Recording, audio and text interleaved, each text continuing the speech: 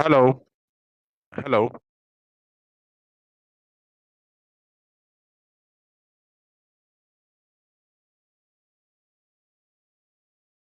Hello. मुझे एक बार check कर लें, एक बार वो मतलब वीडियो और ऑडियो एक बार चेक कर लीजिए कि मतलब प्रॉपर वहाँ जा रही लाइव में।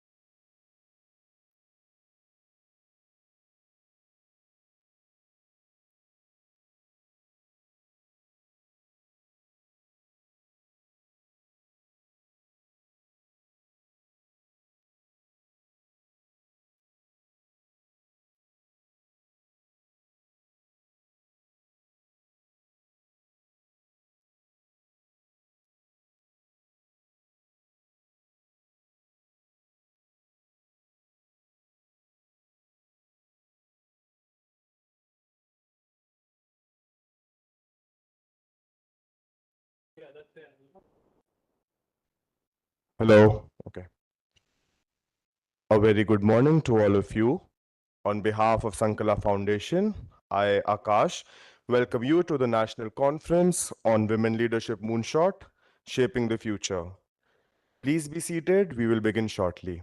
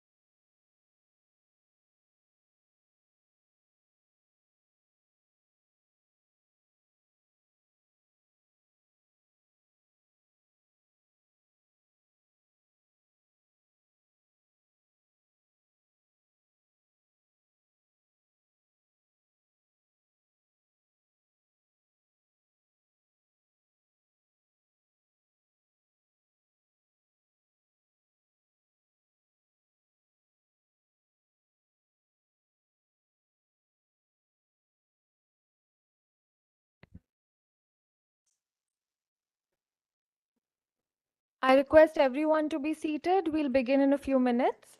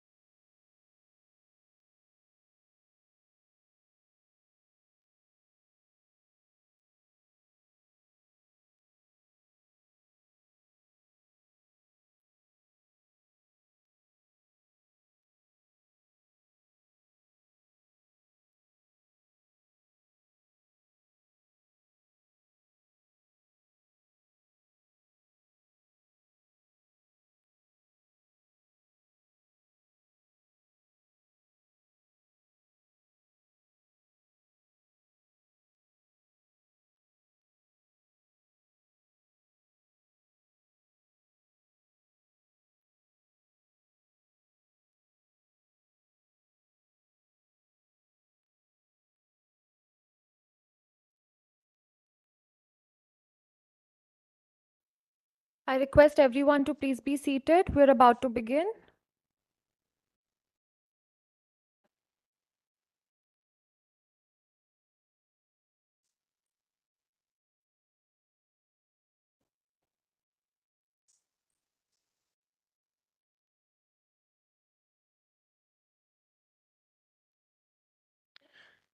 Distinguished guests, ladies and gentlemen, a very good morning to all of you again. On behalf of the Sankala Foundation, I, Palak, welcome you all to the National Conference on Women Leadership Moonshot, Shaping the Future, supported by the National Human Rights Commission and the Indian National Science Academy. I would like to take this opportunity to thank our partners, the US India Strategic Partnership Forum and the Bharti Airtel Foundation. With the presence of all our esteemed guests, we're honored to commence today's event with the lighting of the lamp. This age old tradition is a powerful symbol of knowledge, wisdom, and enlightenment. May this light inspire us to embrace new ideas and foster deeper connections amongst us all. I now request all of our esteemed guests, Mr. Amitabh Kant, G20 Sherpa of India and former CEO at the Niti Aayog, Ms. Vijaya Bharti Saini, Member, National Human Rights Commission, Mr. Bharat Lal, Secretary General and CEO, National Human Rights Commission, Ms. Cynthia McCaffrey, Country Representative, UNICEF India, and Dr. Malvika Kaul, Director, Sankala Foundation, to please proceed with the lighting of the lamp ceremony. I kindly request the dignitaries to proceed with the lighting of the lamp.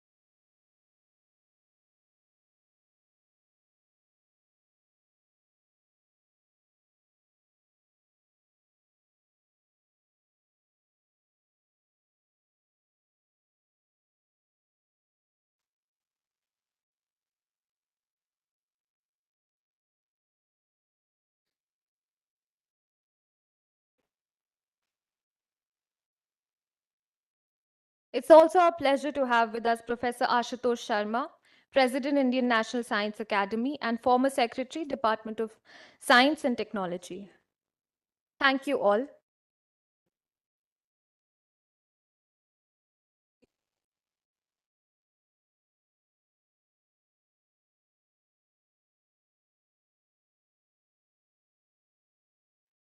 Now, I would like to invite Dr. Malvika Kaul, Director, Sankala Foundation, to deliver the welcome address. Dr. Kaul, please.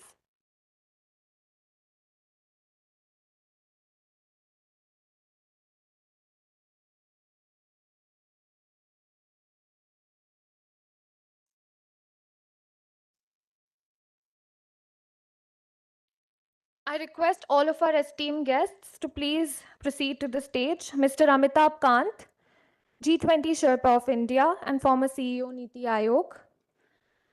Sir? Yeah, thank you. Ms. Vijaya Bharti Saini, Member, National Human Rights Commission. Mr. Bharat Lal, Secretary General and CEO, National Human Rights Commission. Ms. Cynthia McCaffrey, Country Representative, UNICEF India.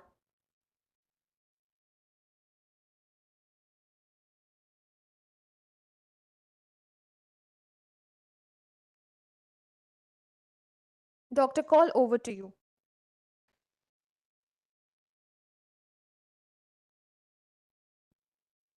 Good morning, everyone.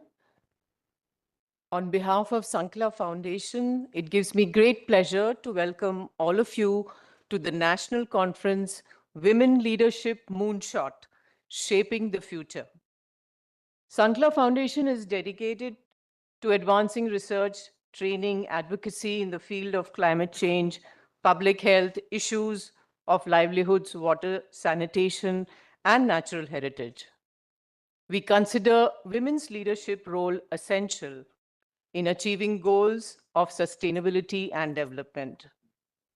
At the outset, I thank National Human Rights Commission India and the Indian Science Academy for their support for this conference. Your encouragement has been inspirational. Our partners for the conference, the US-India Strategic Partnership Forum and the Bharti Airtel Foundation, we thank you for your trust and support. A warm welcome to all the speakers, guests, and the participants today.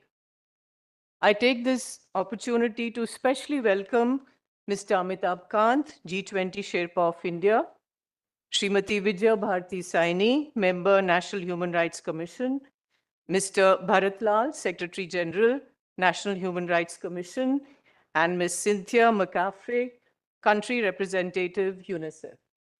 Your presence speaks about your commitment to this critical issue. India has undergone strategic shift from the concept of women empowerment to women-led development, a transformation that serves as an inspiration for women around the world, particularly in Global South. The Government of India has implemented a range of women-centric policies aiming at promoting education, health, well-being, skill development, entrepreneurship, and financial inclusion. We still have many miles to go. Drawing inspiration from the boldness of a moonshot, this conference is an effort to catalyze change and amplify women leadership across sectors.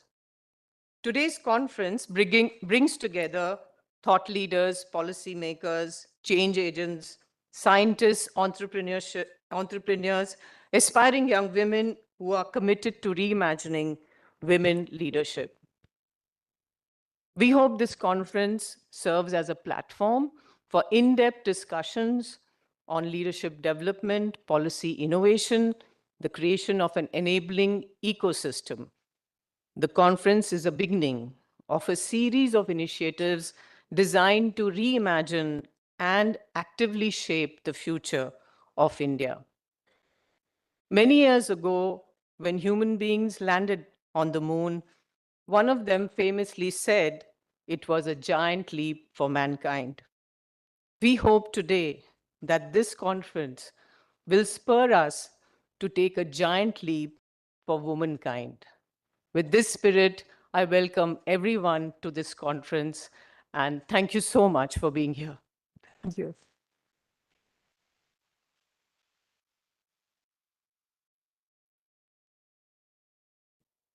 Thank you, Dr. Kaul. I now request Dr. Malvika Kaul to welcome all our esteemed guests with a token of appreciation. Mr. Amitabh Kant,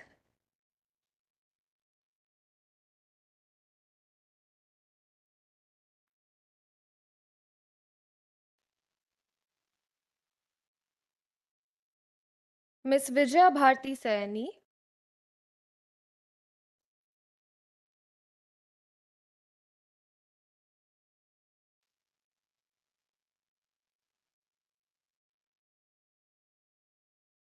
Mr. Bharat Lal,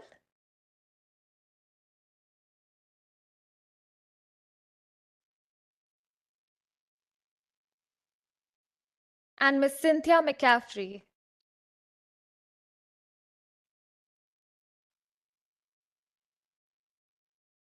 Thank you, Dr. Kaul. Ladies and gentlemen, I'm delighted to welcome Ms. Cynthia McCaffrey, Country Representative, UNICEF India, to share her remarks.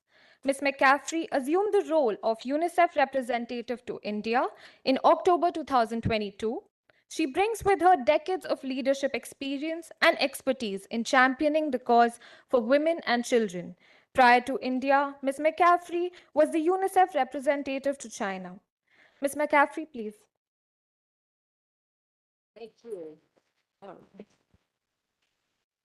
Excellencies, Mr. Kant, Mr. Lal, Ms. Sayani, Dr. Kaul, my good colleague and friend, Andrea Wojnar, who is the head of UNFPA in India, to all of our esteemed guests and friends, namaskar. On behalf of the United Nations and UNICEF, I am very pleased to be here. So I might start with that first question. We often say that, I'm so pleased to be here. Why? Why are you so pleased to be here? Well, first and foremost, because of this august dais that I get to sit on, because of all of you, as I read about the foundation's plans and bringing together entrepreneurs, change makers, policymakers. I want to be where the decision makers are. So that's why I'm excited to be here. And the idea that this is just the beginning of a set of initiatives that's reimagining and shaping the future of India.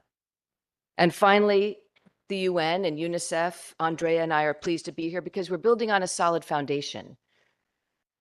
That foundation includes 30 years ago, member states convening, and that convening led to the Beijing Declaration and a platform for action, which remains one of the most comprehensive global blueprints for advancing women's rights. And Andrea, who's sitting right here, can tell you much more about that Beijing Declaration. Also in 2015, the Sustainable Development Goals, a universal set of goals that the world came around, including Sustainable Development Goal number 5 for gender equality. And this is a strong foundation because we have seen actions over these years. Organizations like UNFPA, UN Women, UNDP, governments, civil society, human rights commissions, thinkers, doers have made action, for example, public investments in universal care services that have created millions of jobs for women. That supports employment, but also supports economic independence and enhances quality of life.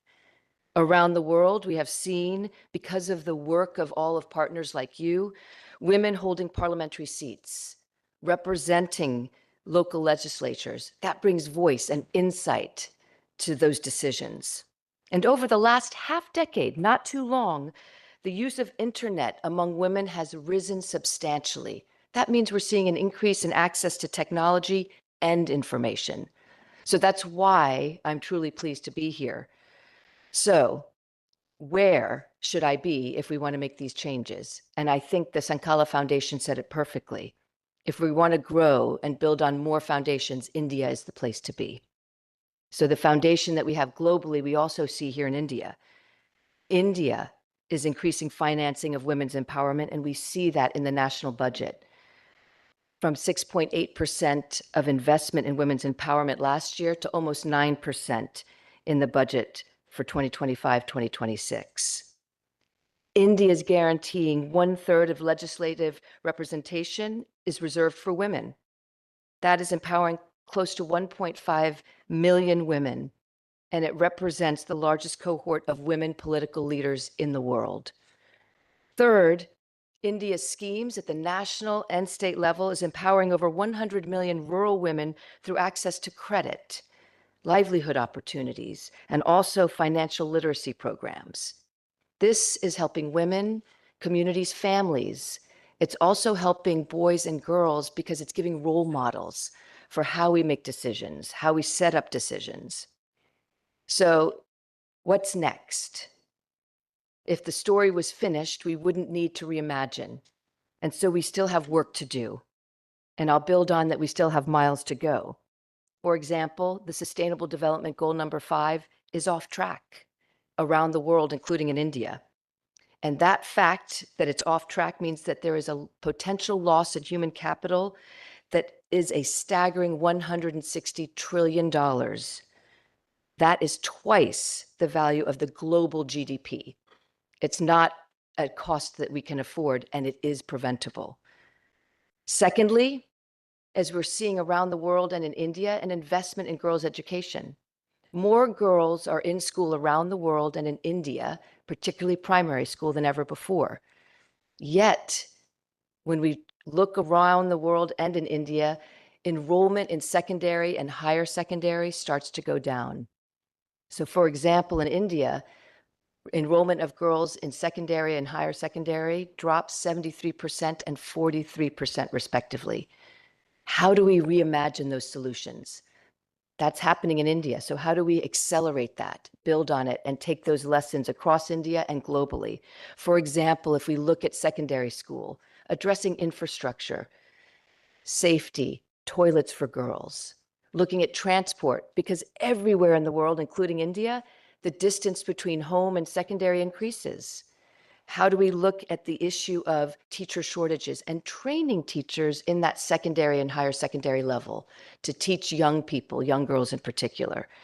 How do we look at schemes and build on them that make sure that poverty is not a hurdle for a family and a girl continuing to learn in secondary and higher education? Also, a foundation, and what we can do next is build on strong policies, like India's National Education Policy 2020. It is an extremely valuable enabling environment from early learning through a child's learning. How do we look at that policy and make it even stronger for comprehensive approach to a young person's, to a young girl's learning in school? We talk a lot about these lofty goals and policies. So what's next? What's really next for a young girl, for a young person? Let's go to Chhattisgarh and meet Anjali in grade 11 and Kavita in grade 9. Who were both moved by the harsh, unsafe conditions faced by sanitation workers in their community.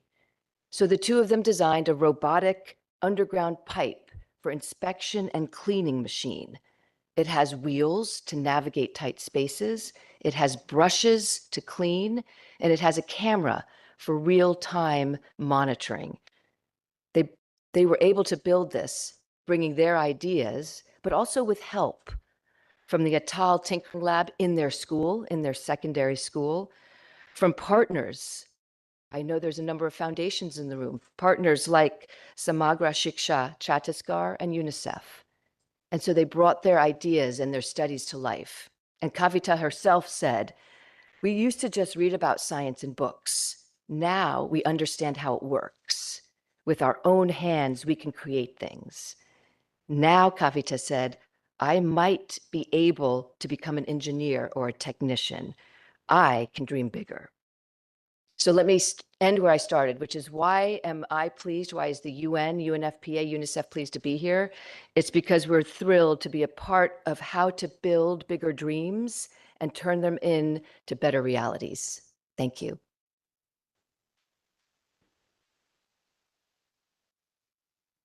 Thank you, Ms. McCaffrey, for those really uplifting words and, more importantly, reminding us why we've all gathered here today.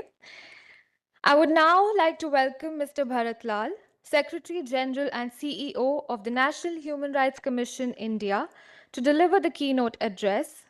Mr. Lal is a distinguished civil servant with over 37 years of public service experience. He is the founder mission director of the Jal Jeevan Mission, aimed at ensuring clean tap water to every rural household in the country. He also served as the additional secretary to the President of India from 2017 to 2019. Sir is known for his out-of-the-box thinking and focus on poverty elimination, women's welfare, public service delivery, digital governance, and grassroots empowerment. Please join me in welcoming Mr. Bharat Lal.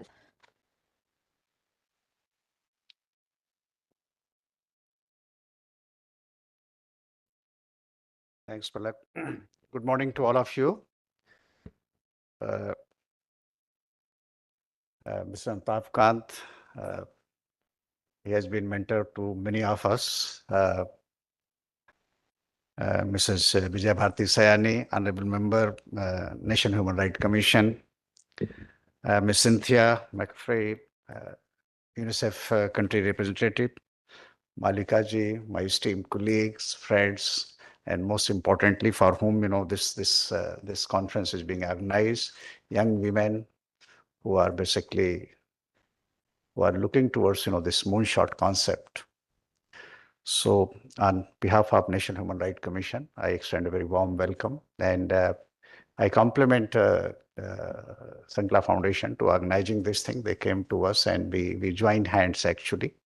And here, Professor Ashutosh Sharma, former Secretary, Department of Science and Technology, and current President, Indian National Science Academy is here. Sir, thank you very much for managing time, and just he has to go to some other program actually today, but he came. Of course, he'll be joining in the evening. But Indian National Science Academy basically became, partner in this endeavor. With this backdrop, once again, I welcome all of you. Despite this kind of downpour, you could manage to come here. Because the topic is such actually.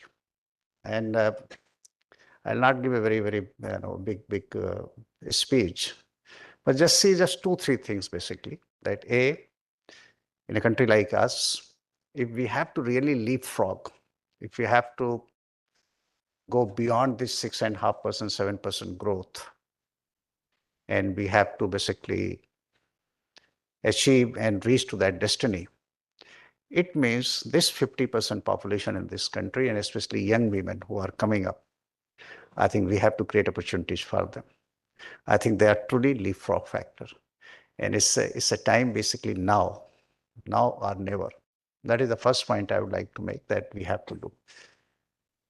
A number of programs and schemes have been taken up, and I think we should be very proud of 2 things I always love to quote actually, that India is perhaps one of those democracies that after independence, when our founding fathers of this republic, they were making our constitution, recall that perhaps first country that on the very first day when constitution came, all people, including women, irrespective of caste, creed, religion, gender, socioeconomic condition, literacy, everybody was given equal civic and political right.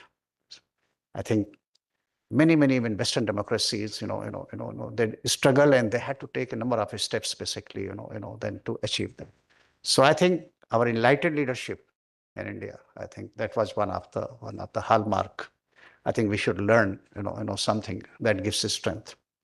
And B, when this Universal Declaration of Human Rights, basically, it was being formulated, then 2 ladies from this country, Dr. Hansa Mehta and Ms. Lakshmi, these 2 ladies, they basically brought that gender sensitivity.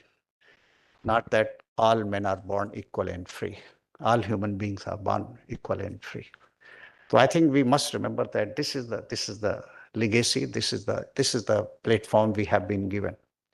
And if you see last 75 years and before that, so many reformers came, but in the last decades, if you see one after another, number of steps have been taken for women empowerment. But the third point I would like to make, that yes, today more than 40%, one example I'll give, that more than 40%, STEM graduates, they are young women. But when get into job, STEM related job, their percentage come down to below 19%. Whereas the world average is 29% plus.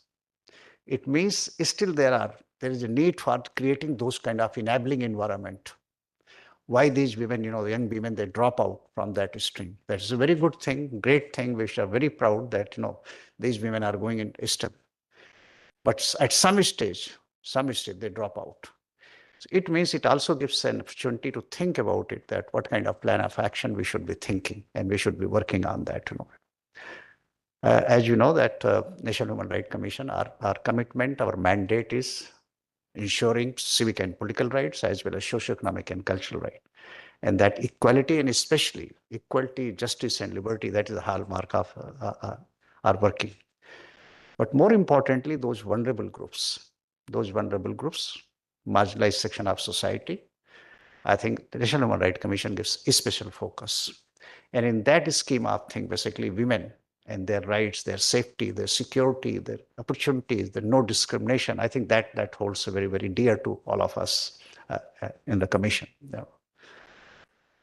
So friends, what I expect today, that we love to listen to, and I'm very thankful that domain experts, very knowledgeable people who have given whole their life basically to this subject, they are here, and the whole day they are going to be here, and from National Human Rights Commission, we would like to listen to them, and we would like to take certain points, go back on drawing board and see that how we can further contribute basically to furthering this concept of equality, justice, liberty.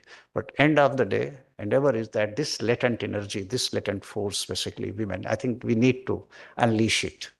And I think we have to capture, and we have to see that, those fruits are realized. But to achieve that, I think we all have to work collectively. And I think these kind of forums, these kind of, conferences and workshops, basically this gives food of thought. Our working in National Human Rights Commission is that based on your input, your, this thing, we have core groups actually, we have open house discussion. So we get, a lot of material from you, and based on that, we issue advisories, we issue a number of directives basically, to state governments as well as Government of India or different state authorities. So we are looking at this conference in this spirit, that what kind of learning we can capture, and we try to use that in promoting gender justice, creating opportunities for young women, safety, security at workplaces, public spaces, and so that they are able to realize their full potential, and of course make meaningful contributions. So whatever we are aiming at, our Honorable Prime Minister keeps on saying and encouraging us that we should be aiming for develop India. I think that to realize that dream, this is one of the most essential element. The one very, very last thing I would like to see, that you have seen that in India, and especially I can see it from UNICEF, and you and other organization people are here. See that steps which have been taken. Take 73rd Amendment, and reservation has been done in basically in local bodies. Today, this country has 1.4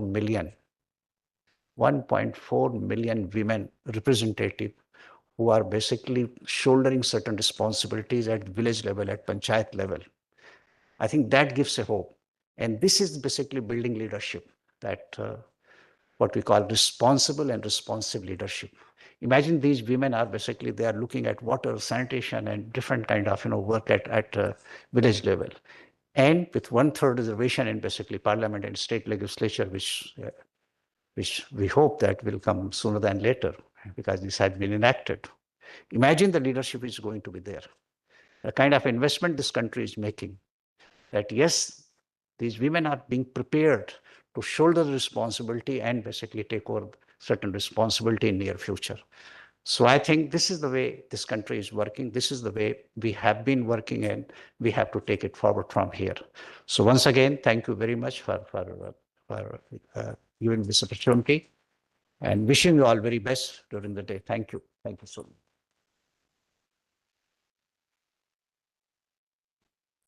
Thank you, Mr. Lal, for your very inspiring words.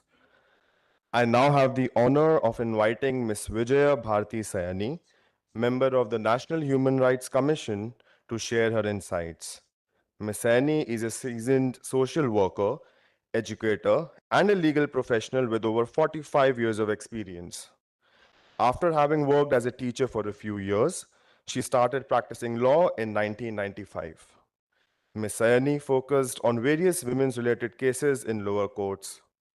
She has been actively involved in social cultural organizations, authored over 250 articles, and conducted workshops in more than 200 colleges to promote women's empowerment and youth engagement. Ma'am, it's a pleasure to have you with us.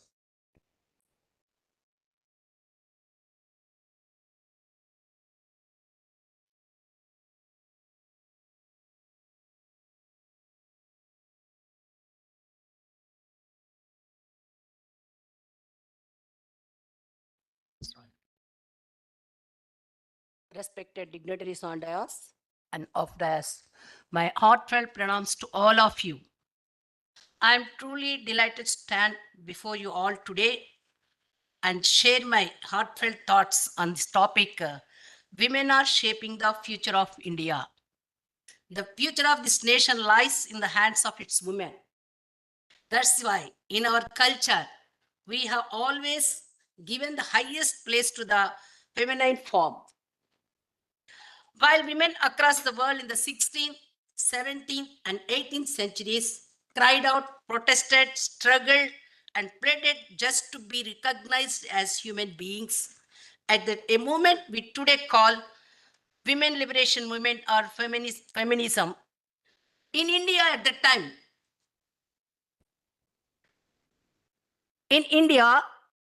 time, women have long held roles as rulers, judges, warriors, artists, saints, writers, and household leaders.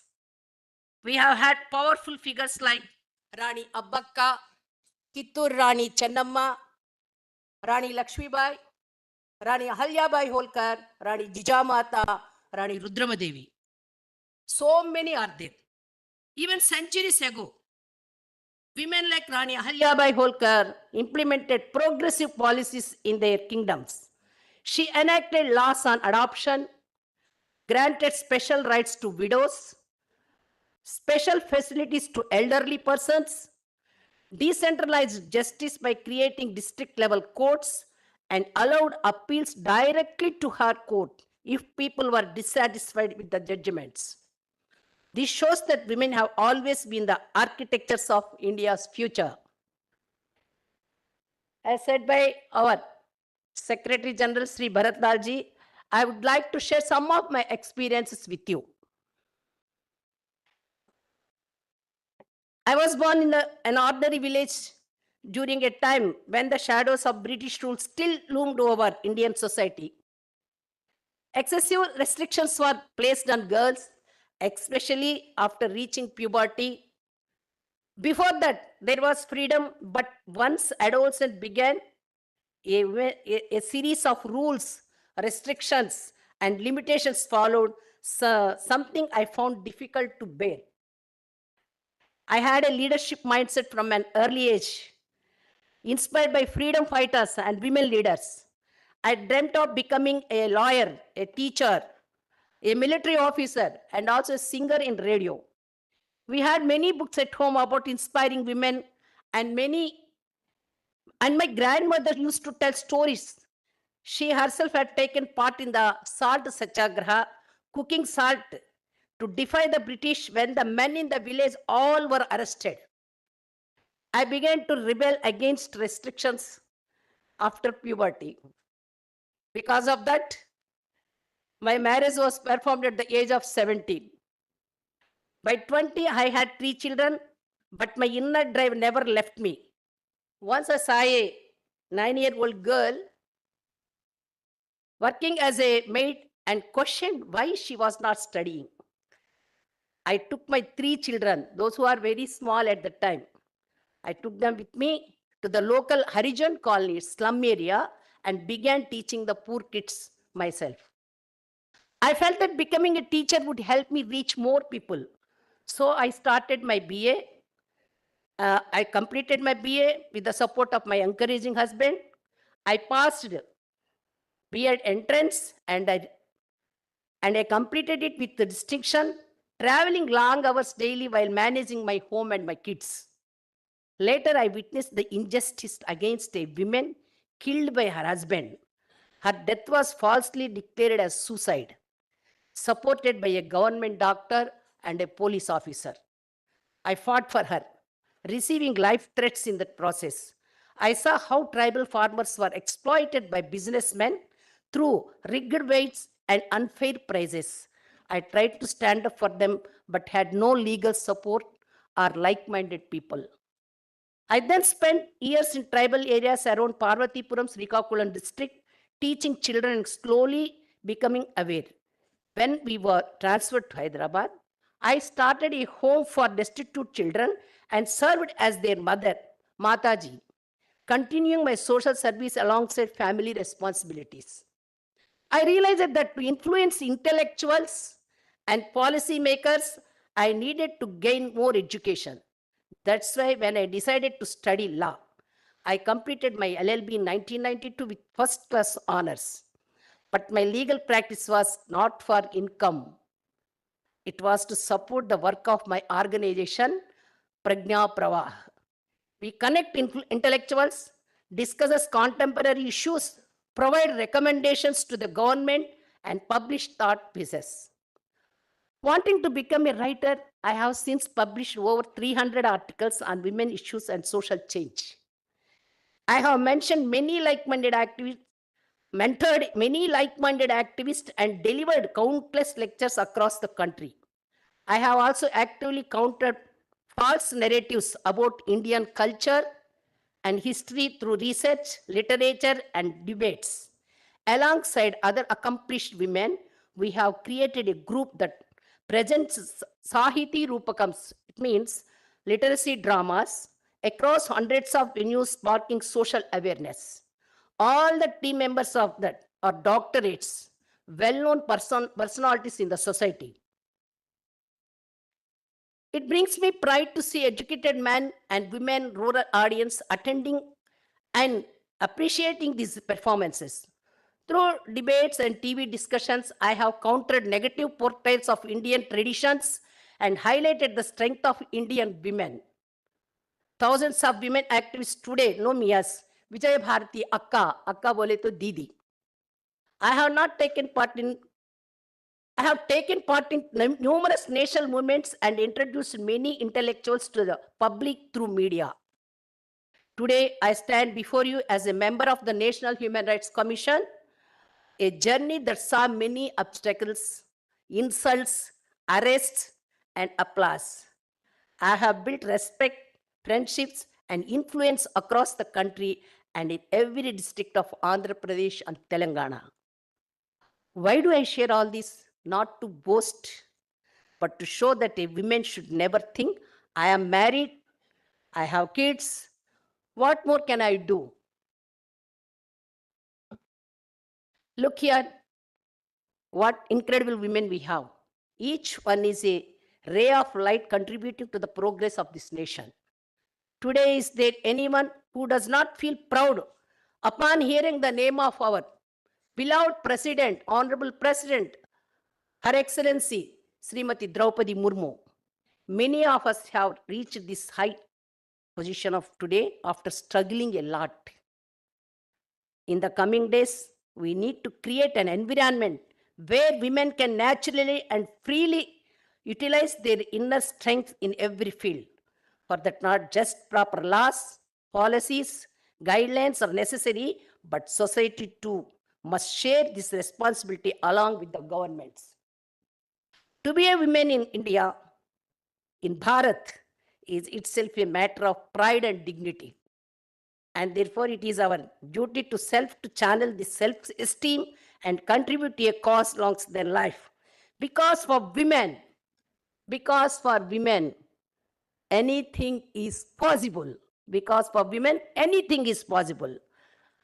I sincerely thank Sankhala organization for this wonderful opportunity, and all of you for patiently listening to me. Sarve bhavantu sukinaha, sarve santu niramaya, sarve bhadrani pashyantu, ma kaschid dukkha bhag bhavet. Namaste.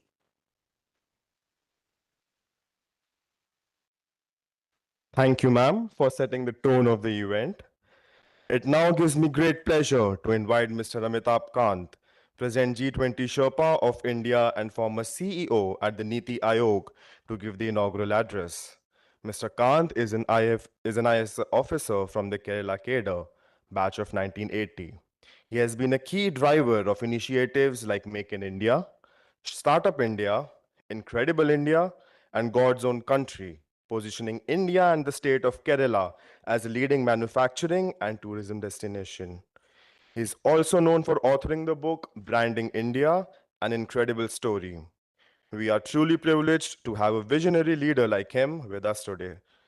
Please join me in welcoming Mr. Kant as he shares his perspectives on empowering women leaders.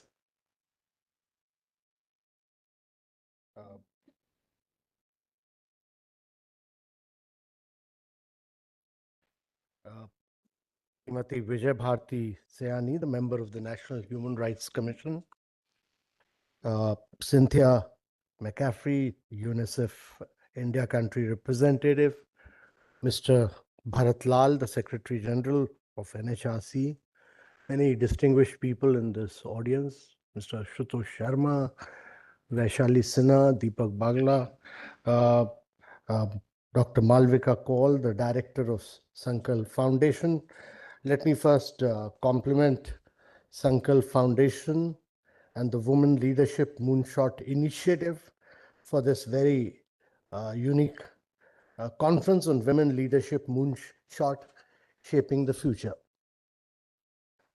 Ladies and gentlemen, this is an important conference because India is today a $4 trillion economy. It's the 5th largest economy in the world. But the Prime Minister set the goal that India should be a Viksit Bharat by 2047. A Viksit Bharat means that our economy must grow from being a $4 trillion economy to a 30+ trillion dollar economy. A 30+ trillion dollar economy means that your GDP must grow 9 times. Your per capita income must grow 8 times, and your manufacturing must grow 16 times during this period. Now, very few countries have been able to do this post-World War II. Japan has done it, Korea has done it, in recent times, China has done it. All other countries got caught in the middle income trap. They could not get out of it. And if you look at the history of these countries, Japan, China, one transformational feature of all these economies was that women were uplifted. They played a key role. And it's not possible for India to become a Viksit Bharat without 50% of its population. Without women driving India's economic growth and 50% of the population driving it, it will not be possible for India to grow and transform itself and become a 30+ trillion dollar economy. If you look at the new World Economic Forum report on gender parity, it says that it'll take 134 years to achieve gender parity. 134 years. None of us will be alive in 134 years. And therefore, my view is that we don't have the luxury of time of 134 years. We need to do it in a decade and a half or maximum 2 decades. And this requires a huge amount of technological leapfrogging. And when I talk of technological leapfrogging, this can only be done if you have several moonshot ambitions on how to leapfrog. The reason why some countries were able to prosper, progress, because they carried out moonshots to achieve very ambitious goals. very, very ambitious goals, and it's constantly done to make a country really pole vault in many areas. And therefore, my view is that without moonshots for women, it will not be possible for us to achieve this quantum jump. We are seeing huge innovation by women in many areas. There's this example of biomedical engineer Ayushi Mishra, whose startup Drona Maps is actually revolutionizing 3D mapping with drones for disaster management, smart city planning, precision agriculture. She's blending technology with societal betterment. You have the example of Geeta Manjunath, a computer scientist who's transforming breast cancer detection with Niramai's using cutting edge AI, identifying the disease much earlier than traditional methods. And you have the example of Surya Prabha K, U-Code Intelligence Solution, which is empowering young minds in rural Tamil Nadu by nurturing computational thinking through gamified AI learning content, making learning accessible and shaping the future for children. These are just a few examples of demonstrating how women are not only contributing to economic growth, but are also driving innovation, they are driving sustainability, they are driving empowerment. And they are proving that actually innovation happens when women drive many of these cutting edge startups. During India's G20, we had this challenge of driving women-led development. It was a huge challenge because the UN terminology is gender parity, etc. Whereas we were trying to drive women-led development. There were huge challenges from several countries. Several countries were not willing to accept it. It took us a year. It took us a year to bring consensus on women-led development across all the G20 countries.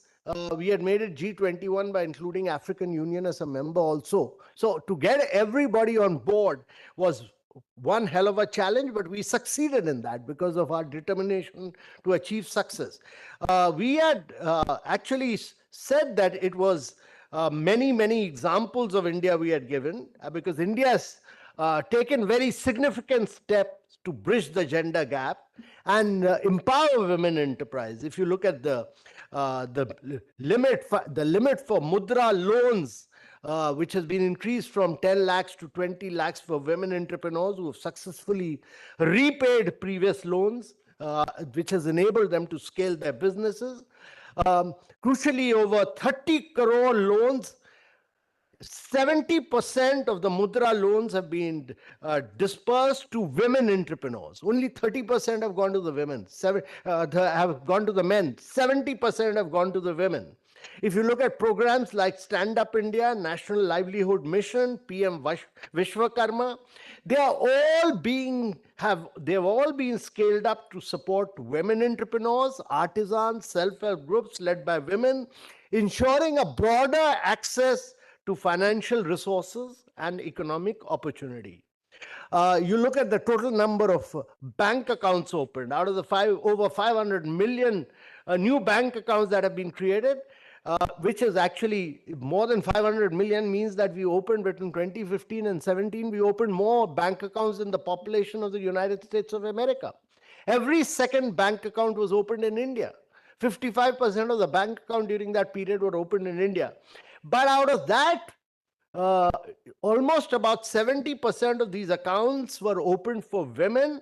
Women had only 18% of the bank account. Today, almost 78% of the bank accounts are owned by women in India. And therefore, empowering women to take control of their economic futures through bank accounts was critical. If you look at a whole range of our schemes, the focus has been on women. India has created over 40 million houses in the last decade, which is more than the population of Australia. We've done about close to 30 million electricity connection. We've done about 253 million piped water connections. We've insured 130 million toilets, which is more than the population of Germany. But everything has been done in the name of women. All entitlements have been provided in the name of women. And therefore, this has been really transformational, because when you provide houses, electricity connection, gas connections, providing 110 million women who used to burn firewood every day and ruin their health, and make them transfer to gas connection, really has had a huge transformation on the health of women. And it has improved nutrition, it has eliminated wasting and stunting amongst children, and therefore a huge amount of focus has been laid on women. If you look at significant progress has been made in education. Women enrollment in higher education actually in the last 5-6 years has gone up by about 28%. And in STEM field, which is critical, girls and women now represent 43% of all students. This used to be just about 18-19%. It's gone up to 43% and is one of the highest rates globally. So more and more of women are actually joining IITs, triple IITs, engineering institutions, science institutions, and India's women-led tech startup ecosystem ranks second after the US in terms of all-time funding raised, and women have played a very, very critical role in this. But my view is that while India has done an enormous amount, much more needs to be done to be able to achieve this vision of Viksit Bharat. And I'm saying this because we need to bridge the gender gap completely. The wage gap still persists, with women in India earning an average of just rupees 40 for every 100 earned by women. So there's a wage gap, 40 for women, 100 for men. I mean, this is an astounding gap which needs to be bridged. While 432 million working age women exist in India, around 45% of the total, their current contribution to GDP is a modest 18%, implying there's a huge significant upside which can be gained by women earning more.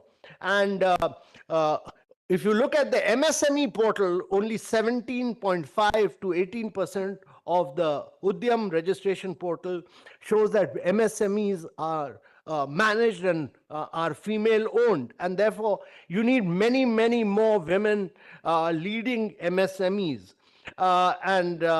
Women entrepreneurs actually continue to face significant challenges. Access to finance remains a persistent barrier, limiting their ability to scale. And therefore, my view is that, as was told by the member Human Rights Commission in a very passionate way, giving her own example, many women get married at a young age. Their health and nutrition across various stages of life receives insufficient attention. There's a lack of adequate infrastructure for childcare and domestic help. Safety concerns play a significant role. The fear of harassment and the absence of safe public spaces inhibit women from working late hours or pursuing opportunities for travel. And therefore, there's a need for a change of mindset amongst men. Actually, it's the men who are holding the progress of women behind. And there are many men sitting in this audience. And it's actually the Indian men who need to change their attitude, need to change their perspective. They need to actually be far more encouraging. They need to put women into leadership position. Without men putting women into leadership position, India will not transform itself.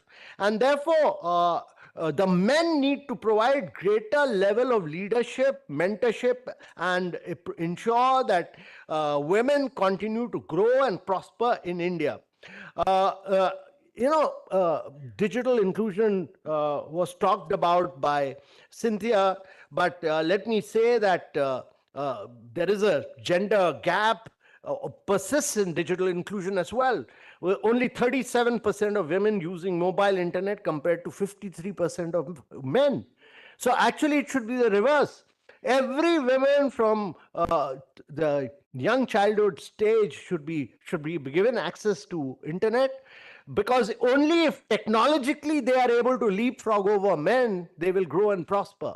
So my view is that provide technology, provide cutting edge education, provide STEM education, provide access to internet to women. That is the fastest rate to achieve growth and progress of women. I've been a long-term believer that civil society, organizations, private sector have a very significant role to play. Beyond addressing the venture capital gap and building network, private sector has a very, very major role to play. Also, my view is that there is a huge need for private sector to upscale on skill development. There is a need for women to go through tailored online training programs, live sessions, interactive modules. They can all help in achieving outcome-oriented growth for women. There are huge examples of work to create digital mentorship platform tailored for women entrepreneurs. And the need is really to build for the future. My view is that India needs to grow at 9 to 10% per annum, year after year, for 3 decades or more to be a Viksit Bharat. Not possible to be a $30+ trillion economy without growing at 9 to 10%. And you can't grow at 9 to 10% without 50% of your population. And therefore, this moonshot shaping the future is really a call to action to actively shape the future of India. It's a call to actually ensure that India becomes Viksit Bharat. It's a call to ensure that the journey of empowering women entrepreneurs is about progress. It's about building an ecosystem where every woman, regardless of her background, has the opportunity to thrive. And I'm making this point because while this conference is being held in Delhi, it's the eastern part of India. It's UP, Bihar, Jharkhand, Chhattisgarh, Rajasthan, Madhya Pradesh, where we need to hold conferences. We need to involve women. We need to create. These are the places where women have to take leadership position, because when they will take leadership position, these states will grow.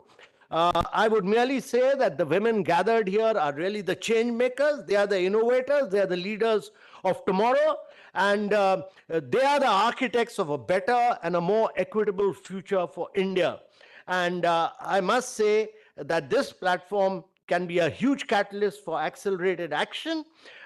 This can be a huge moonshot, realizing a future where women leadership is not just acknowledged, but becomes fully integral to every aspect of India's life. Because India can't grow, India can't prosper, India can never achieve its vision of being a Viksit Bharat without 50% of its population, the women, being put into leadership position and driving India's growth and prosperity. And that cannot be done without moonshots. Thank you very much, ladies. Thank you, sir, for those very inspiring words. I now request Ms. Divya Singh Rathore to felicitate our esteemed guest with a memento. Mr. Amitabh Kant.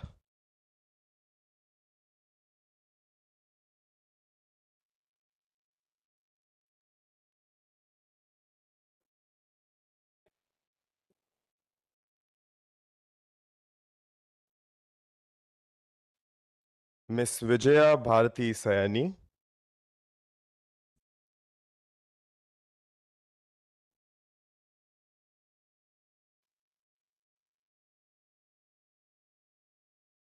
Mr. Bharat Lal.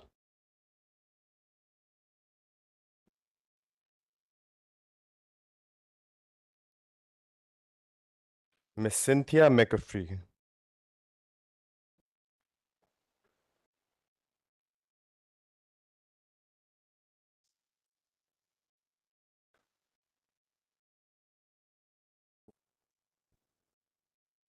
Uh, on behalf of, like Amitabh Kant sir said, that these paintings are made by the self-help groups of Haryana, and it's a women-led organization. We found them in Delhi Hearts, so these paintings are from there. Thank you, sir. Thank you, Divya. I now request Ms. Disha Joshi, Director, Sankala Foundation, to deliver the vote of thanks. Akash. Good morning to all. On behalf of Sankla Foundation, I extend our heartfelt gratitude to all of you for joining us at this important gathering.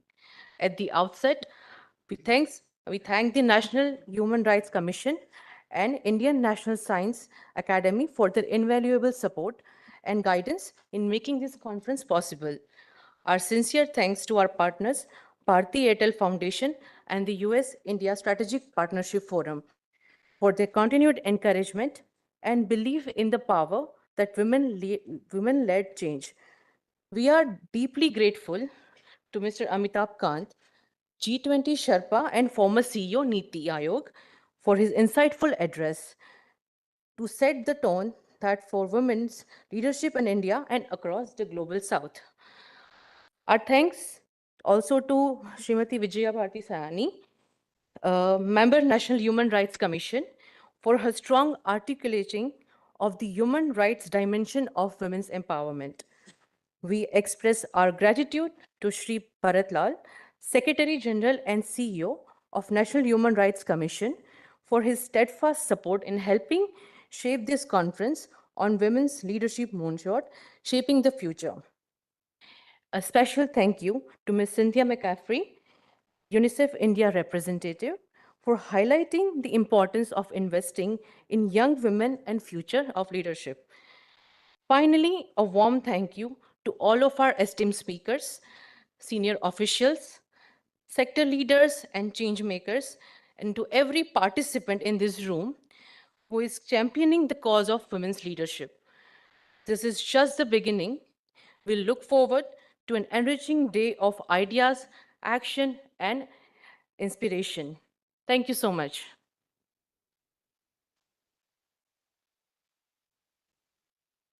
Thank you, Disha. With this, we come to the close of the inaugural session.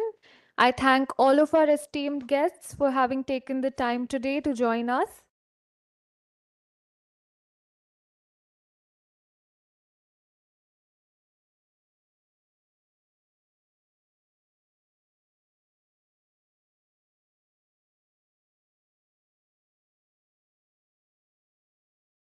I request everyone to please be seated as we will quickly be starting with the first session of today's event.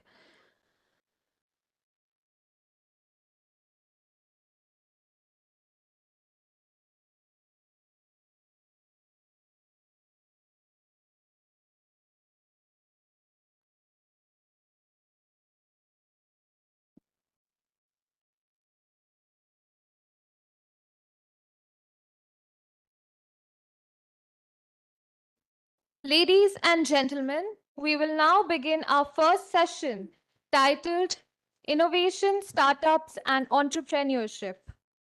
I would like to invite our keynote speaker and chair for this session, Mr. Deepak Bagla, former Managing Director and CEO of Invest India. Mr. Deepak, a distinguished leader in investment and entrepreneurship, brings over 3 decades of global experience across World Bank, Citibank, and private equity.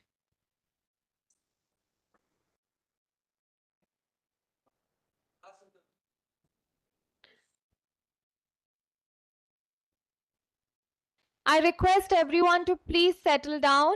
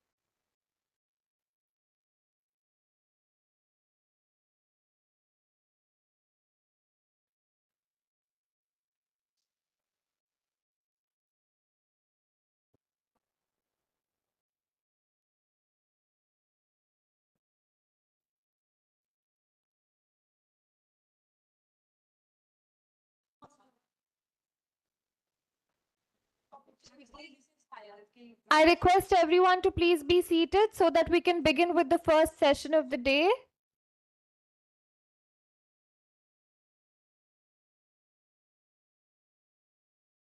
Thank you, everyone.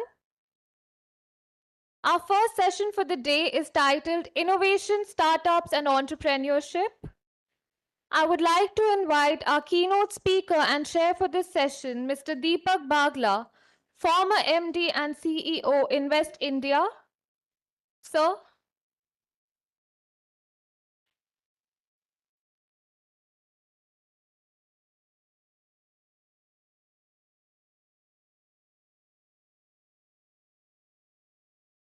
Mr. Bagla is a distinguished leader in investment and entrepreneurship, bringing over 3 decades of global experience across the World Bank, Citibank, private equity. As the founding managing director and CEO of the Invest India, he led the agency to become the world's most awarded investment promotion body. I also invite our distinguished speakers for the session. We have with us Ms. Vaishali Nigam Sinha, co-founder and chairperson Sustainability, Renew, and founding chair of the Renew Foundation. As chairperson Sustainability, Ms. Sinha leads Renew Power's net zero and CSR efforts, impacting 1.5 million lives. A regular voice at forums like COP and the World Economic Forum, she also serves on key boards including the UN Global Compact India and Columbia University SEPA Advisory Board. Ms. Sinha, we welcome you. Next, we have Ms. Gopika Pant, founder and managing director of India Law Partners. Ms. Pant is a dual qualified lawyer with over 39 years of experience in Indian and international corporate law, an alumni of St. Stephen's College, Delhi University and Columbia University. She has worked in both New York and India, specializing in cross-border transactions, private equity, and financial and IP law. Ms. Pant, it's a pleasure for us to have you here with us today. We have next with us Ms. Seema Arora, Deputy Director General, Confederation of Indian Industry and Chief Executive Officer of CII's Center for Excellence for Sustainable Development, as well as CII Center for Women Leadership. Her journey with CII began with engaging Indian industry towards the run-up to the Earth Summit in 1992. Seema Arora ma'am works with industry to build evidence and the business case for industry to invest in sustainability and climate action. She works with industry and the government to develop policy instruments and curate collaborative initiatives across sector and stakeholders. We also have with us Dr. Girija Bharat, Managing Director, Mu Gamma Consultants Private Limited. Dr. Bharat is an international expert with over 35 years of experience in water and environmental management. A former CSIR scientist and presidential scholar at George Mason University, she has worked with institutions like TERI, USAID, and the World Bank. Dr. Bharat, we welcome you. Finally, we have with us Dr. R.T. Gupta, National Head, Federation of Indian Chambers of Commerce and Industry, FICCI Ladies Organization, Policy and Advocacy. Dr. Aarti is a strong advocate for women's entrepreneurship and financial literacy. She is also the Chief Investment Officer of the DM Gupta Family Office and Managing Partner at Anikarth Ventures, leading investments in transformative early-aged startups. I request all of our speakers to proceed to the dais. Thank you for being here today. I now request Disha and Ravina from the Sankala Foundation to present all our distinguished speakers with the token of appreciation. Mr. Deepak Bagla,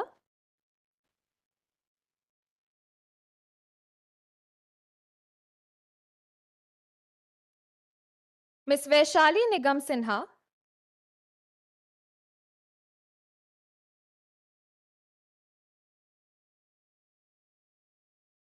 Ms. Gopika Pant,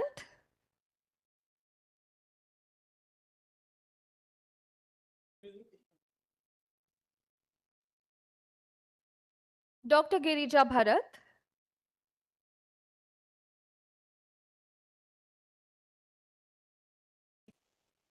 Ms. Seema Arora,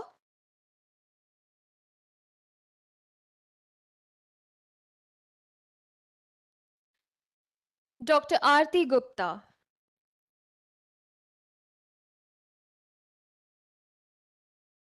Before we begin this session, I request all the speakers to adhere to a 7 to 8 minute time limit. We will give gentle reminders after the 8th minute and a final reminder at the 10th minute. I now request Mr. Deepak Bagla to please chair this session. Over to you, Mr. Bagla.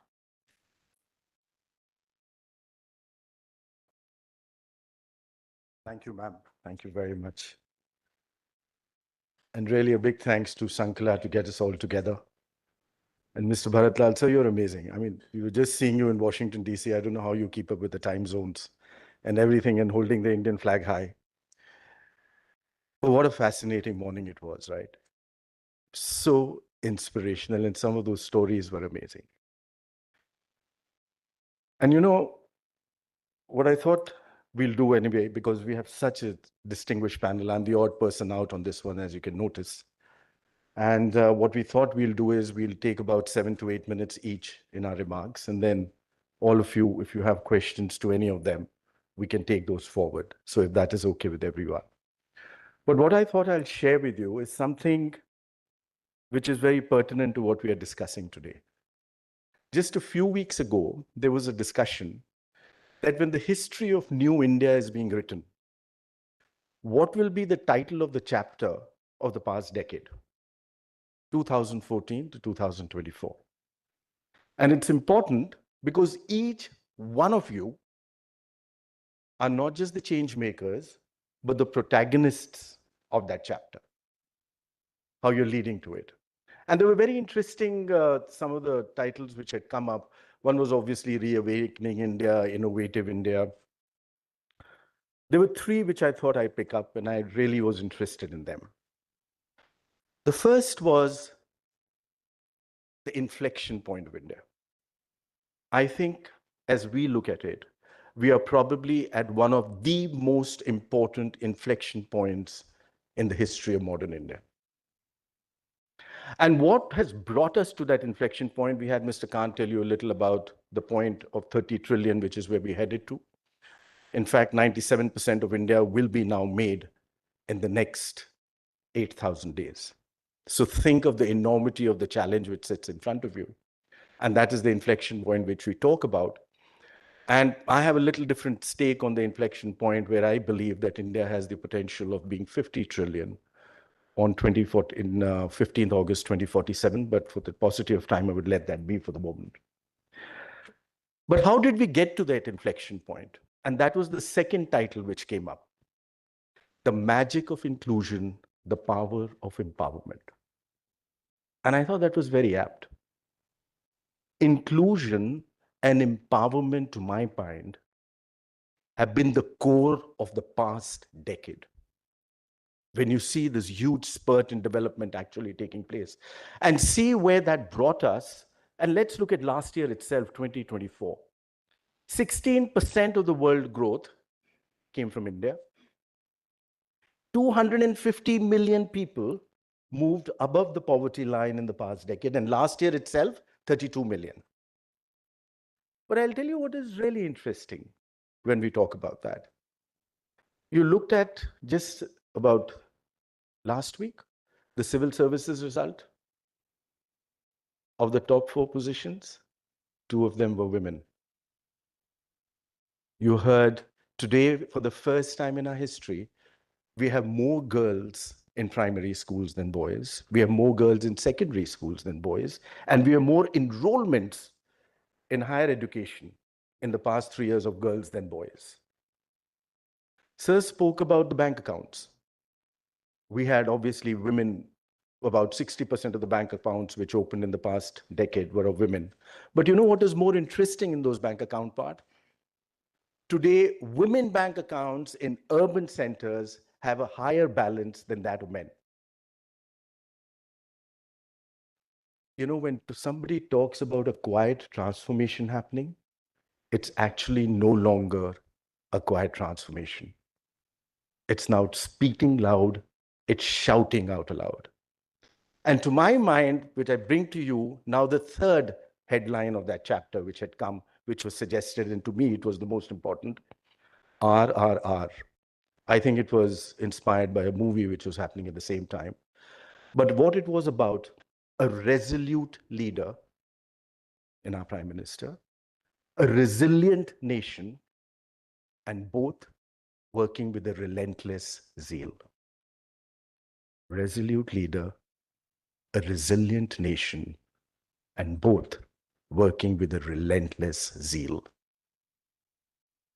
And when you have these 3 R's, the story becomes unstoppable.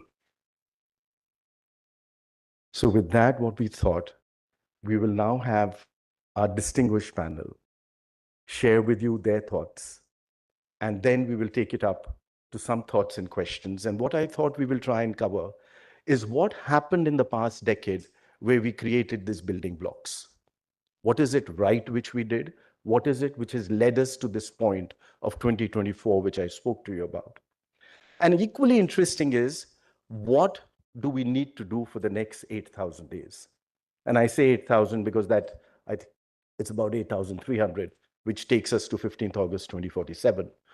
What is it which we do now, or what are the pointers which we see heading in that direction? So with that, I think, should we start, ma'am? Do you like to start with this? Okay, lovely. So we will start with this, and wherever you want to sit, you want to be on the dais and speak, it'll be a pleasure. So you all know Aarti Gupta very well. You've heard about her. But let me also just tell you a little now that I'm here. She's the national head of FICCI, of the ladies part of the organization, but they've done a huge level of work on policy and advocacy, and especially in empowerment and inclusion. So when we bring it all together, I think it'll be great to hear from you, Aarti, your experiences and how you see this entire movement and transformation taking forward. Thank you.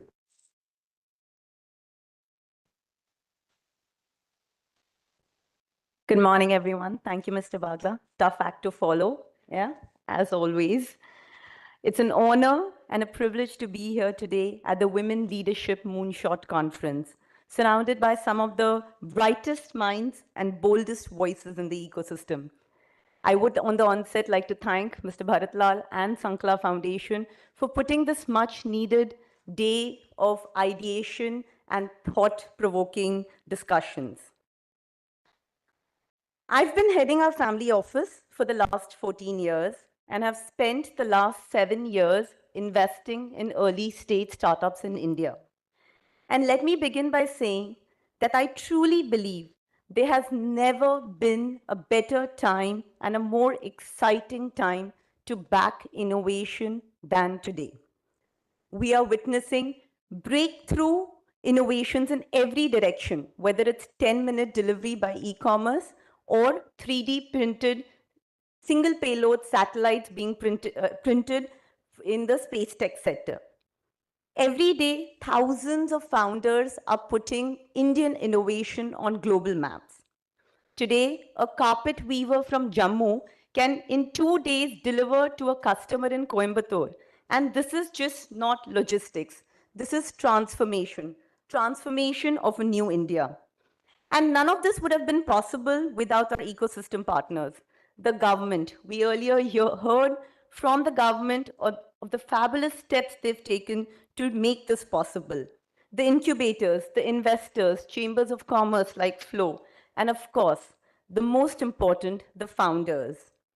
Because of their efforts, India today is the 3rd largest ecosystem in the world today. Gone are the days where ambitions of parents were boxed into typical professions, right? Ki mera beta ya beti engineer ya doctor banegi. Today, parents want their children to become the next Dipinder Goyal, the next Aman Gupta, or the Piyush Bansal. But here's what we don't hear enough. Why aren't we asking our daughters to be the next Falguni Nayar? Why aren't we asking our daughters to build the next fintech like Upasana Thakur? Because while innovation story in India is growing, The inclusion story is yet to catch up. Today, with full conviction, I can say and agree to everything which was said before, that India's startup and innovation journey has only begun. But the truth is, we are still not building with everyone on the table. Today, only 18% of startup founders are women. Funding to women dropped to 8% last year compared to 9.5% the year before that. I'm talking 8 from 9.5, which was low enough, it's gone down to 8. These are harsh realities. Out of the 24,000 angel investors in India, only 100, which is less than 1%, are women. Let's not sugarcoat it. This is not a pipeline problem.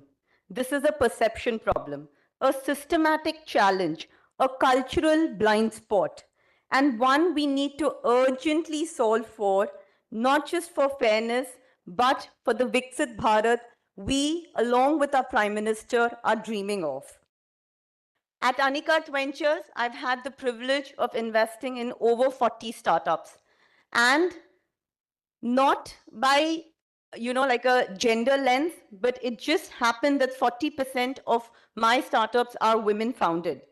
What I've seen is these women are nothing short of extraordinary, nothing short of powerful. With grit, resilience, and an ability to think beyond textbook, they are building the next Bharat. Some of their ventures don't succeed, but some of the ventures of men also don't succeed, right? Failure is part of the ecosystem. During my tenure as the national head for startups for FICCI we've trained over 1,500 women on across 20 cities on how to scale and grow their startups. These women were not just from Delhi, Bombay, or Bangalore. They were from Amritsar, from Jammu, from Kanpur, from Lucknow, from Coimbatore.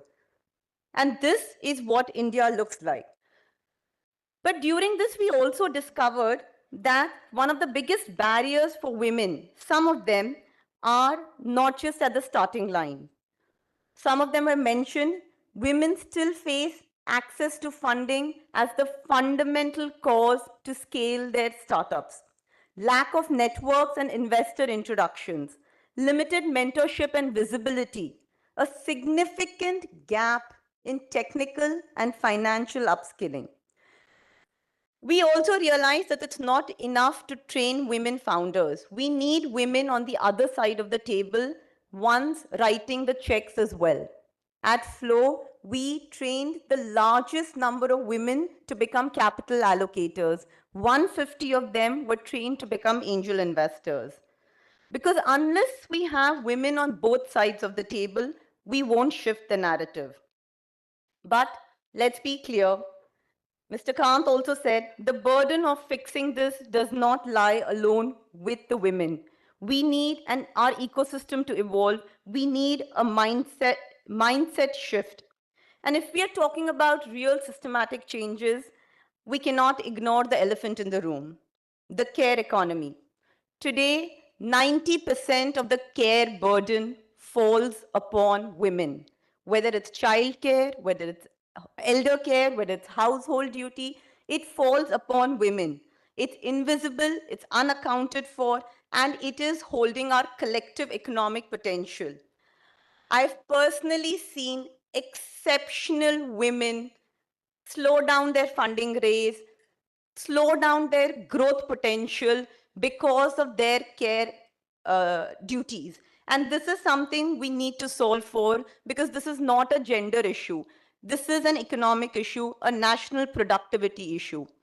Here's what I suggest: affordable, accessible childcare infrastructure, elder care solutions, and flexible work models that are funded keeping caregiving responsibilities in mind.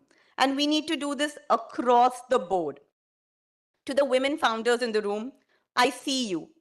I know it can feel lonely. When I started, I didn't know a single woman who was heading a family office. I walked into pitch meetings being the only woman in the room, not to be taken seriously. Bankers would second guess my ability to be the final decision maker, even though I was signing the checks. But here's what I've learned. You cannot wait for a seat at the table. We will have to build our own tables. So let's stop talking about breaking the glass ceilings. We are here to own the building. Know your truth, but also know your numbers. Build your network, and above all, don't wait to be perfect. Be brave and start that venture. Because I hope to see one day where these three words, women, leadership, and moonshot, are not said in the same sentence. Because women leadership cannot be a 1 in a million moonshot. It has to be the norm. Thank you. Thank you so much. Thank you, Aarti. That was excellent. It was a way forward, too. I must point out one thing. Of the new women-led startups which are coming up in the country, do you know over half of them are from tier 2, tier 3 cities? There is a huge movement, which is a bottom-up, and you mentioned when you were speaking about that. And the other element which we miss out when we talk about the startup figures, we have 65 million MSMEs. We have the largest number of MSMEs in the world. Entire Europe has 33 million MSMEs. MSMEs are the backbone of every economy. And the reason why I'm bringing you MSMEs is because there is a huge movement of women involvement and women leadership in that entire MSME segment which is coming up. So when you have papads being delivered from Rajasthan to somebody in Malaysia, or the Lacodon turmeric being delivered to somebody in the US, that's all being led by a women set of leaders. And I think those are the numbers and statistics we need to bring forward. We haven't yet been able to do that, but that's a big movement which is happening bottom up. But full points to you, and what we'll really like to hear from you a little later in the next segment is, as a funder, which you've been doing, what do you see when a woman entrepreneur walks in vis-a-vis anyone else, and not just you, your investment committee? Thank you. Ma'am Gopika, please, you've been leading the entire legal world for a large part of the world, and you've been guiding a large number of investments and investors and companies. Too many decades. Good morning, good afternoon, everyone. It's wonderful to be with all of you. Thank you, Sankala and National Human Rights Commission. Brilliant work. Everyone's doing brilliant work and everyone's working very hard. We've got some very high ambitions out here, which all of us have to work towards meeting. And I'm standing here before you, having worked, this is the end of my 4th decade. I've been working for 39 years. So, and I put up a startup, if you like, 25 years ago. So what I've just heard is it's inspiring, but it's also daunting. It's scary. We've got 22 years to Viksit Bharat, just 22. Yet Mr. Kant told us we need 3 decades of 9 to 10% growth. So we've got 2 decades and 2 years to hit that target of 30 trillion. But Deepak just raised the bar. He said 50 trillion. So Deepak, between you and Mr. Kant, please decide where are we going to go and how are we going to go? Are we going to go at 15% or do we have to touch 20% growth over 22 years? But let's figure it out, okay? What is very inspiring is 60 million MSMEs, fantastic.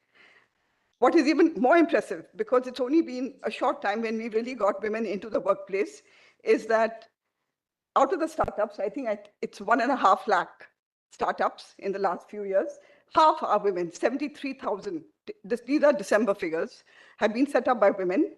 And yet, when it comes, it was good to hear Aarti say that the 40% of her startups are getting funding from your portfolio, because the actual figures are much less.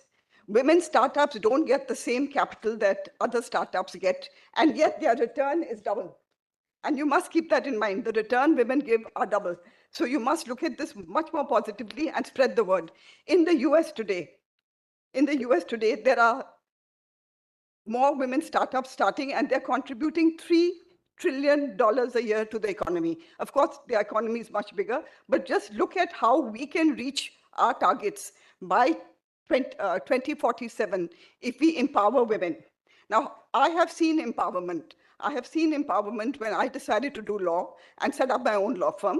How it helped me was, it helped me to first create an ecosystem where I was able to help create jobs for our society, not just for lawyers. When you set up something of your own, you need staff, you need word processing people, you need IT people, you need a whole ecosystem to support you. So if one woman can put up an ecosystem to support a law firm over 25 years, just imagine the enormous amount of work that so many women can put together. And there should be absolutely no shortages of jobs then. We are having challenges. We are having challenges with AI.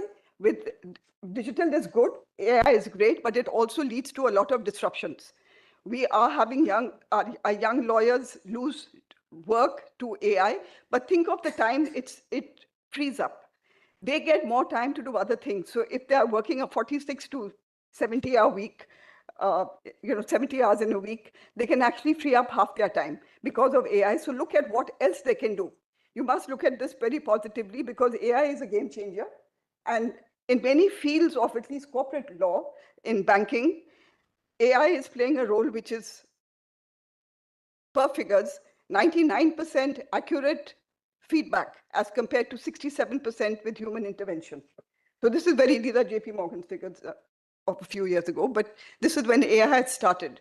We need to encourage the next generations because that's the way. The next 20 years is what's going to make us really get ahead of our times right now. So we need to be very careful of how our youth are coming. You know the demographics. 65% of our country is below the age of 30, or 35 is it now? It's 35. We have democracy, we have the demography, we have everything we need to push our country. We only need ourselves. I'm getting on, I'm an old hag, but you're all young. I see lots of young faces here. You've got to really give the people who are even younger than you, you've got to make them focus, learn that knowledge, there is no substitute to knowledge because you will only be able to innovate. We need innovation, commitment, and sincerity in our youth to be able to reach the figures and where we want to take our country.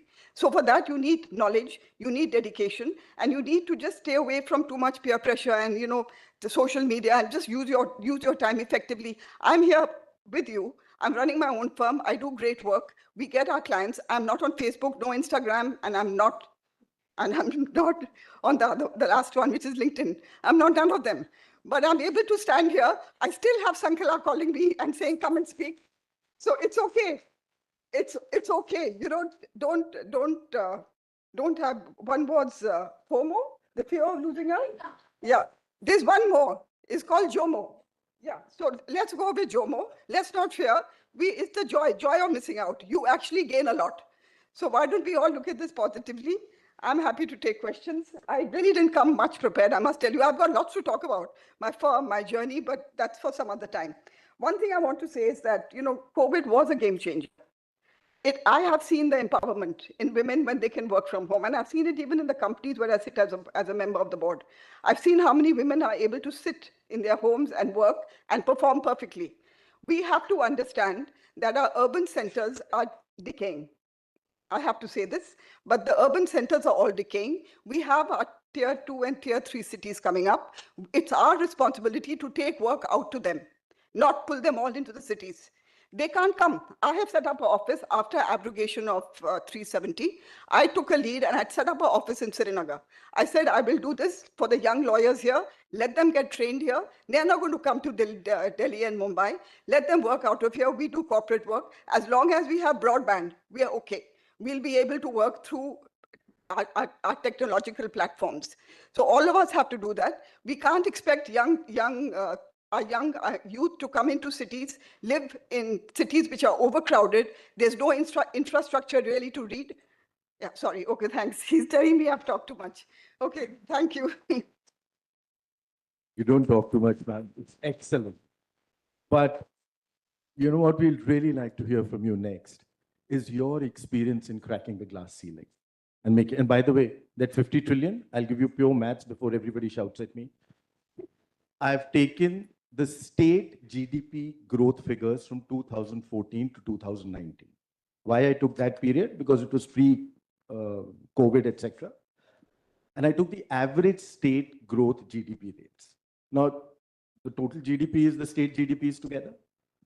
So when I took 2014 to 2019 for those 5 years, 22 states in India, average growth, okay? 22 states grew at over 10%. If I just extrapolate it, that takes me to 43 trillion. The balance 14 states grew between 8 to 10%. If I just extrapolate it, it's another 9. So I actually have 52 trillion. But I'm just bringing it down a little. I thought, and you know, when I spoke about an inflection point, which we are coming to soon, ma'am, can I take a minute? Because I want you to be there next. You know, from one trailblazer to another. The reason why I say that, inflection points are points where you break away from the past, right? And I told you the inflection point is coming. To me, when is that inflection point coming? Your first trillion took you 60 odd years, your second trillion took you 7 years, your third trillion took you 5 years. Our 8th, 9th, and 10th trillion will be in less than 12 months each. That's when they start. China had started, if you look at China, the real growth of China started 2009 to 2016. They had a GDP of 1 trillion every year. Now remember, in the past 4 years, we grew 2.5 trillion of GDP. No, yeah, 2.5 from 2.5, from 2 to 3.5 trillion. The moment you do 1.5 trillion, you had 250 million people who moved above the poverty line. Now just imagine when you will do 1 trillion every year. You don't have a choice. And that is coming. And with that, just see the inflection point. It changes your mindset and it changes everything. And from change of a mindset and changing everything, we have Madam Vishali Nikam with us, a trailblazer, and really has done some amazing level of work.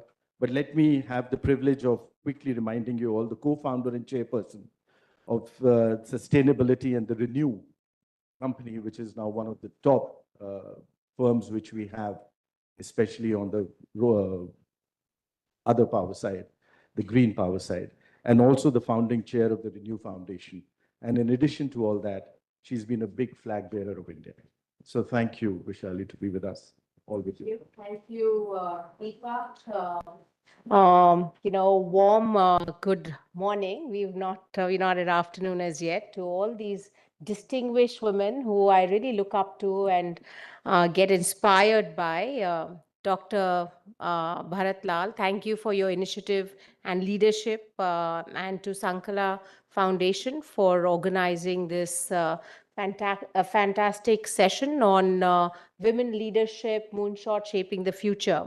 And I just want to say, Deepak, you talked about growth, but growth is like that. It's not only for India and the economy, but if I look at the sector I am from, the renewable space, when we started about now 12, 13 years ago, we were at about 50 gigawatts, mota, for the entire sector.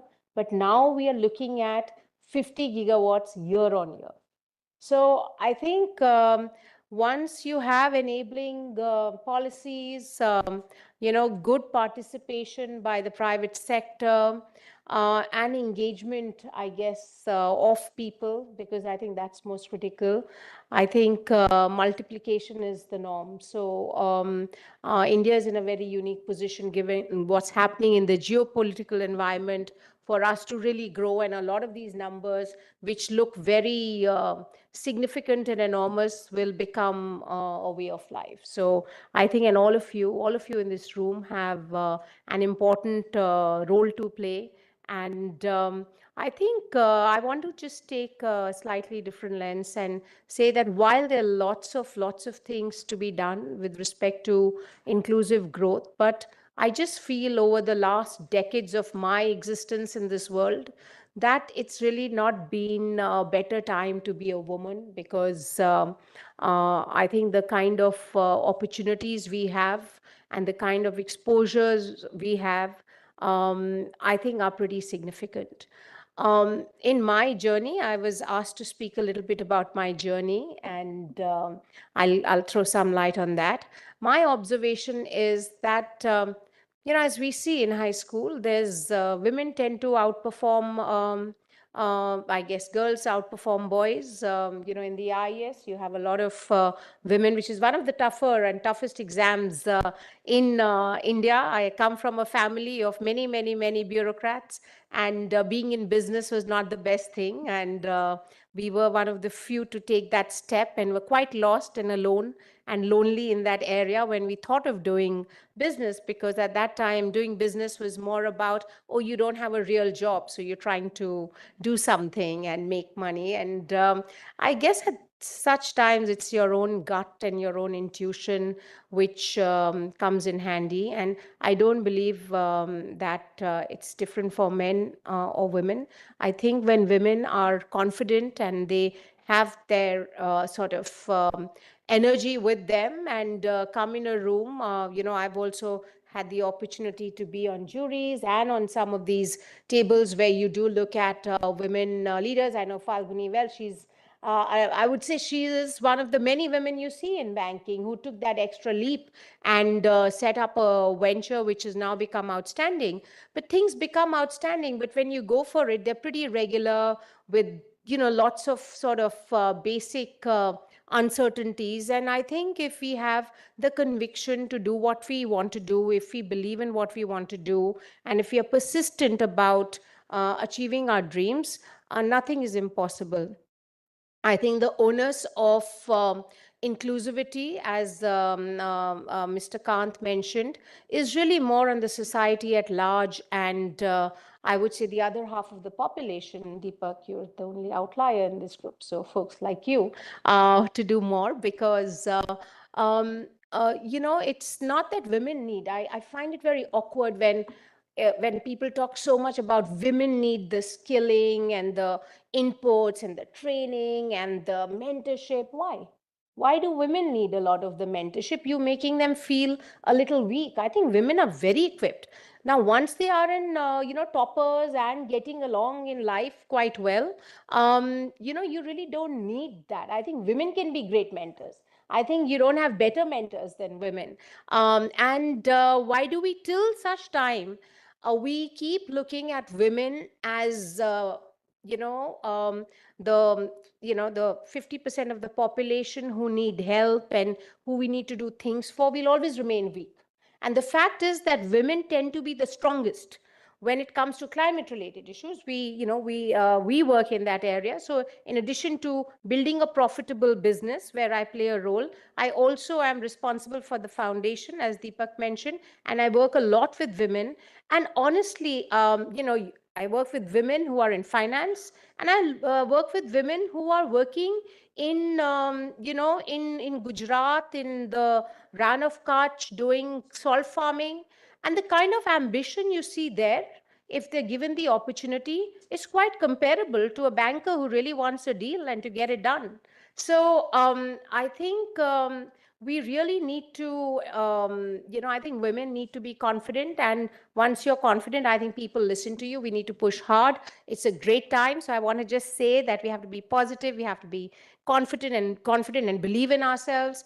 As I mentioned, I come from a middle class family. My father was in the government, in fact, the entire family. So, but what was important was the value system, the discipline, culture, and education. And not just education, but the best education we could get. And so with, I think, those foundations and a sense of self-belief. And I want to just spend a minute sharing my own story. When I was little, all of I think 6 or 7, my father had to move around from one city to another. And there was this school, which was it was a tier 2 city. There was this one best school in that city. And we were in the middle of the term. And my mom said that you are going to that school because it was her alma mater. And she went with me, and there was an interview. And I, as a 7-year-old, did what I could. But my mom and the principal said that, you have a very fine daughter, but we don't have a spot. And my mom was like, I'm only going to send my daughter to this school and no other school because this is the only good school here. And I went to that school. And at a very young age, I guess that was my lesson in going for things which are even impossible. And so if at a young age, we as a family, we as a society encourage girls, look at girls with that hope and confidence, I think that will be our biggest gift to this inclusion transformation we are all seeking so much. So very basic, not throwing a lot of numbers, but really for me, as a young girl, that had a big impact. Small things like my mom believed I was the most graceful dancer in the world. And as a 6, 7-year-old, I learned heavy duty classical dance. As a 13-year-old, I performed at the Asian Games inauguration ceremony as one of the youngest schoolgirls leading a contingent. What this does is that once you know what you are good at, you have that self-belief, you have that confidence, then you are able to do things which are way beyond your sort of, I would say, competency or ability or anything. And the world looks like this really amazing ball of magical opportunities. And that gives you this amazing amount of energy to go and unleash all the opportunities there are. So to all my young women friends out there, I'd like you to say that go for it. You have to be uncomfortable. And I know I have a minute left, but when we were starting Renew was started by Sumant, my husband, and I was in banking at that point in time, and I was very uncomfortable getting into an infrastructure sector, which many women are. But, I decided to be a little uncomfortable, step in and get involved. And as we speak, I guess the rest is history. I've been involved in building Renew. As we speak, we have about 13 gigawatts of installed capacity. And it's a priority for us to ensure that this whole sort of, I would say, myth that the renewable space is not the best place for women has become a mission for us at Renew and outside. We're very committed and deeply committed to engaging more women. And to all of you, I'd like to say that it is a sector which not only helps you apply all your finance, strategy, operating skills, but also enables you to have an impact. I think we need many more women because women are the ones who get impacted by climate most. As I close, I just want to say, just believe in yourself.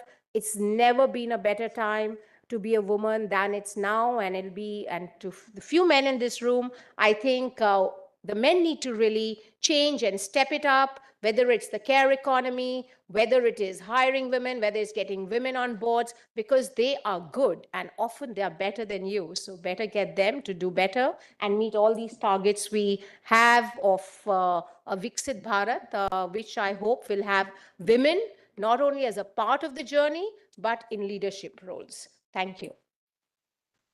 Thank you, Vishali. Thank you very much. We got your message for the men. For all of us sitting here, we'll be very cognizant of what you've told us. But I must tell you, you were speaking about banking. So, the total private wealth in the world with women is $100 trillion. Maybe we'll come into that. So out of about 450 trillion total, which will happen now. So in the next 3 years, so as of now, it's 30%, which will move up to 50%. That means we're looking at about 250 trillion coming in the hands of women. And very interestingly, and this was the Citibank lady who was speaking, and why I speak about it, because that's my alumni. Women investors have a totally different way of investing. They have the highest inclination towards impact investing versus the male side, which is looking at the highest returns.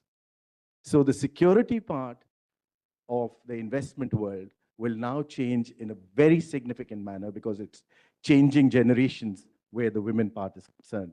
And by the way, ma'am, just to take it out of the room, I must tell you, Mr. Bharatlal just moved out. When we created Invest India, which was under the government umbrella as an organization, 2/3 of that organization were women. And 60% of them came from tier 2, tier 3 cities and rural India. The only thing common which they all had was that they were all merit holders from the top IITs, IIMs of the world. And each one of them had left the best jobs to come and join. But yes, it was an organization where we were soon saying that men will need some kind of reservations. And I think we will soon come to that point. Deepak, I want to say something if I could before you move. Of course. So the thing is that, we hear when you talk about entrepreneurship and when you talk about women, we talk about, impact. And I know it's very important. But I think it's important that when we talk about women in entrepreneurship, we have to talk about women setting up these billion-dollar ventures, because I think it's important for that perception shift to understand that we have men setting up impact ventures and women creating value. Because once you have that, will we be able to attract more capital for women entrepreneurs? And I think I'd like to hear more such examples as we do many more such events as well. Back to you. Very interesting point. The change between value and safety, going the other way. Ma'am Seema, we are going to request you. And what a distinguished set of experiences. Ma'am is the Deputy Director General of CII, as you know, but very interestingly, the CEO of the CII Center for Excellence for Sustainability and Women Leadership. So there's a lot of experience, ma'am, which we're waiting to hear from you on that one. And especially a lot of work on innovation, startups, and entrepreneurship. Thank you. Good morning. Thank you very much, Mr. Bagla, and good morning to my fellow distinguished panelists as well. And thank you to Sankala for inviting CII to this very interesting conversation, which is already giving us lots of food for thought and action points. Of course, I'm probably different than most of the women who are on this panel, because they basically run enterprises. I represent an institution. A lot of you will know CII, a large industry body. And therefore, the task before us in CII is how to get industry to actually look at this entire issue of inclusion and how to make sure that they are doing their bit. Now, when I say this, it was mentioned that Viksit Bharat and industry, of course, will play a huge role in Viksit Bharat. And what we want is that within that, every sector of industry actually make sure that there's equal opportunity and inclusion of women. And that's the task that CII would like to really do. For doing this, we have several initiatives, and I'll just take maybe a minute to mention some of the initiatives before I come to some ideas. Essentially, we have a very large Indian Women Network. Vaishali has been has in the past led the Indian Women Network with 23 chapters across the country. The idea is really to work with women. Now, it was said that, women need not be treated as beneficiaries, and I do believe that it's not required, but they do probably need a little more spotlighting, a little more hand-holding till we change the entire ecosystem, and the ecosystem automatically is taking care of it, and they don't need that hand-holding. So we have the Women Network, which is helping them. It is helping them polish up their skill, getting them career ready, mentoring them, also giving them access to markets if they're entrepreneurs, etc. So that is one part of the work we do. We also work with our members. So while we work with the women and prepare them, we also work with the members of CII, about 9,000 plus members of CII covering all kinds of sectors and across the country, to help them realize the fact that it is not just that they are doing a favor by including women. It is their own competitiveness that they need to be aware of, and how this adds to their competitiveness. In fact, just 2 days ago, we had our Women Leadership Summit in Mumbai, and which is an annual event, and we did not use the word women in that. And when my colleagues were designing, and I was like, it's a women's summit, you haven't used the word women in it. And we said, we don't want to use the word women in it because we don't want to make it only a women specific. We use the word EDGE, the Inclusion and Competitiveness Summit. Because it is, if you include, and that's what you said, Mr. Bagla, the whole centerpiece of what we've done in this last decade is inclusion, right? And that's led to the gains. And that's why our summit did not have the word women. It said inclusion and competitiveness for the stakeholders to realize that the core part is that you will benefit. It's not like the woman is benefiting alone.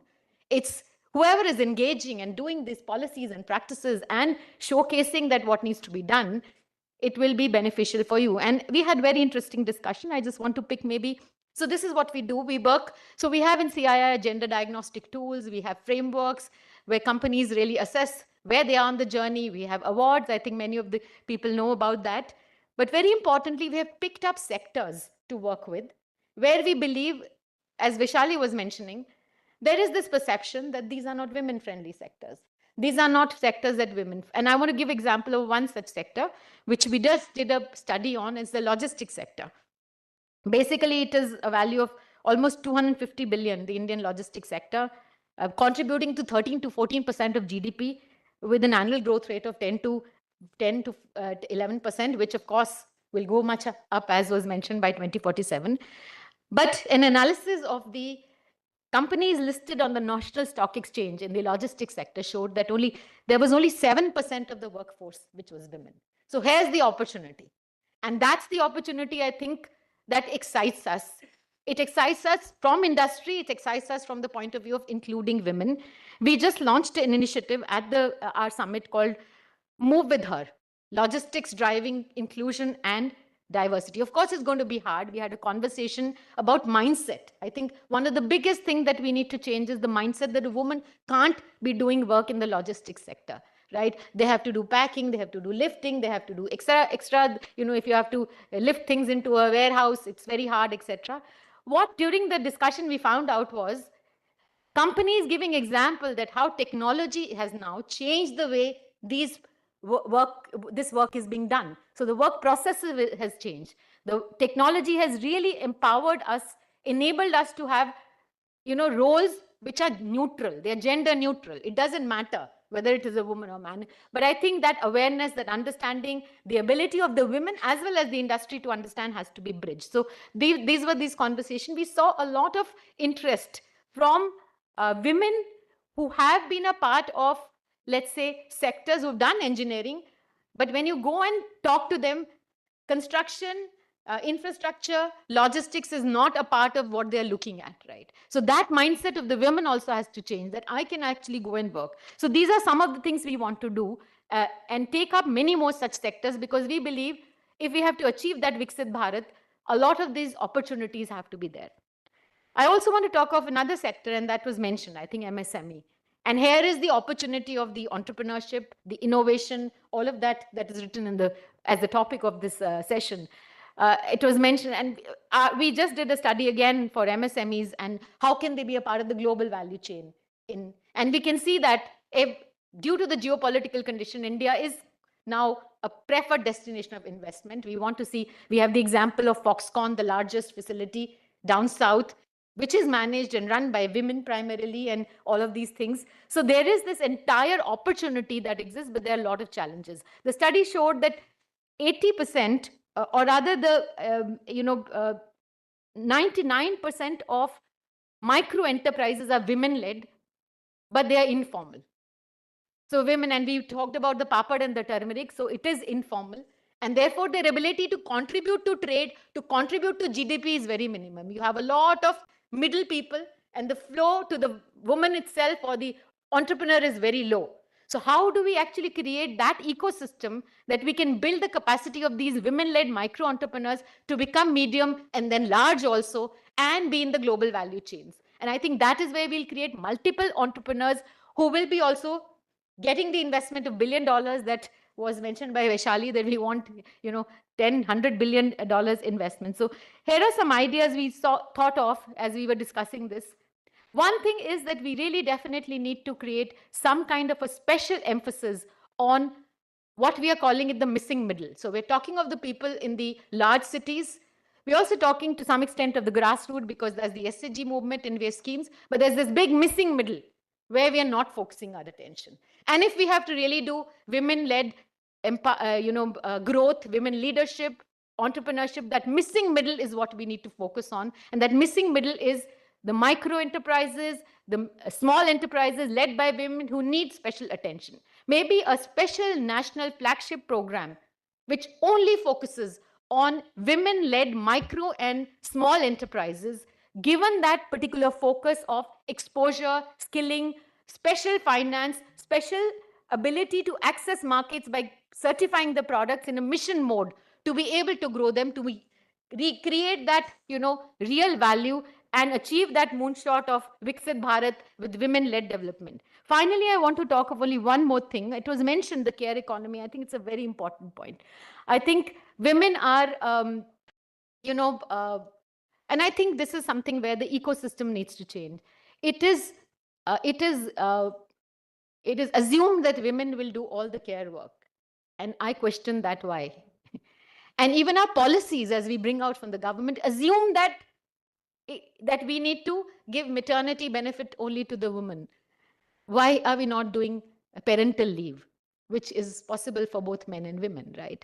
And I tell this to the private sector and to our members that please talk about parental leave, because that means you're putting equal burden on both parts or of the family, and not saying that only women has to do this care work. So I think in our mindset shift, an important thing to unlock this entire issue and this burden that we have, and to find the solution to this, we need to design policies that make sure that the care burden is not only put on the woman, because we are designing policies to again put this, that we will support the woman only because she has the care burden, again amplifying that it is the responsibility of the women. I'm not saying that women should not have that, but I think it needs to be equalized. So that is one moonshot idea. Not really moonshot, but since it's called moonshot, I think it should be, it's old school idea, but should be done immediately. And I think that can maybe to some extent overcome this problem of what we have in terms of the care burden. Finally, I think the grassroots level needs, while a lot of schemes are happening, we need to bring out, and CI runs a very important program for women at the grassroots level.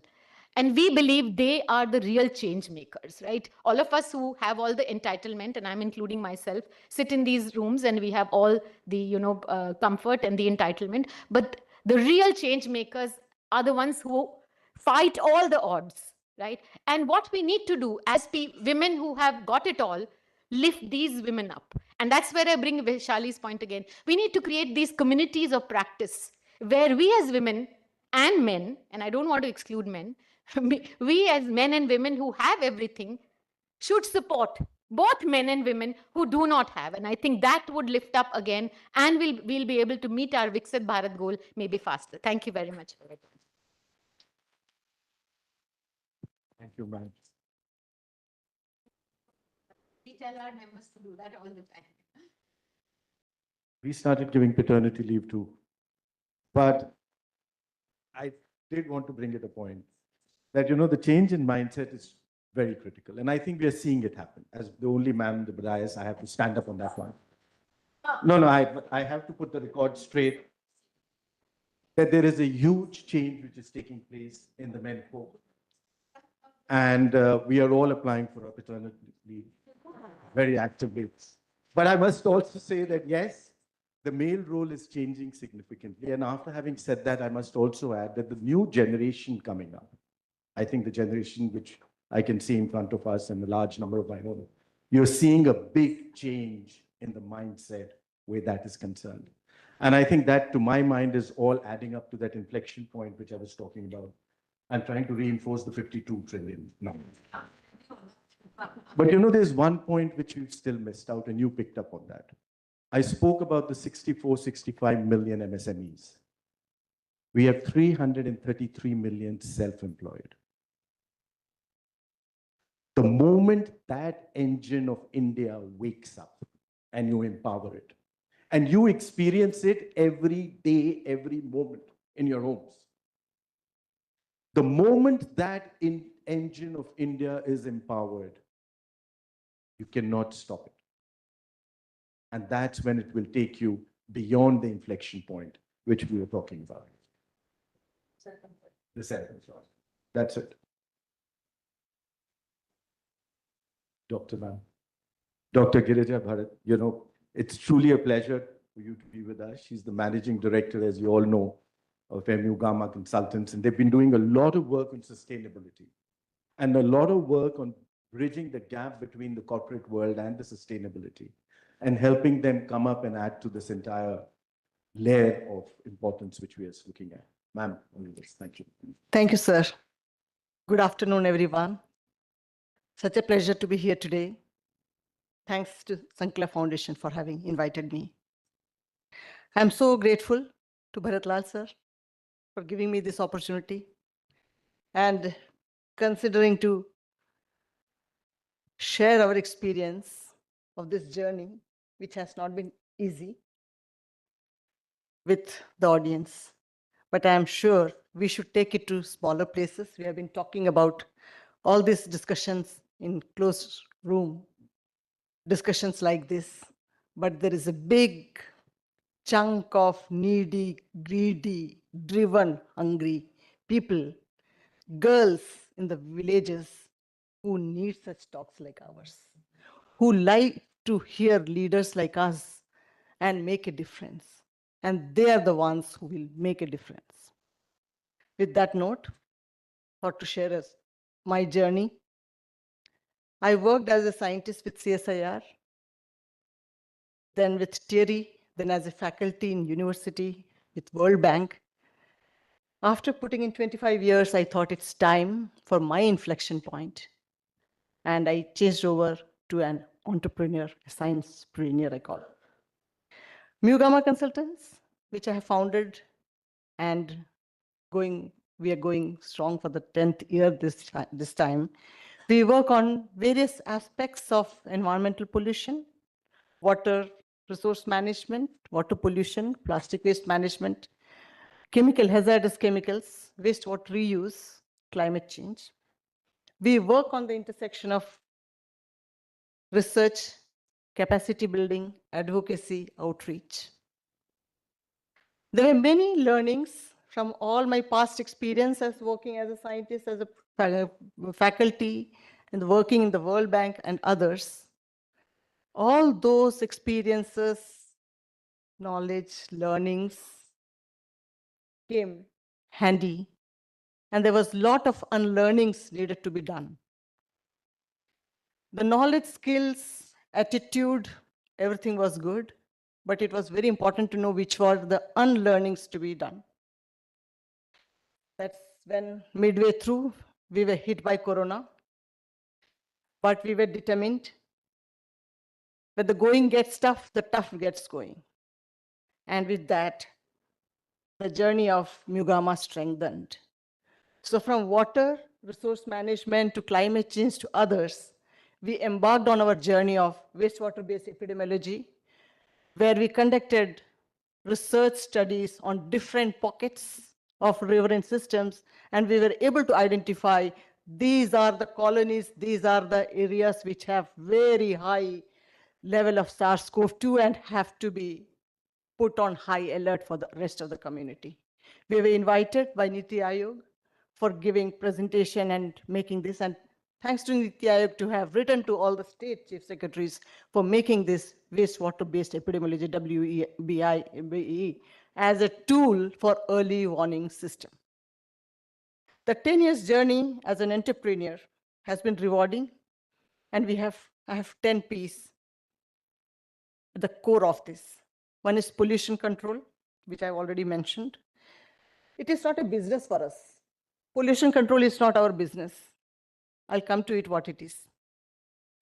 Rather, we are on preventive measures, strategies to curb pollution.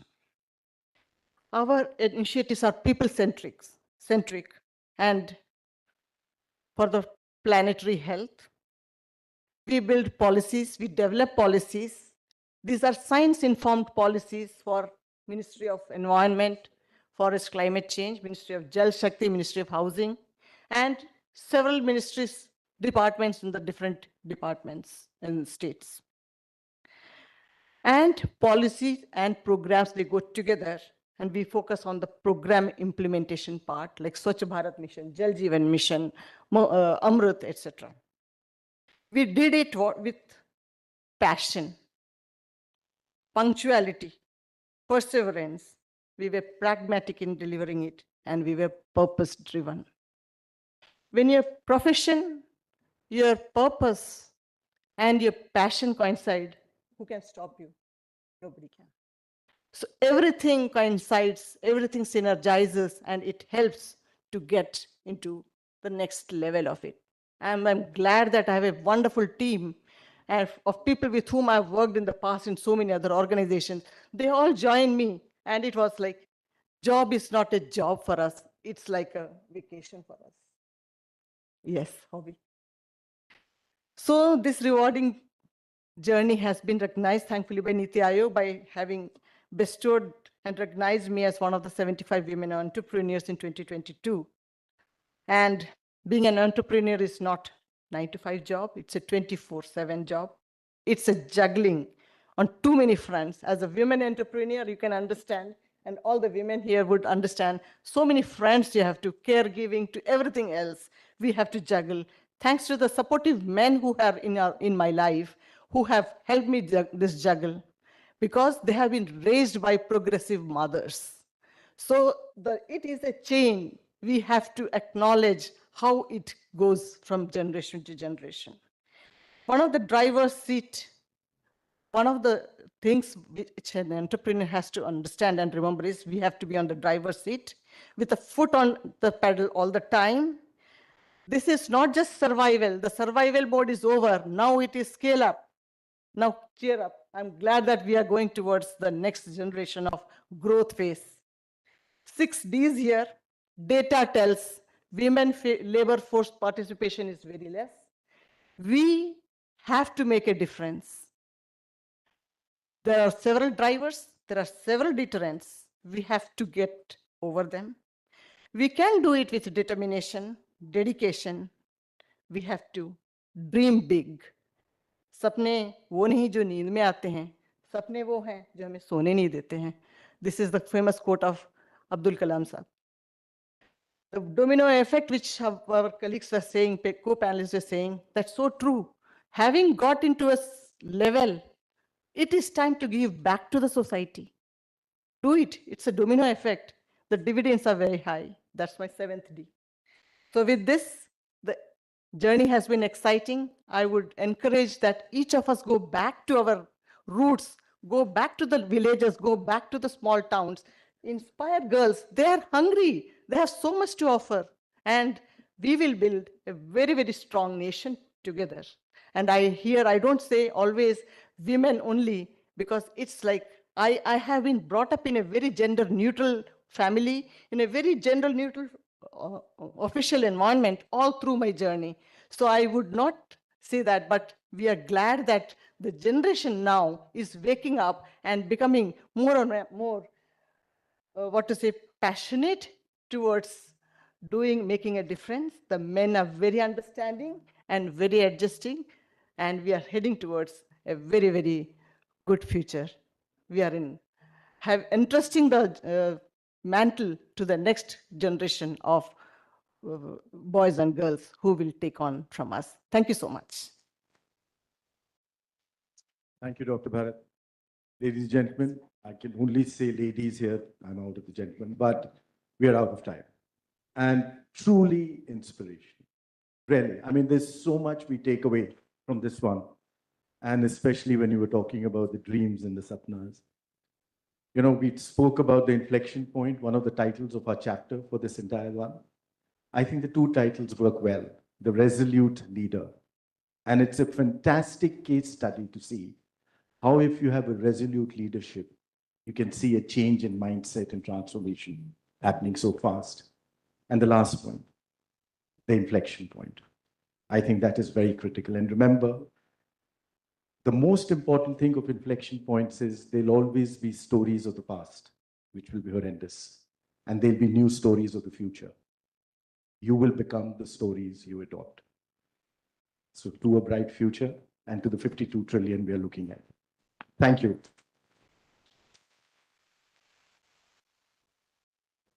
Thank you, Mr. Bagla, for leading that very informative session. I request everyone to just wait for 2 minutes. I now request Divya and Vani from the Sankala Foundation to felicitate our speakers with the memento. Mr. Deepak Bagla.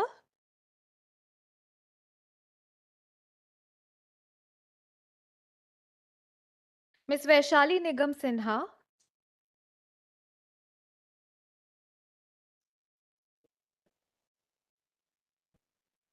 Ms. Gopika Pant.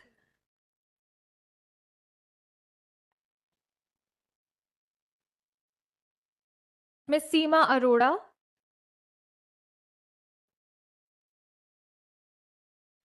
Dr. Girija Bharat.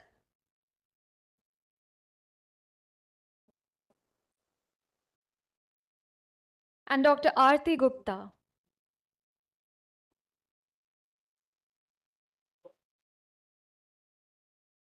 I thank all of our distinguished speakers for being here with us today. It is time for a short tea break. We will reconvene at 12:40. I request everyone to return on time so that we can start promptly.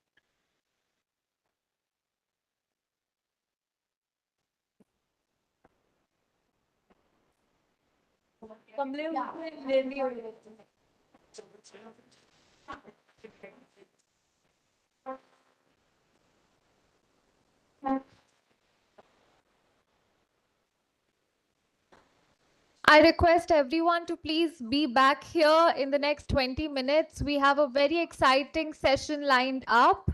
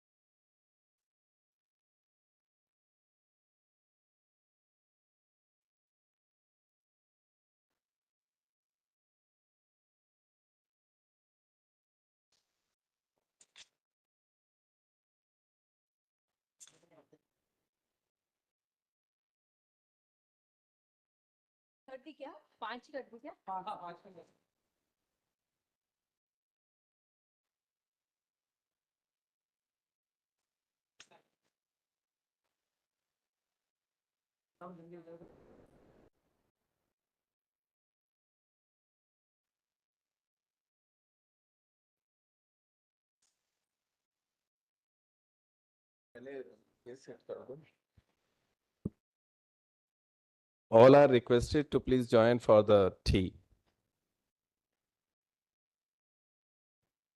All are requested to please join for the tea so that we can start our session again on time. Thank you.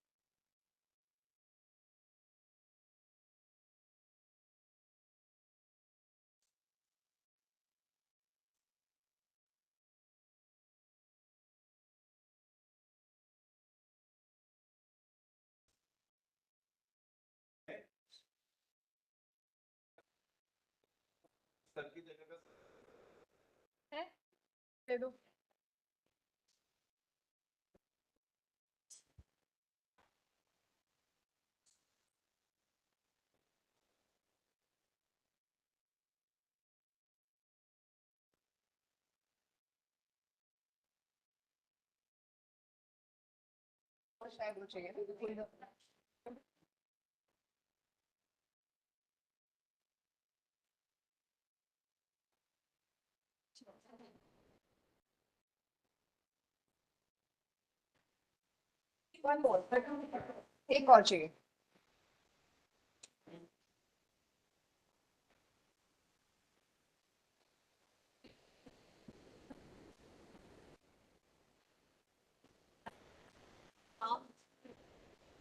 इसको हटा दो। इसका नाम लिखना है। 3 minute जाने हैं। क्या नाम है? उसके नाम वालों का नहीं है। दीक्षा गुप्ता। नहीं है उसमें, वो सब हम लोगों ने दे दिया है। बिना नाम वाला ही रख दो, ऐसे ही रख दो, फोल्डर ही रख दो। अभी वो 2 मिनट में आएगी। ठीक है। हाँ, ये यहाँ पे काम हो गया। 1 मिनट बस देखना। क्या? 5 ही है। ये रख।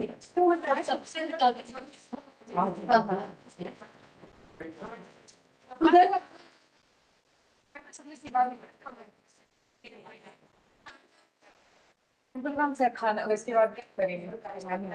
रेडी करके जाना। मतलब कुछ पेंटिंग तरह की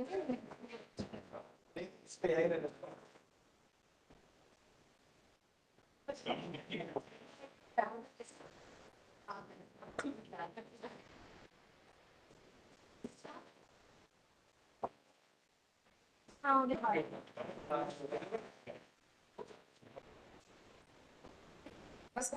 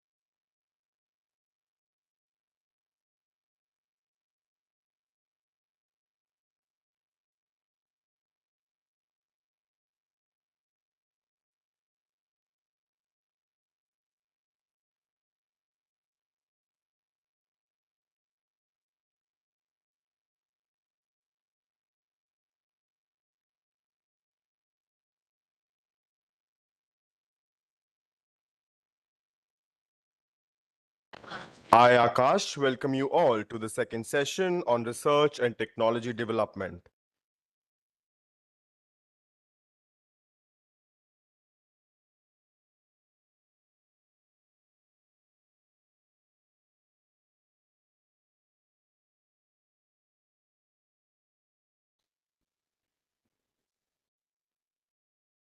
I would like to invite Mr. Amarjeet Sinha, Senior Fellow, Center for Social and Economic Progress and former advisor to Prime Minister Officer, to chair the session.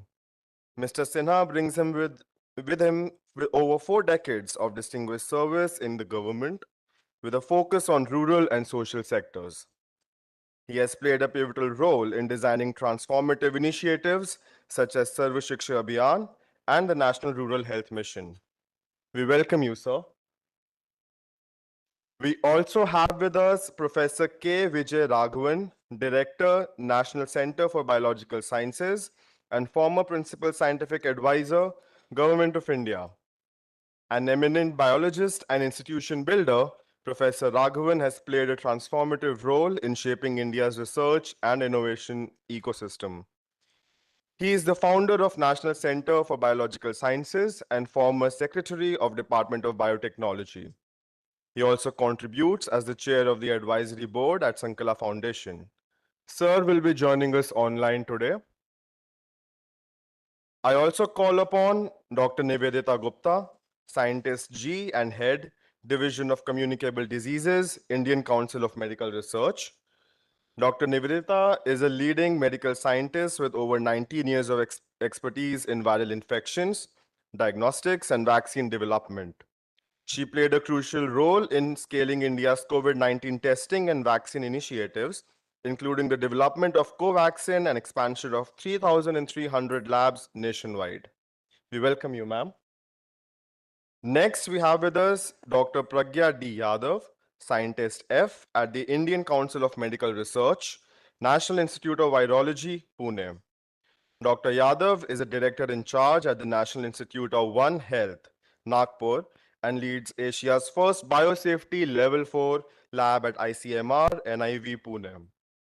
A renowned virologist, she has played a pivotal role in the discovery of novel viruses and rapid outbreak responses, including the Nipah, Zika, and SARS-CoV-2. Her work contributed to the development of India's first indigenous COVID-19 vaccine, Covaxin. She is listed among the world's top 2% scientists. We welcome you, ma'am. I would now like to invite on stage Professor Shobha Shukla, Professor, Department of Metallurgical Engineering and Material Sciences, IIT Bombay. Professor Shobha Shukla is a faculty member at the Indian Institute of Technology, Bombay, specializing in nanophotonics, water technologies, and plasmonic devices.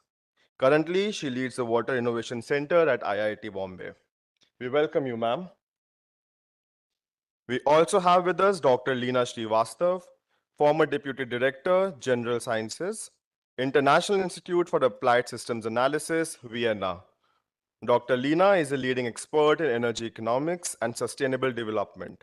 With over 3 decades at TERI, she has significantly influenced global climate policy, including as lead author of IPCC reports and advisor to the United Nations and Asian Development Bank. She currently serves on the board of Shell and Boston Consulting Group, India, and continues to shape international sustainability efforts. Dr. Leena will also be joining us online. Our final speaker for this session is Dr. Diksha Gupta, Director, Global Strategy for Society Programs, American Chemical Society. Dr. Gupta leads global society programs at the American Chemical Society, focusing on the Global South. Based in New Delhi, she launched initiatives like ACS Science Talks and virtual internships, reaching thousands in STEM. A PhD from IIT Delhi, she previously served as managing editor of ACS Omega and built partnerships with National Science Academy and Department of Science and Technology. We welcome Diksha.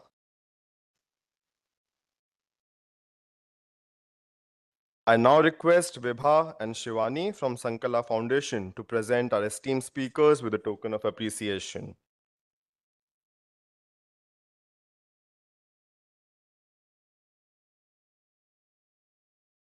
Mr. Amarjeet Sinha,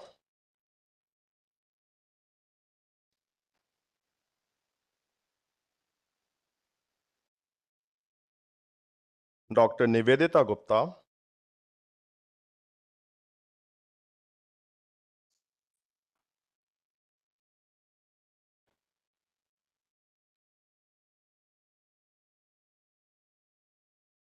Dr. Pragya Yadav,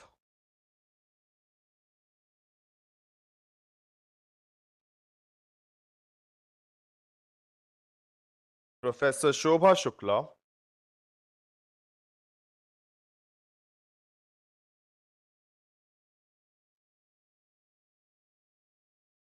Dr. Diksha Gupta.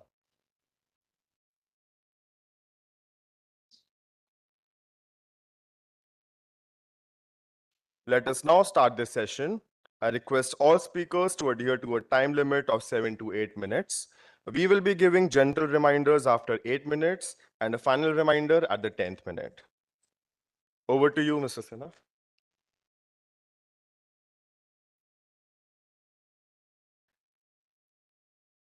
A very good morning to everyone.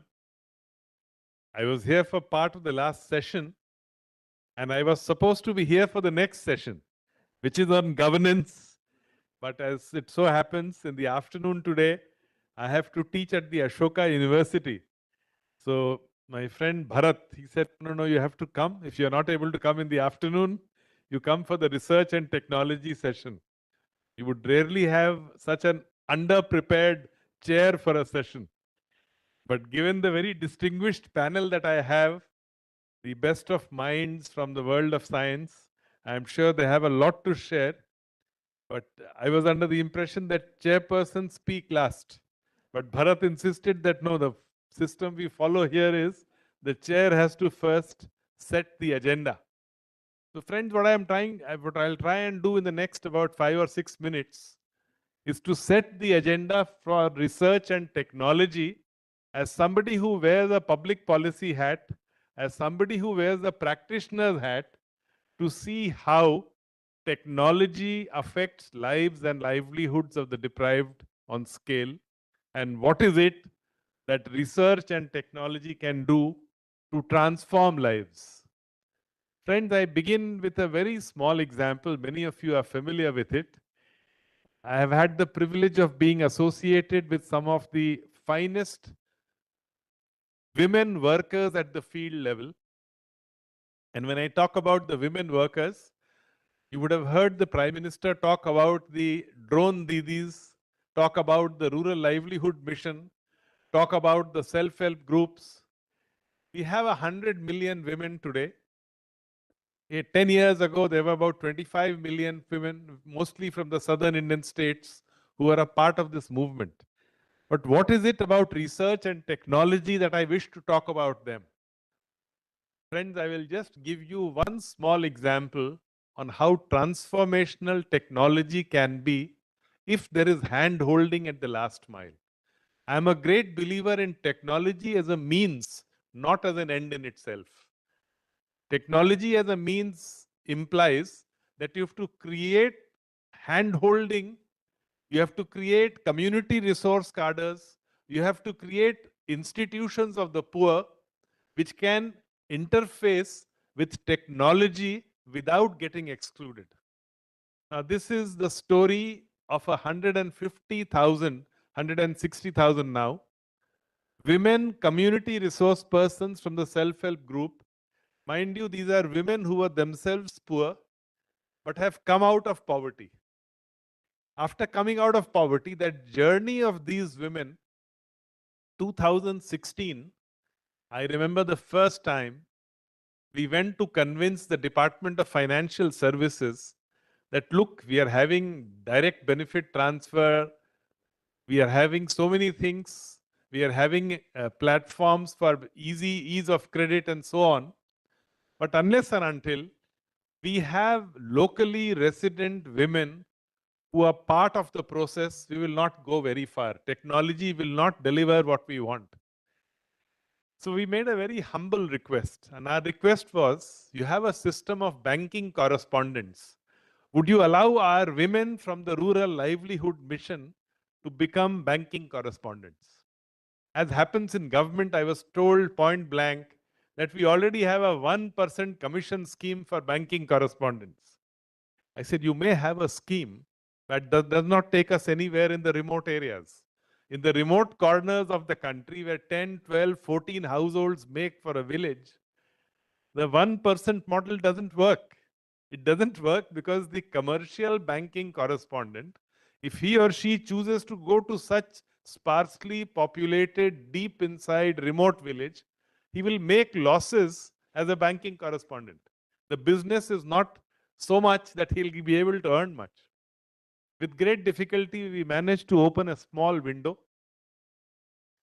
And one of our women got trained, equipped to become a banking correspondent. We call them a banking correspondent Sakhi. This was 2016. And in 2025, there are 160,000 such women who use technology with mastery.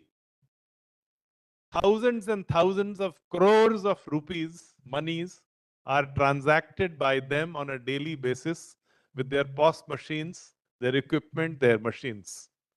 Technology is a great enabler, but to be able to make it an enabler, you need to invest in those last mile processes which make a difference. A second example, which I'm very fond of narrating, I'm mentioning it simply to bring it to your notice how technology can transform lives and livelihoods. Each of these women earn enough commission now to sustain on their own. They get some support through the Rural Livelihood Mission as well. The second example which I wish to give you is the example from Bundelkhand, one of the dairy producer company which is owned by 68,000 women from 7 Bundelkhand districts of Uttar Pradesh. 2018, these are not very old stories. 2018, we decided that let us try and see, now that we have the social capital in the form of women self-help groups, what technologies, what new businesses, what new enterprises are possible on scale. Immediately, the women said that, why don't we do a dairy, a women's dairy? On an experimental basis, we took up 2 such dairies, rather a dairy producer company in Bihar, 2 in Madhya Pradesh, and 1 in Bundelkhand area of Uttar Pradesh. We said we will give you no capital subsidies because capital subsidies don't take us anywhere. But what we will give you is professionals and technologies that meet your requirements. This is 2018. There are 68,000 women today as part of the dairy producer company in Bundelkhand and almost an equal number in Bihar and Madhya Pradesh. We said we'll give you the salaries of professionals that you need for 3 to 5 years, but your producer company has to do businesses which give them work thereafter. Friends, none of these 5 need a single rupee from government. They are all on their own. And these are women who can do any technological or other interventions, whether it is testing, each of the processes, because they own that whole process. Today in Bundelkhand, this Balini producer company, in the last 7 years, they have done a revenue of about rupees 588 crores. Who says technology cannot help the poor? But it will only do so if we are able, we are mindful of the last mile linkages, the last mile community resource persons who can make that difference. A range of such examples I could take out from different sectors, education, health, rural development, many of the women in panchayats. Today, most panchayats in India are on the public financial management system, the PFMS. The audited finances of panchayats, you can literally see it the day their financial year ends, because all their transactions are on the PFMS. If technology was not there, if a lot of that last mile hand-holding had not been there, this technology or research would not have taken us where we wanted to. The example of again, an institution which I had had the privilege of working with very closely and setting up, the accredited social health activists in health, the ASHA workers. I'm sure all of you have heard about them. But the most interesting bit about the ASHA workers, Manohar is here, he'll bear me out. In the entire COVID period, the kind of work that they have done, they are not government servants. They are of the community. The idea was to give them a performance-based payment which is larger than even a salary, so that she remains of the community, she remains an activist and not a last line of the government system. We have seen in times of crisis, public health challenges, the kind of roles that they have played. What went into this again? We said we will equip them with the best of capability development so that they can do lot many things at their own level. To develop an ASHA into a community worker, some of them into a community health worker, and some of them further into ANMs, nurses, and so on. Once you recognize this process of getting local community persons acceptable to the community, equipped with the use of research and technology, you open a new world. The women-led development that we talk about, we all know that the female labor force participation in India between 2017-18 and 23-24 has gone up significantly, from about 23-24% to 41%. And this has happened in rural areas. If you go deeper into it, you'll find the ease of using technology for credit. One of the most significant growth in credit in India in the last 10 years has been in the retail sector, and that too in rural.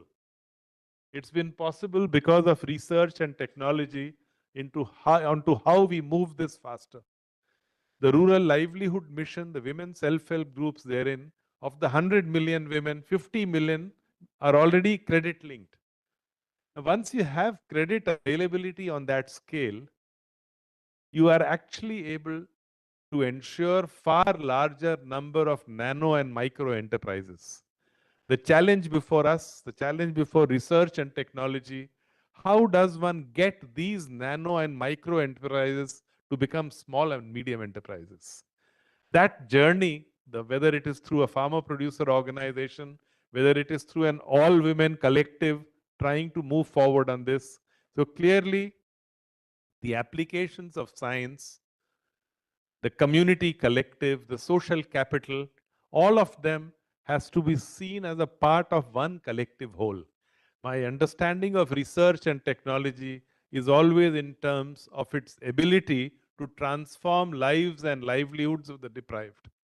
And having seen this very closely on scale across states of the country, if poverty has declined in India, if multidimensional poverty has declined as per the UNDP by 415 million between 2005-06 and 2019-21, or if extreme poverty has declined from 11.7 in 2011-12 to 2.3% as per the World Bank, clearly a lot of this has been possible with the application of science and technology at the last mile, with hand-holding at the last mile, with women's collectives taking the lead. Wherever panchayats and self-help groups get together to work together, the power of technology, science, and research goes up manifold.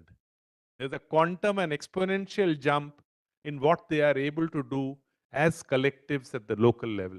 So clearly, the pathway to a developed India, as rightly emphasized by the Prime Minister, it has to be technology-led, it has to be people-centric, it has to be women-led. I stop here. That to me is the context in which I see research and technology. We have some very, very eminent researchers with us today. I can see Professor Vijay Raghavan. Good afternoon to you, sir. Wonderful to see you after some time. I request Professor Vijay Raghavan, sir, for your remarks on this panel. Dr. Vijay Raghavan. Thank you very much, Shri Amarjit Sinha. It's a great pleasure to see you and all the other panelists. And thank you, Shri Bharat Lalji, for having me today. I apologize for not being able to be there in person. Amarjit touched upon a critical aspect about how the delivering of science and technology and its use by communities, particularly by women, can have transformative effect. What I will do is to go to the other extreme end of the spectrum, point out that for us to be able to deliver science and technology, we need to have the technology development taking place, and that often takes a long time, long investment, and also is a situation where the outcomes are not easily predicted. Why should we in India invest in fundamental research which pays off in the long term, while we can get the fruits of other people's investment in fundamental research and use them in our context? So that's one question. The related question is that if technologies are developed elsewhere and used, what is the role of women in its deployment and also in fundamental research if fundamental research is to be done here? So I will not address substantially why I think women are critical for fundamental research as well as for applications. I view them as one. And we have an eminent panel here of really quality scientists, all of whom are women, who can speak from lived experience as distinct from people like me who say what is good and what needs to be done. But the principal issue today is that the world is going through an enormous churn because of the extraordinary development in technology over several hundred years since the Industrial Revolution, and also since the domestication of cattle and agriculture. What has substantially happened is that humans have created tools which allow us to survive under extreme conditions, disease, various kinds of floods, and so on and so forth. But these tools have also transformed the world. So the consequence of that is that over a 10,000-year period, from being mere survivors on this planet, we have become stewards of the planet because we control a very large part of the planet. To give you a very simple example, 10,000 years ago, humans and our livestock and pets were 0.1% of vertebrate biomass. Today, humans, our livestock, and our pets are 98% of vertebrate biomass. So we dominate the world. In that situation, what does the future hold? There have been extraordinary advances in the 20th century and now in the 21st century in AI, biotech in the main, but other areas such as semiconductors and their applications. This will go on, but there is going to be now an enormous need and an opportunity for the brightest and best young people using these tools to then have a situation where they do the most critical cutting edge research. What is going to happen in the next 10 years, 15 years is what is most needed for our progress is not the machines, the tools, the computers, but what's here. This, between our ears, the brain is powered by just 20 watts, enough to power a light bulb. It doesn't require as much energy as these massive computers.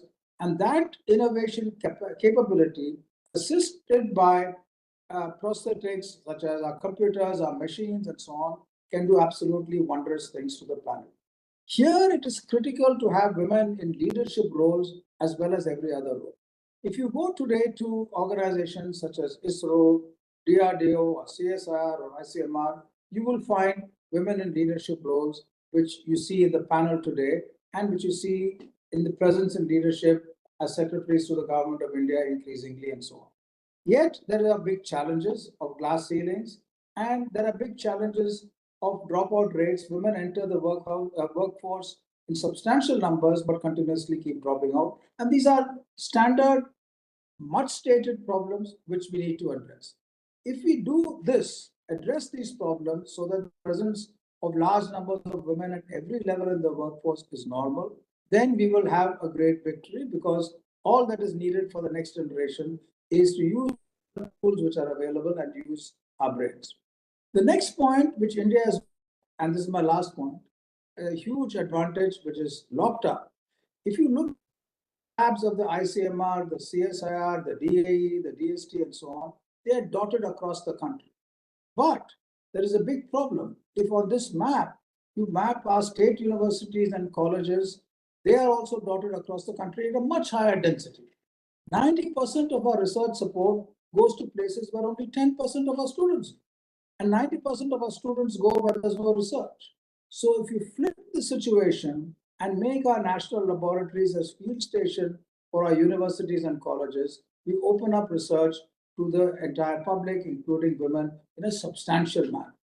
That combined with access to global literature in science and technology, which should be universally available, allows Indian creativity and the creativity of women in India to blossom. Thank you very much. Thank you very much, sir, for that perspective with your wide exposure. I would at this stage invite Dr. Nivedita Gupta. Nivedita Gupta from the ICMR for your remarks, please. Thank you, sir. And first of all, I would sincerely like to thank Sankala Foundation and Bharat Lal sir especially. And I have a very long-standing relationship with sir in one of the most difficult times. So thank you very much for giving me this opportunity. So first of all, I would like to say that in science and technology, R&D, there is no specific role for women which is different from men. I think women have the same role as men. So there is nothing special which women can do, but women should definitely get an opportunity and they should avail each and every opportunity that they get in the space of R&D to do something which men can do. And I have been very fortunate to be brought up in a very gender neutral environment. And also at my workplaces, I would say I have never suffered a gender bias. And a true testimony across when I was working in the COVID pandemic, wherein I have been working at ICMR headquarters, coordinating special R&D programs on viral diseases as well as vaccines. But when the pandemic started, by virtue of my role of working in the area of virology, I found myself in the midst of, I would say, an ocean where I really did not know what to do. I had to make labs in the country. I had to coordinate the efforts on vaccine development. There was no kit in India. So everything I was asked to coordinate. But thanks to the people I had around me, the then DG, Dr. Balram Bhargav, and Bharat Lal sir came to our rescue all the time. And definitely they created a very, very positive environment for me. And definitely there are 5 other men sitting at my home. I call them big men and small men. So small men are my sons and big men are my father, my husband, and my brother. So my husband told me that you take the front seat and I'll stay at home. He's a very accomplished neurosurgeon, but he decided to support me. And he took care of the children in the difficult times. And I was out and I used to hardly come home during those times because there was a lot to do. But I think behind every woman who's able to do something, there are definitely either one man or two men or many men, I would say. For me, the case was that I had very supportive men at my home as well as at my workplace. So thank you for being there. And Bharat Lal sir is here, so I can thank him in person here. So coming back to the R&D part, I think there is a lot which women can do because of their persistence, their perseverance, and I think they have a lot of patience also because of the multidimensional or multitasking they do all the time. So I think that particular patience and perseverance came into play when I was working in COVID. And I could actually, with the support of all my team and my seniors, we could very systematically work from scaling up the laboratory capacity in India. When we started with COVID in January 2020, we had only one lab at NIV Pune. But I was involved in a program of making virus research and diagnostic labs in India since 2010. And during the pandemic, these labs came in very handy where we could use this platform to quickly scale up lab capacity in India. They served as a platform to train the private labs, the government labs, and within a span of 18 months, we could have 3,300 labs all across the country. And all of them were quality certified. The private labs were NABL accredited, and even the government labs were trained virtually, and there was a quality testing before they initiated their test. And then the other challenge came in when there was no test kit in India in March 2020. And we were called by the Home Ministry, and we were literally grilled that how is India in such a petty shape and what are we doing for that? So then with the help of multiple ministries, I would say we could gear up all the manufacturers in India to start making indigenous kits. There were lockdowns, the factories were closed, everything was opened, and then with the help of different ministries, and we could scale up the production of testing commodities in India. Then the other challenge came that how to test the quality of these kits that are there in India now. So we set up 30 validation centers across the country, and we could validate and we could quickly bring these kits in India, and we could reduce the cost 50-fold. So it was a mission movement, and I was kind of on the front seat at that point in time. But with the support of everyone in the team and at the leadership level, we could do these very, very difficult tasks.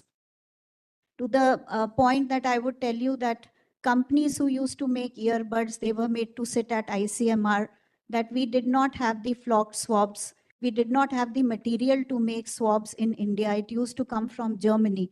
So with the Ministry of Textiles, that material was made in India, the sticks were made in India. We had to validate them. We had to tell them how to do that. So it was a mammoth task, but I think it went on very well. And then when the lockdown started, then how to send kits to different parts of the country. So then the Ministry of Civil Aviation and all the partners came in to help us to fly those kits to different parts of the country. And in June, I would say that by that time in March, April, NIV had isolated the virus and the vaccine journey had started in India. But in June, we were told by Bharat Lal sir only that you really need to focus now on vaccine development, leave the lab on pilot mode and now focus on vaccine development. So that's how our mission of vaccine development started.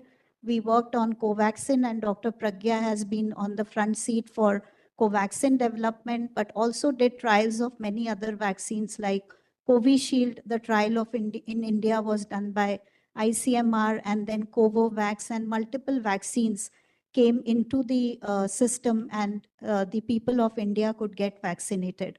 So overall, I would say that the journey has been very, very satisfying, but definitely would not have been possible without the support of everyone in the team and all the men and women around me at that point in time.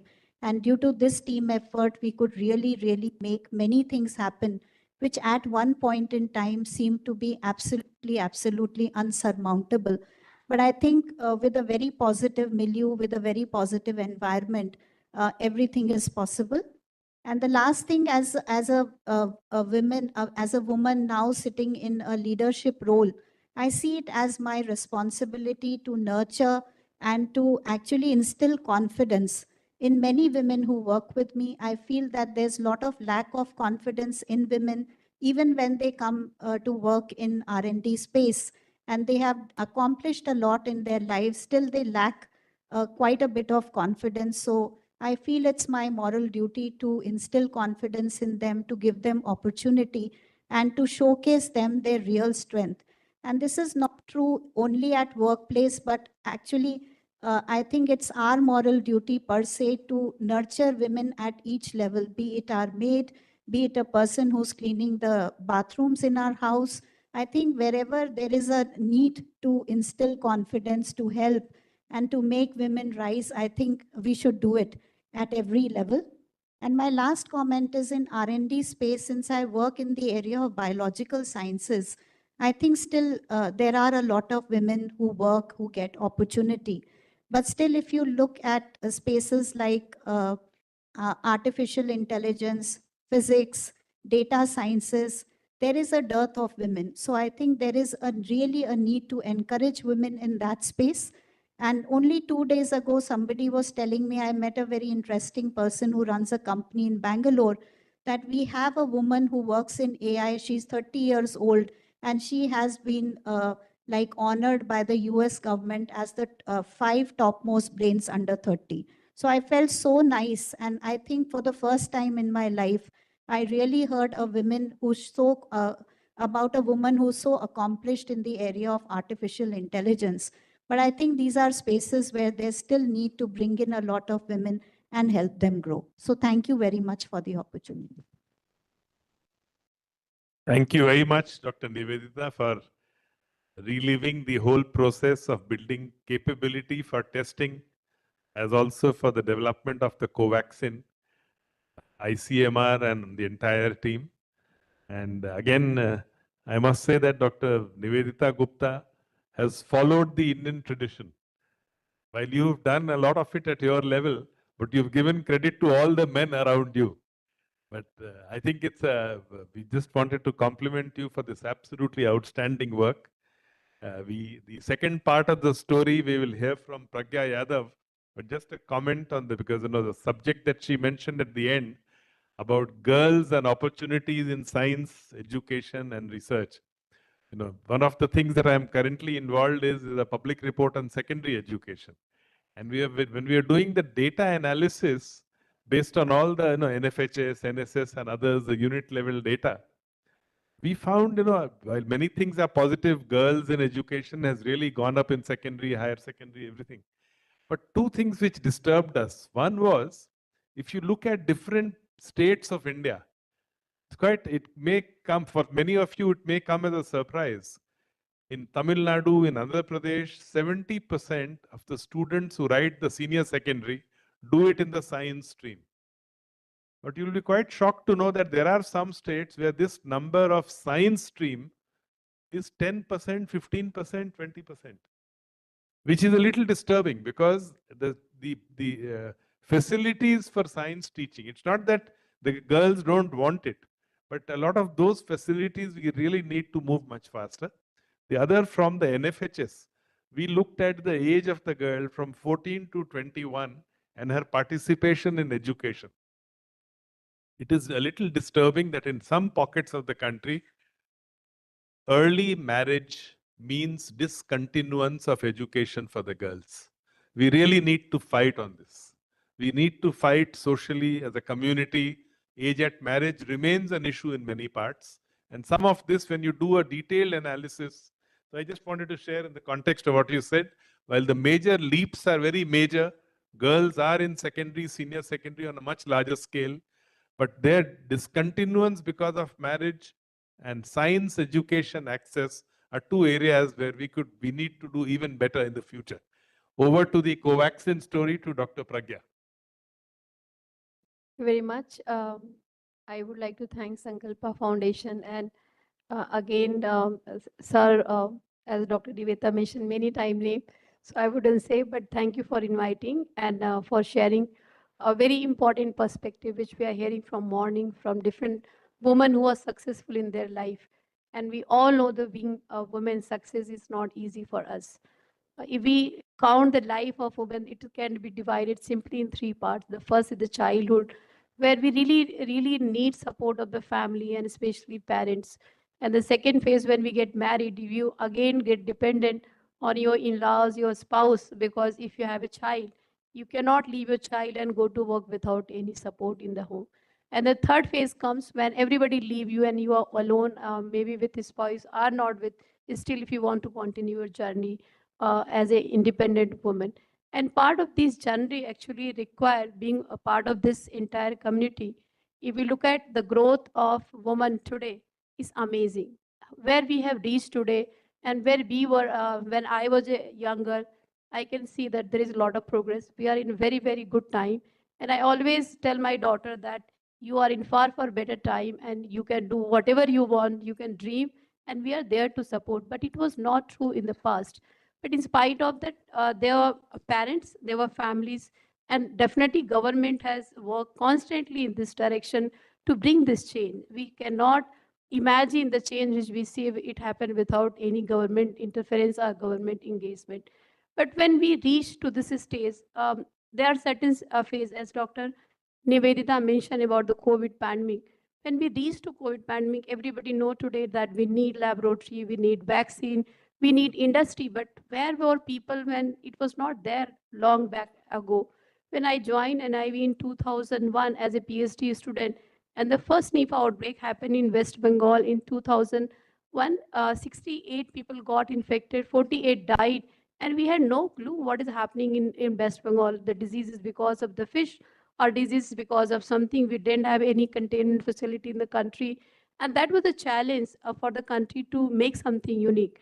And that's how we came up with the PSL3 facility by support of Government of India. And then finally, we have this PSL4 facility. And being in an IB, which is actually, you must have heard many times that we have highest number of women in there. And we never had this feeling of gender bias while working. But yes, I can see a very, very largely difference when we talk about the higher seat leadership role. Then you see the difference. You don't see the difference when you are a worker, when you are doing hard work. Then there is no difference, that for sure. But when it comes to the leadership position, there is a definitely a demarcation, and we need to work harder than men to reach those positions. Nonetheless, we could reach to a country among the Asia that has a BSL-4 facility, and everybody could realize importance of it when the COVID pandemic happened, from starting from testing laboratory, then enhancing the scale of testing, as Dr. Niveta already described. And the most important when we talk about the vaccine, in my team, all the scientists are women, and mostly even technicians are. So when we talk about working on any animal model, are going to the field in the outbreak setting, I have not seen such fearless creature in according to me, though I come from an army family. My husband is a work in armed forces. He's a neurosurgeon, and currently he's posted in Leh. So I have seen they are like ultimatum of the duty come first, and it doesn't matter what is happening. If there is a duty, they have to go there. So I come from that background, but I have seen my working fellows. They're amazing in their job. And even during the Nipah outbreak, when happened in 2018 in Kerala, there were a death happened. People lying on the floor, and nobody was ready to do the burial because people were so afraid. And a woman, young scientist of 28 years, is among the 400 males. People goes to that ground and then teach them how to do burial. So that's kind of fearless woman we have with us. They can do anything. And during the COVID pandemic also, we saw extreme dedication coming to the laboratory from morning 7 o'clock, staying up to 2 o'clock in the night, writing each and every result, delivering timely. And that's how we could see the first indigenous effort of making vaccines so fast in the country. And this efforts continue, and we are further developing. Government of India has made many efforts, and that's why we are talking the Viksit Bharat, because we have taken this dream to a reality. But this Viksit Bharat dream cannot happen thinking of certain people. It has to be dream of every Indian citizen. It has to be dream of every child who is in school or college, and they have to see that how we are going to contribute in this coming. Because this is not a stage where you reach and touch the post and say, okay, we are now Viksit Bharat. No, we have to change within ourselves. We have to change majorly our education system as well. Because today, now this is the month when all the children are appearing for NEET exam, JEE exam, and such a stress which we see now in all the parents, because they don't know what to do. There's limited positions and so much population of the children who are going to compete. And then when we talk about the research and development, so after all the good students who gone for the medical and engineering, the leftover will go for the BSc, BTech, and other. So your science and technology is not priority at all for the children or not for their parents. So we need to change this perspective. We need to change this narrative that we are going to build a nation where the science and education and every field, either is arts or music, everything is important. And whatever they do, they are going to enjoy. Unless we bring this change, it will be a very stressful society. And whatever change we want to in our Viksit Bharat wouldn't happen. most importantly, we also need to change the perspective of education and how I know there is a lot of efforts government of India made. You all are very well aware that we have so many industry coming up, startups coming up, but are they enough for us? They are not. So we need to make additional efforts. And I think this effort should not come only from the government of India, but from each of us. We have to all make efforts, how we grow more jobs, opportunity, how we, as a nation, as a society, we have to build more and more so that we can showcase this nation, the future generation, that you have a better place to work in country, you are safe, and you are going to get your salary or money to work here. So we need to change a lot before we reach to that stage, and we have very narrow period of 22 years. And there is another challenge and initiative which we realize after the pandemic, that we have to also prepare country for pandemic preparedness. There is a lot of efforts by bringing the science. Each section of the science is going on by One Health mission, where we are trying to bring each ministry, each laboratory together to have a better response, faster response, enhancing our surveillance. So before any outbreak happen, we should able to forecast, we should able to detect. And this cannot happen with just one particular science section supports. And this will only happen that when we have a comprehensive, inclusive kind of approach with, I don't say that, I don't believe because we are talking about the women, there are certain jobs women do the best, and there are certain jobs when men do the best. So we have to respect each other's capability. We have to respect each other's understanding and their phenomenon, how we can do the best. As a society, we have to try to do best for our society. And I really liked one of the earlier sessions speaker said that when we talk about the vacation especially for the caring of the children, we are only giving to women and we are not giving to men. So how they are going to support the children? So also, that's a very good important point, but there could be 100 of such points. And I think we should do a survey. We should find out what are those points which is going to improve our society in a way that we can enhance our science technology intake. How we are going to I remember there was many efforts by Space Research Center going to the school and colleges, teaching them about the space research, teaching about, you remember when the Chandrayaan 2 was launched, Mangal 1 launched, that's one success story, give a dream to all the Indian students. We can do something in ISRO, we can do something in space research. And we actually, with our small children, we kept waiting to have the launch 3, have the launch 1. And actually, we need more successful, such kind of story which can bring the dream into reality in the future. There is one more important field which I would like to quickly mention, the agricultural food industry, where we need a lot of not only the research and technology, but also innovation to feed entire population in a way that where we are not going to depend on the farms, which is with us, but vertical farming, innovations, genetic engineers, so many methods to enhance in a way that we should have enough food, enough medical care and hospitals so that we can take care of this entire society, which is going to be aged. So we are now in our prime position, we are going to be aged. There will be replaced by young generations, but there will be huge aged population. We need a lot of healthcare, and we have to constantly make efforts in direction. Then only we will be a Viksit, healthy and happy Bharat. Thank you very much. Thank you, Dr. Pragya, for sharing with us the outstanding work you've been doing and also your vision on where you want things to go. Thank you so much for your input. It is my pleasure to now invite Professor Shobha Shukla from IIT Bombay. Thereafter, we will hear Dr. Leena Srivastav. Professor Shobha Shukla. Yeah, I'd like to use the...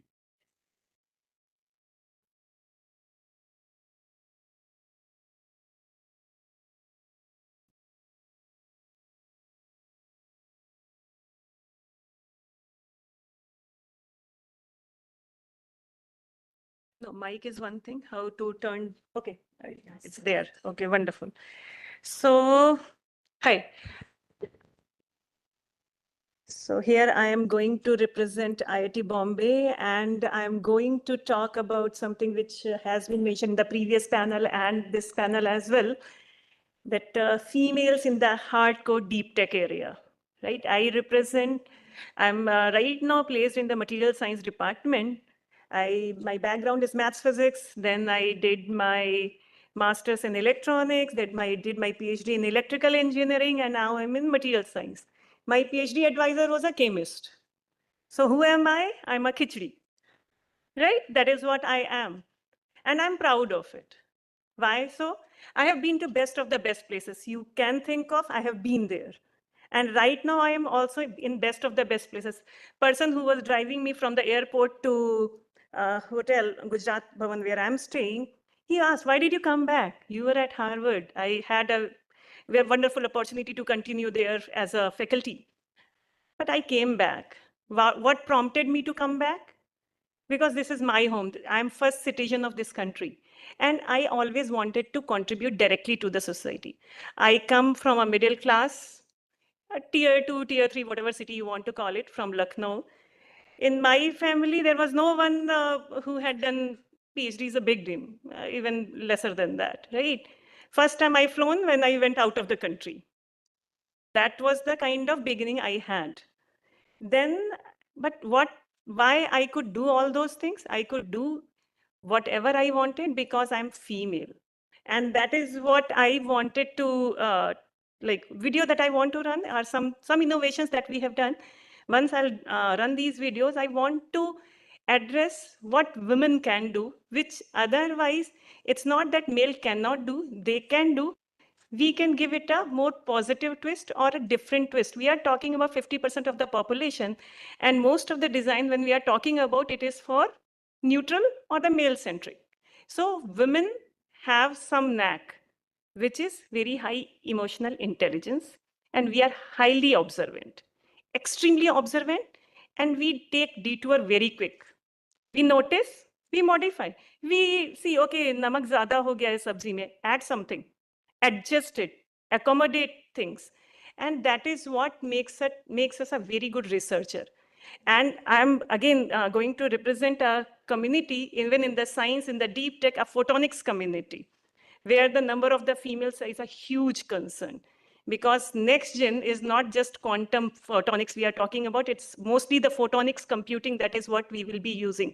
In next 10 years, your computation is not going to be totally electronics based. It is going to be optics based, photons based. And how are we going to address that? That is my core research area. And why I have done that? So I was trained on photonics.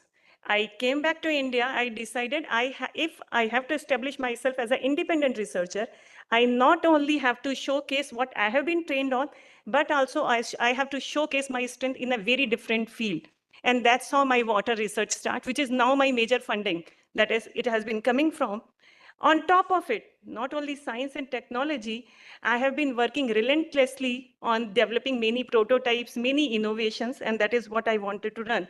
Also, I want to highlight 50% of my PhD student, I want to remind you again, deep tech area is female. So 9 of my PhD students are female out of the 15 people that I'm heading the group of. Okay. Not done yet, don't clap yet. So yeah, here I want to showcase the kind of a filter that we have developed. So it is to address the arsenic issue that is there in the country. And we wanted to come up with a very inexpensive solution, state of the art. And that is the point that I will mention a little bit later that Dr. Vijay Raghavan mentioned. Why to invent? Why to innovate? Why not import? Right? It's there.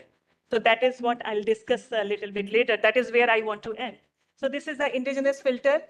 Best in the world right now that in terms of adsorption capacity. You have arsenic as a feed. This is based on like whatever the country that has roughly 10 ppm or around that. That is what in West Bengal and Bihar, the feed arsenic is available. And then I'm a very big opponent of the RO filter. So that's talk of some other day. But so in India, there is a kahawat, kos pe badle pani, char kos pe pani, and the water quality does change every mile or so, if you say it that way. So, wait, sorry. So having said that, RO, so basically you just need to treat water which is contaminated with and not need to remove all the minerals. And that is the major root cause of all the health things. This is something which we have developed to address the reject of the RO, because RO has been there. It's a technology that is implemented, but the RO reject, because water scarcity is also a major issue. So in order to address that, This system integrates reverse osmosis and solar thermal desalination with IoT-enabled data recording such as TDS, surface temperatures and ambient conditions using Jal Tattva mobile app. Brackish water with a TDS of around 1000 ppm feeds into the RO unit.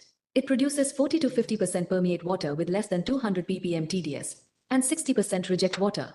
This high TDS brine, about 2000 ppm, is then treated in a solar still using solar energy and a modified absorber surfaces, nano-coated absorber surface and hydrophilic condenser surface for yield improvement. The still mimics the natural rain cycle. It evaporates the brine and the vapor condenses on a cooling surface, yielding clean water with TDS typically below 50 ppm. This sustainable process converts waste brine into fresh water using solar power. Thank you for watching. Save water. and finally, so these two are a little bit mature technology, which we think can be directly implemented. And there is a compendium of technology, because I am, being a photonics person, have been involved in developing lots of sensor technology. So just 1 minute video of this. Welcome to the technology developed at NeoLab IIT Bombay.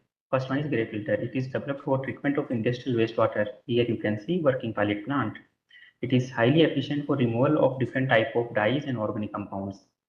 Next is membrane for oil water separation. We have developed two type of membranes. One will be effective in oil in water emulsion. Here you can see from the emulsion, water is passing and oil is retaining on the membrane surface. Other membrane will be effective for water in oil emulsion. This will allow oil to pass through it and water retains on the surface. We have also designed and fabricated a 3D printed membrane scaffold for continuous oil water separation. It has been demonstrated during IIT Bombay Tech Fest. Next is gray foam for oil and organic solvent recovery. Here you can see its selectivity as it is passing through the water but not absorbing it. We have further designed and developed an oil skimmer for continuous oil recovery. As you can see, it is remotely controlled by providing the GPS location, and its live location can be monitored on the screen.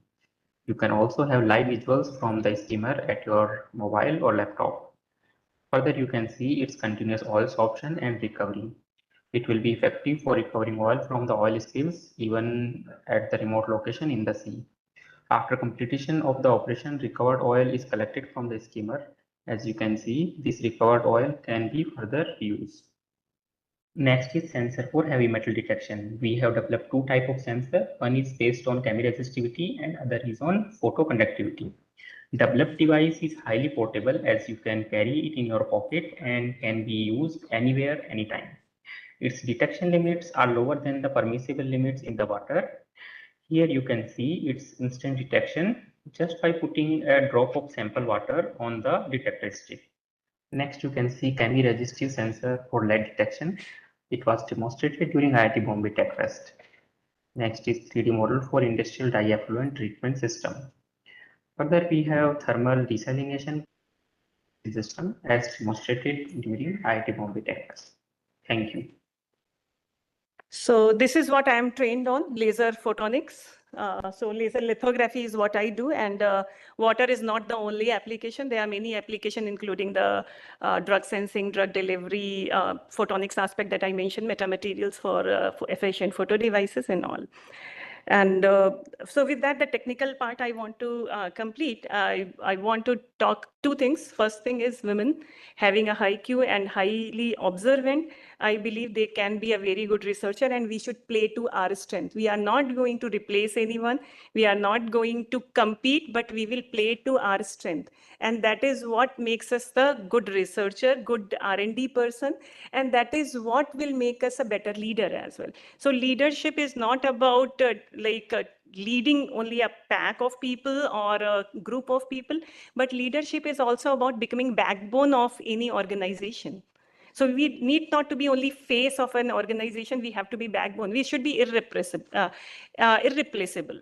So if we become that, that is what is the most important aspect that as a women leader we can impart to. The second thing that I want to answer, which the question that Dr. Vijay Raghavan mentioned, why to invent, why to innovate, why not just import and or maybe just do something. There is no country in the world who will provide you the state-of-the-art technology. You will always be given second or third generation or old technology that they are already done with that. So if we want to be ahead of the world, if we want to be Vishwaguru, we have to be a Bharat where we invest a lot of resources for inventing and innovating. I'll give you an example here. So Bharat Electronics Lab approached us almost like 6-7 years back. They make a night vision camera for the Indian soldiers. And so far they have been importing technology from France, entire technology, basically not even like buying, entire fabrication unit. So it was like under 500,000 crores kind of entire fabrication unit that gets imported from the France. And that also is 2-generation old fabrication technology that they get. And they were after me, can you make something which is, because this is what they are making. Their efficiency, the quantum efficiency, which is kind of a photon to electron conversion ratio, is fairly high. And what we are getting is 70%. Can you do something like that? I said, yes, I can do. Give me 1/10 of that, right? The kind of money that you are investing on the import, even if you invest 1/10 of it to the Indian R&D, it will be much better benefit. So we took an entirely different approach. We are now ahead of what they were asking for, and we are now in terms of talking or transferring the technology to them. But that is what happens. When you will not innovate, you will always be left behind, and you will always look to the other people. And I or you being a female, we should not be thinking that we will only work with the males or we will work with the females or the male has to have a backing of us. We all have to grow together. And that is what will make India great. With that, I'll stop. Thank you. Thank you very much. The presentation and also the identifying the strengths of women for research. That's a very important point you made. May I now invite Dr. Leena Srivastav, who's joining us online. Dr. Leena Srivastav, we would like to listen to your deliberations. Thank you very much, Dr. Sinha. I do hope that you can hear me. It's a real pleasure to be here at this event and very inspirational to hear the speakers who came in this session ahead of me. I'd like to start by thanking NHRC for inviting me to be on this panel, and particularly Dr. Bharat Lal and also, of course, Disha from Sankla. Thank you very much for having me here. The comments that I will make today are rather simple, I would say, but along the lines of a lot of what Shri Amarjit Sinha had to say. I think I empathize a lot with the views that he has held. I did want to bring the focus of this audience to the fact that we should first and foremost recognize the divide that we are living in. There are the women who are already in the education net, but there are a large percentage of women who are not in the education net, as Mr. Sinha mentioned, and I don't mind repeating that because it deserves to be highlighted again and again that we need to have a focus here.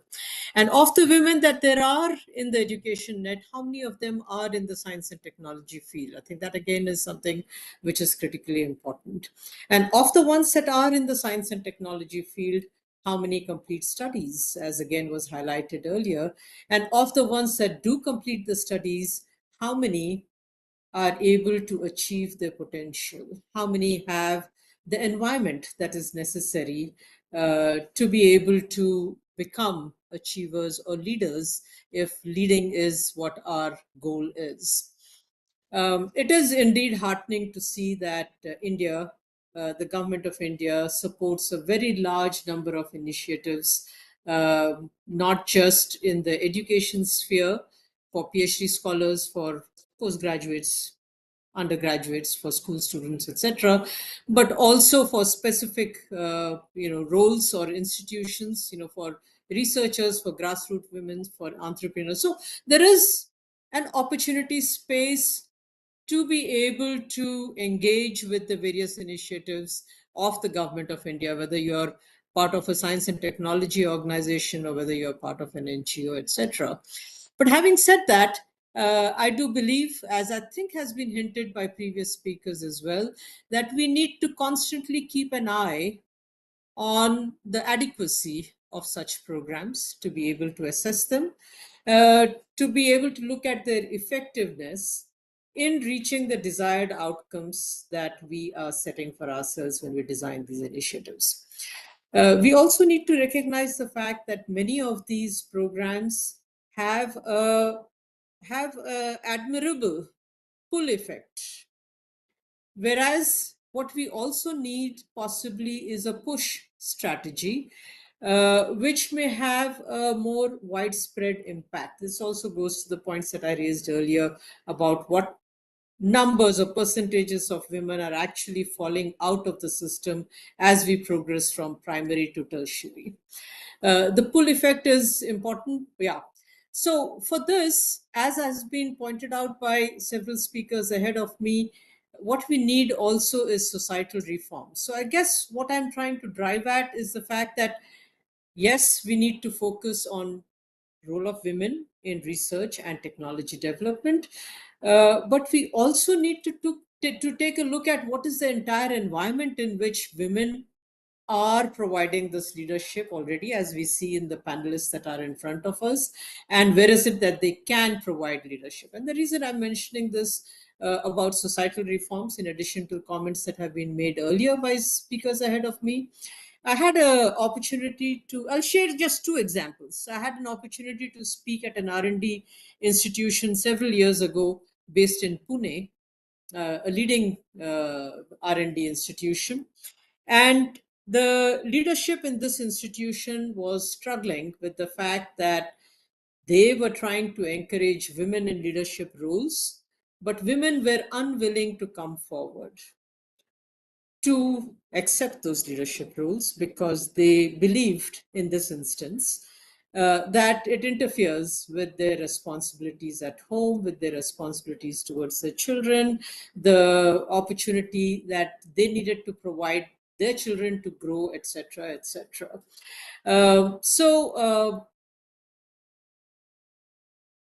Fixing this environment is a critically important role. So we spoke about, I think earlier, about the role of men, which I think is also critically important. But I think the entire workspace and the work environment is designed keeping the man as a role model, the man as the person who's going to be providing the work that is required in our economies, and perform the functions that are required, whether it is from a science perspective or management perspective, as the case may be. We need to be able to redesign the workspace, redefine the parameters within which we are working such that it suits the working conditions that a woman requires to be able to progress, to be able to achieve her full potential. And it's not that we can't do it today, because of the same technological improvements that we are talking about, because of the same information technology, the digital capabilities, artificial intelligence that we are talking about today, we should be very easily able to provide a different working environment, a more flexible working environment for women, provided we set our minds to be able to do so. So in addition to that pull effect, once again, we need a push effect in this space as well, which we can very easily provide. The second example that had come to my mind as I was looking at this particular subject was in relation to a PhD student. Sinha Saab, you mentioned this in your comments as well.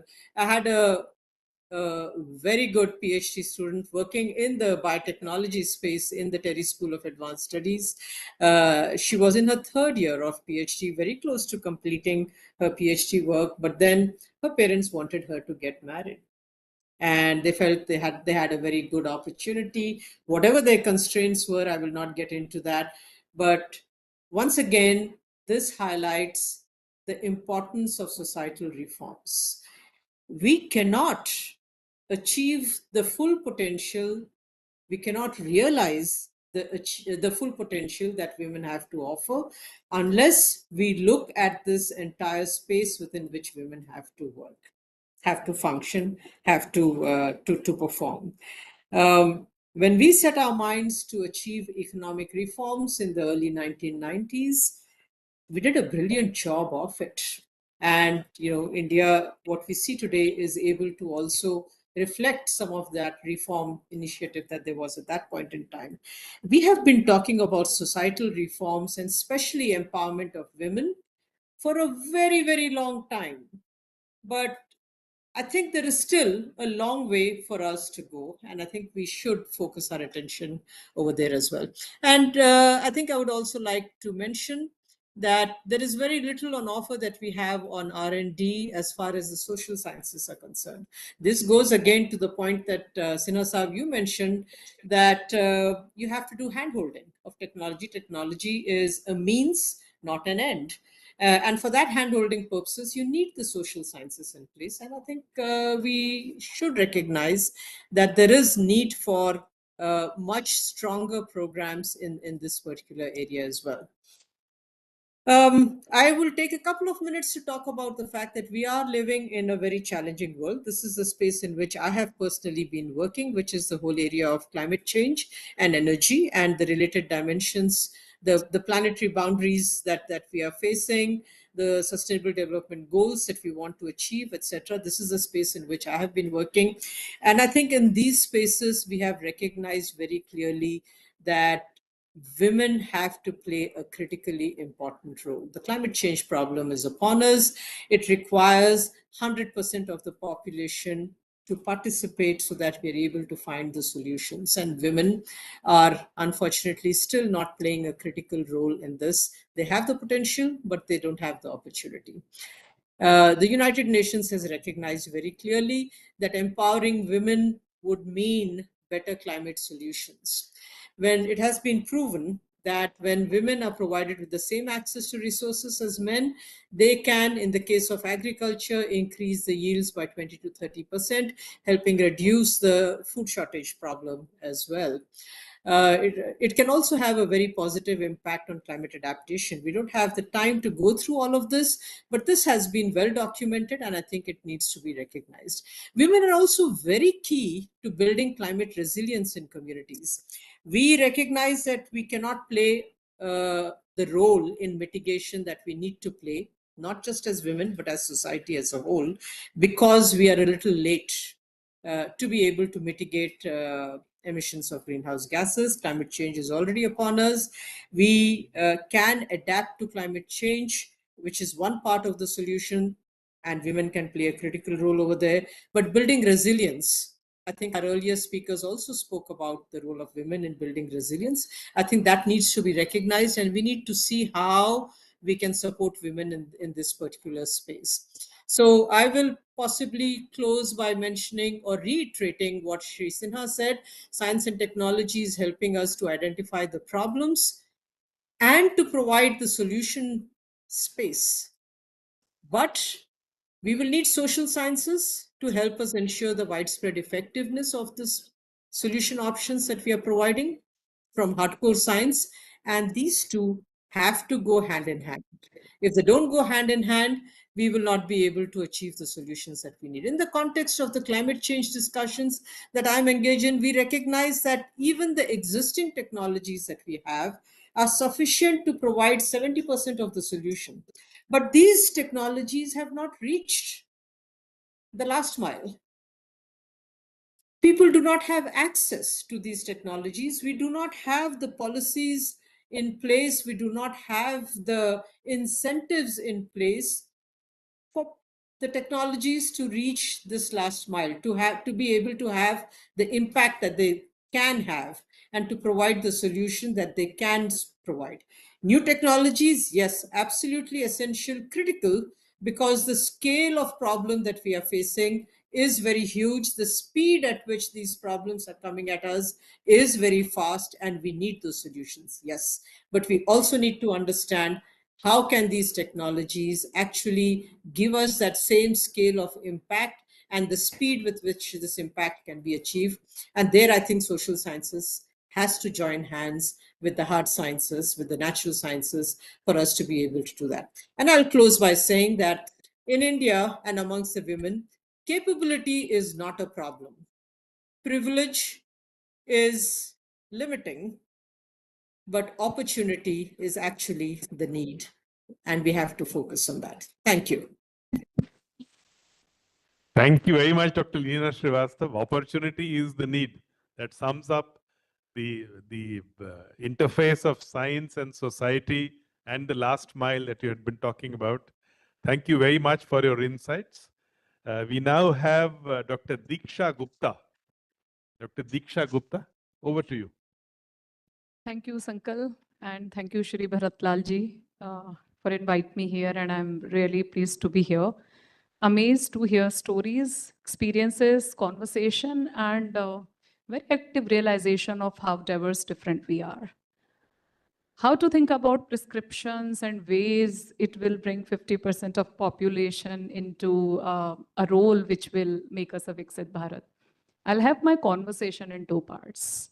How my own journey shaped in what I did, and some of my observations and possible strategies that can help to think through more. 8 years old in a classroom, teacher asked me, what you want to become? I said, Prime Minister of India. Everyone laughed. I was like, what's so wrong about it, right? Little did I know, it's not literal, it was the ambition. What I saw on news channel, what I read in newspaper or heard around, felt that's something important, really can do a lot of stuff. You forget these things over a period of time because you don't take seriously, no one take you seriously when you grow up, and then you feel, how does your underlying psychological narrative really shape your stories? We are talking about the privileged people, of course, we all are in this room sitting here, right? That's why we are here, what we are talking about, the stuff. I continue to think how to take this journey and the stories outside to the people who can imagine about possibilities. Who we can become is the imagination. And how do imagination comes about? From the exposure, from the information, from the role models, from the possibilities. I grew up in a village very close to Delhi, fourth among sisters, 5 siblings, very, very humble background. My father is a teacher. I think the best thing he did, never told us what to do or what not to do. That's the biggest contribution, I feel. Always hold us accountable. Look, you make your life whatever you want to. And it was not like for a girl. It's like for my brother or my son. But I was privileged. I could see girls around me, as everyone mentioned. They got married after their class 10th, after their class 12th. So the pipeline, if you really see from the socioeconomic strata you come to, right? So especially this is about the women who come from the background where survival, safety, societal norms, expectations are really the limitation. Then how to break those barriers is a collective responsibility for all of us, whether you came from there or whether you did not come from there, because we know there is a big segment out there. All right, continued my study, had my PhD, did my postdoc, and like Shobha, my time, okay, let's go back to India and do something stuff. Do something there because a lot of people need it. You made it till here does not mean a lot of people will be able to make it, and we have to make a lot of people making it. So for 10 years, I'm working in STEM ecosystem for India as well as for the world. I traveled, I think, more than 1,000 flights in last 10 years. I was on the plane all the time. Not it's a fun, that was a need.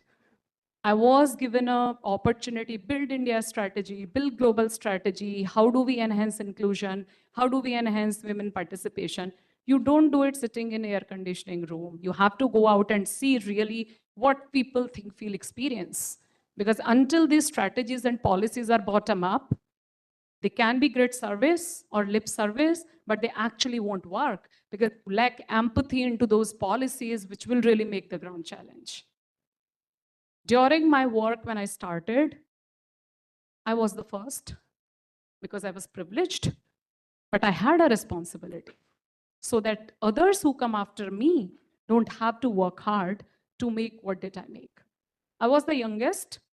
I was a woman, even physique by short, black hair. It took time for me to be taken seriously. And there is a journey.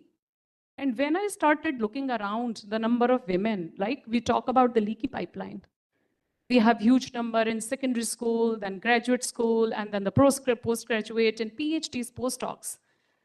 Where do all these women go? What happens?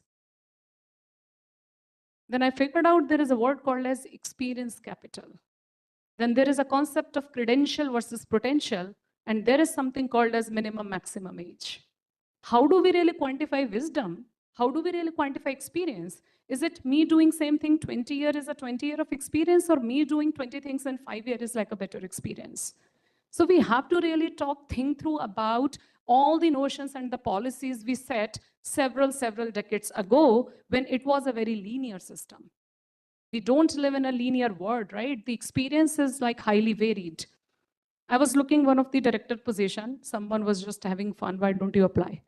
I said, I can't apply because I'm underage. Because the minimum age to be a director of certain thing is like a 42 years. I still have to wait for 3 years. Am I qualified? I think yes. Do I have a potential? Enormous. And you think about how many stories are lying there. So when we talk about leadership position, what is that we are measuring? Are we measuring number of years of experience? Are we measuring equal experience capital? Think about a man and women journey, right? There is a biology, there is a role to play. We can't deny out of it. Did we really include it and thought about all these journeys into the active leadership system? Two assistant professors started one journey. One has to go on to the biological path. Of course, you have to give birth. You have to do the basic child care, despite you have a supporting spouse, but he cannot be a child for you. You have to do it. And there are physical limitations for it. There are biological limitations to it, and there are emotional limitations to it. So for 10 years, men and women started same with a lot of like competence, but somehow you are lagging behind because your number of years are automatically less because you were less number of hours or the years into the workforce. How do we really optimize for that? How do we really build the policies which really work for all? So we have to really go beyond equality to equity to a system which is more inclusive and had more women into the system. So I really urge people who are here and have a role in making decisions about how do we choose for leaders, we have to pay important attention to potential, not to credential. I was again privileged in an organization working when I was going through the biggest biological crisis in my life on a maternity bed rest for 6 months. A person like me who never stops was on a bed for 6 months.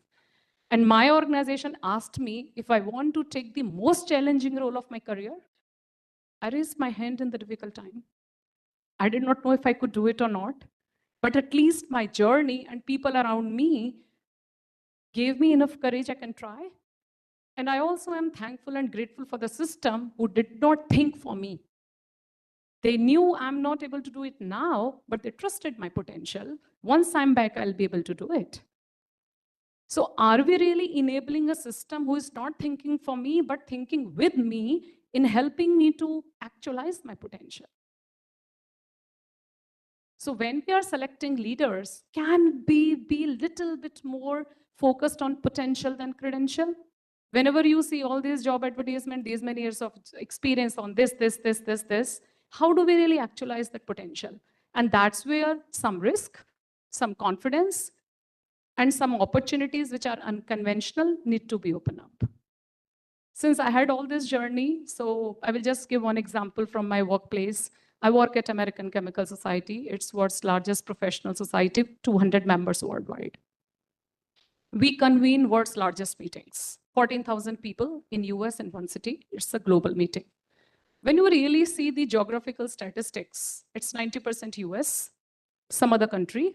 If you further go to diversity, mostly men, less women. There are visa issues, there are financial issues, there are maternity issues, there are child caregiving issues. I was given the responsibility how to make the meetings more inclusive. The first thing I did was launching a global virtual symposia.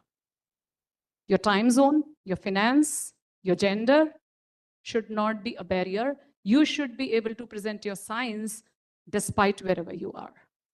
And I'm extremely proud of how my journey shaped up my work. How do I think for the people who don't have access to a lot of things?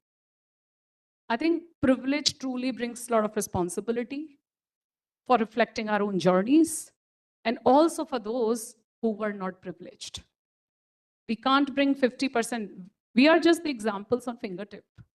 We are talking about a scale. That's why it's a moonshot, right?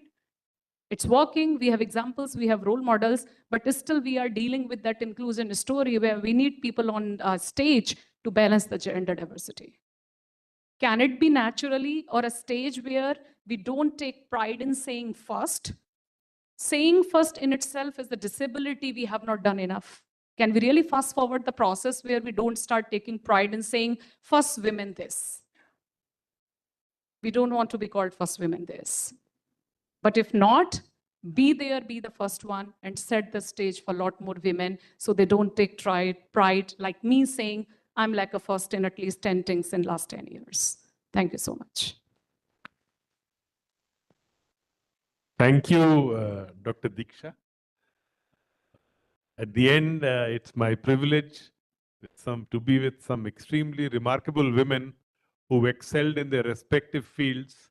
I'm sure your perspective on research and technology in the context of women and the lives they lead, the research they do, the challenges they face, the interface of science and society, all the issues in different ways have all been discussed. I would like to thank Dr. Leena Srivastav. It's been a privilege to listen to what you had to say. We've had Professor Vijay Raghavan, with whom our association goes many years back, making his points online. My best wishes for all the participants. And thank you, Bharat, for this opportunity for all of us to be together. Thank you so much.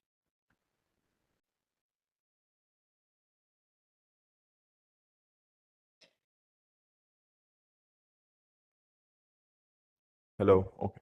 Thank you, Mr. Sinha, and our speakers for an engaging and forward-looking session.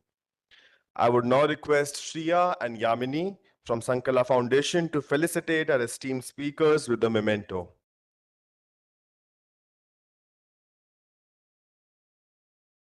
Mr. Amarjeet Sinha.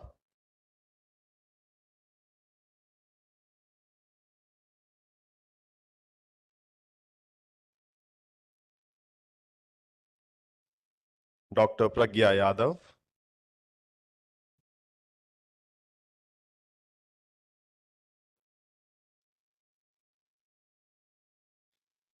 Dr. Nivedita Gupta.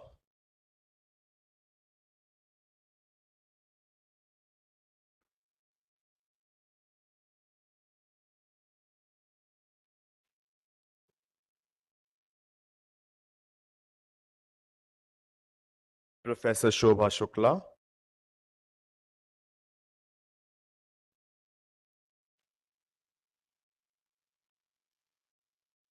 Dr. Diksha Gupta.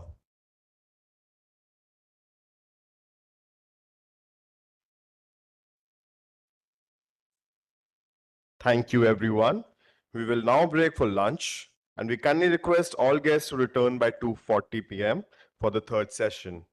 Enjoy your meal, and we look forward to reconvening shortly. Thank you.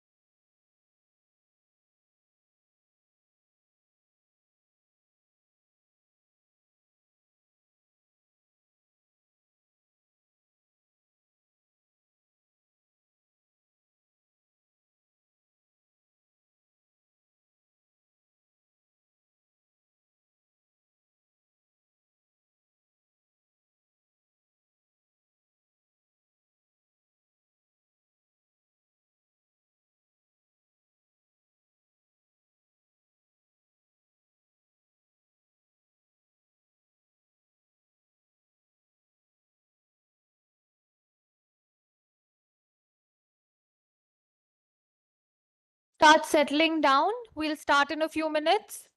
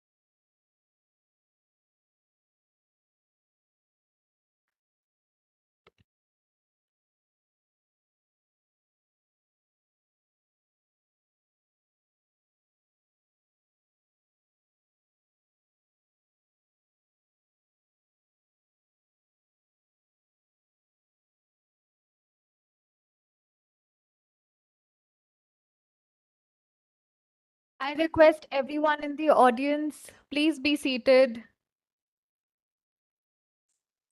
We have a really exciting panel lined up.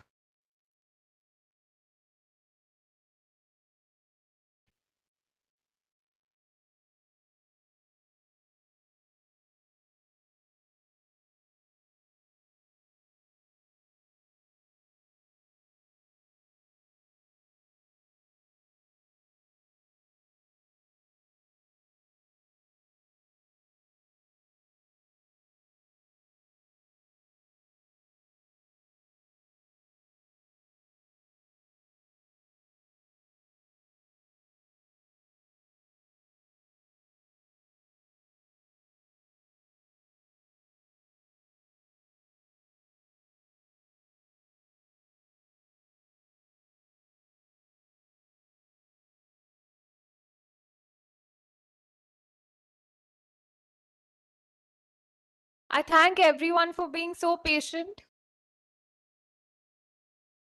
Please settle down.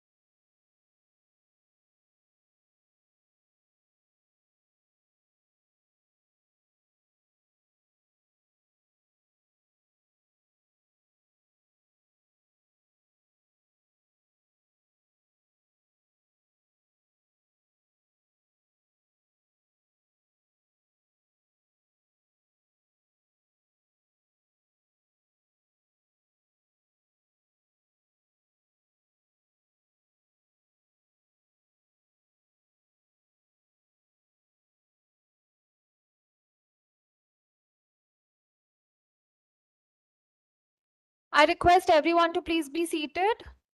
We're beginning in a few minutes. Everybody having lunch, I request to kindly gather back inside. We're going to start with the third session of the day.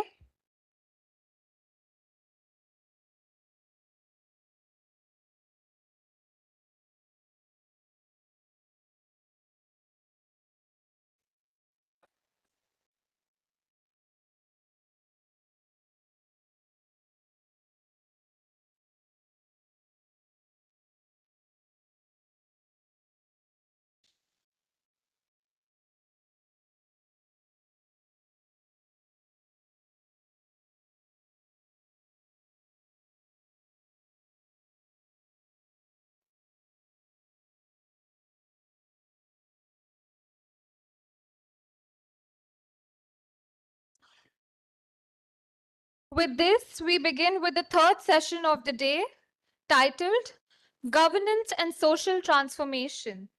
We're honored to have with us Mr. Bharat Lal, Secretary General and CEO, National Human Rights Commission, as the chair and keynote speaker for this session.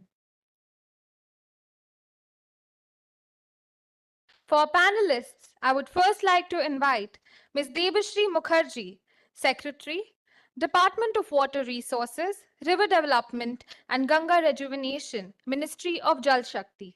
Ms. Mukherjee is a seasoned Indian civil servant with experience across central and state governments. Her work has spanned administrations of NCT Delhi, Goa, and Arunachal Pradesh.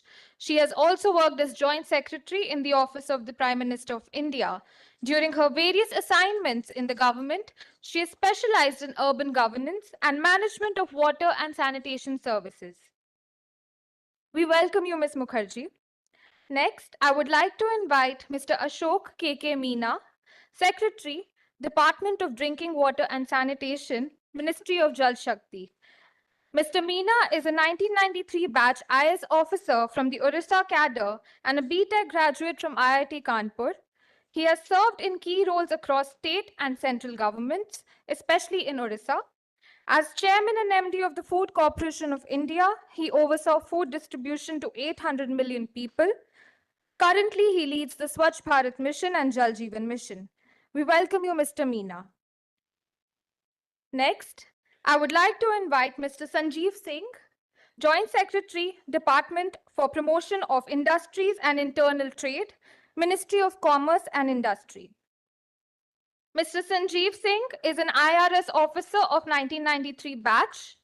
As part of his present assignment, he heads the Startup India initiative and is committed to building India a world-class startup ecosystem. He is also member of the board of directors of the Open Network for Digital Commerce and instrumental in bringing out quality control orders for various products. Now, I would like to invite Ms. Kanta Singh, Deputy Country Representative, UN Women India. Ms. Singh brings over 25 years of experience in leading pro-women development initiatives. She has worked with national and international bodies to advance women's roles in the economy, sports, and politics, amongst much more. She spent 9 years with UNDP before joining UN Women India as Deputy Representative. We welcome you, Ms. Singh. Finally, we have Ms. Chavi Rajawat, former Sarpanch, Soda, Rajasthan. Ms. Rajawat, India's first MBA Sarpanch, is a trailblazer in grassroots leadership and rural development. She has received several national honors, including the First Lady's Award from the President of India. Her work in Soda Village showcases sustainable, gender-inclusive development. She is also a board member of the Miracle Foundation. We welcome you, Ms. Rajawat. Before I begin, I request Dr. Malvika Kaul from the Sankala Foundation to honor our speakers with a token of appreciation.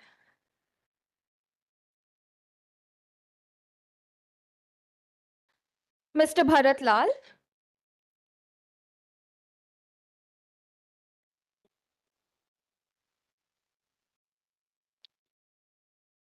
Ms. Debashri Mukherjee.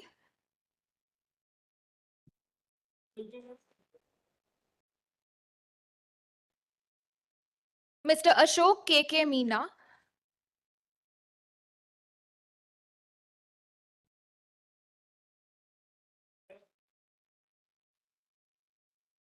Mr. Sanjeev Singh.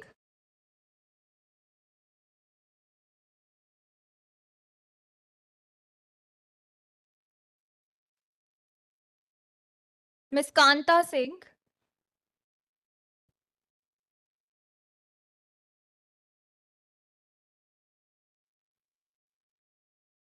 Ms. Chabi Rajawat.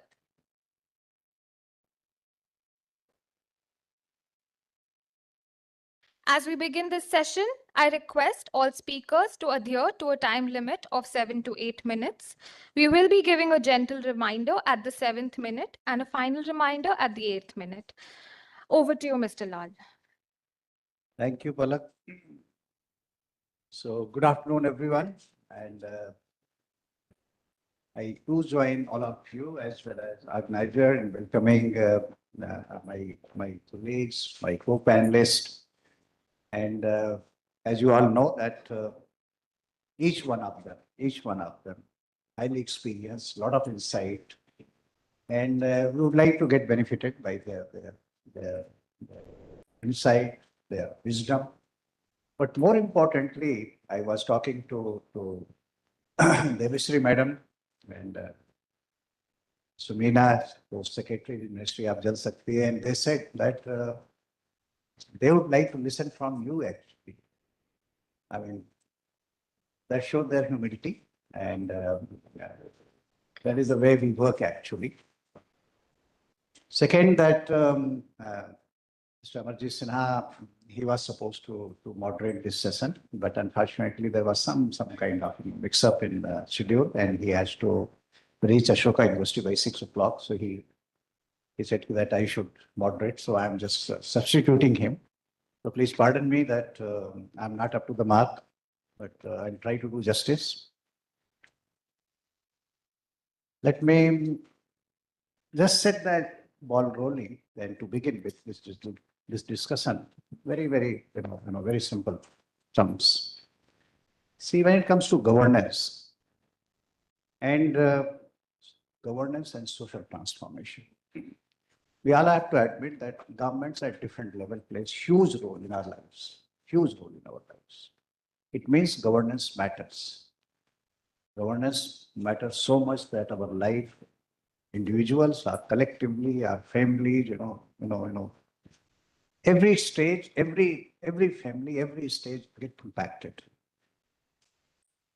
I'll just give one example before proceeding that how some small changes in governance, small intervention, how the whole narrative changes actually. And I'm sharing this experience basically 2 years back. I had the opportunity to go to Sri Lanka, and I had the occasion to call on Honorable then President of Sri Lanka. It was post turmoil, and when earlier president had, and other people had fled, and new president has taken over. So issue came that why youth was so upset, and they went, the whole kind of damage they did, and So one thing came out, very, very simple thing actually, and I'll encourage you that you might like to read these things actually. That roughly 16 or 18% of Sri Lankan adult population, they are in government. So it means in every family, there could be husband, wife, both they might be, or father, son, or mother, daughter. So average in every family, there are 3-4 votes. So if you manage to keep happy this 16% population, you can remain in government. And result was that, well, beyond a point, you can't have so many people in government. So recruitment and all those things stopped. New people were not coming in the government. And it became a very, very self-sustaining system. But youth, new people coming, they have no opportunity, no jobs, frustration, nepotism, whatever you call it. But they perceive that, yes, there is a nepotism, there is a door is closed, you can't enter it. And you have seen the result. Now look at India. In India also in 2010, 11, 12, we had certain turmoil here. But in 2014, when new government came, one small change, and I would like to highlight in just 1 minute this change.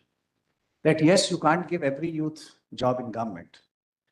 But government what did actually, very small thing, that as you know, that many of us, we have been part and parcel of that system at that level, that in old gold, whatever days you say, I will not say golden days. If suppose I have to purchase, I'm under secretary, section officer, managing my ministry or department.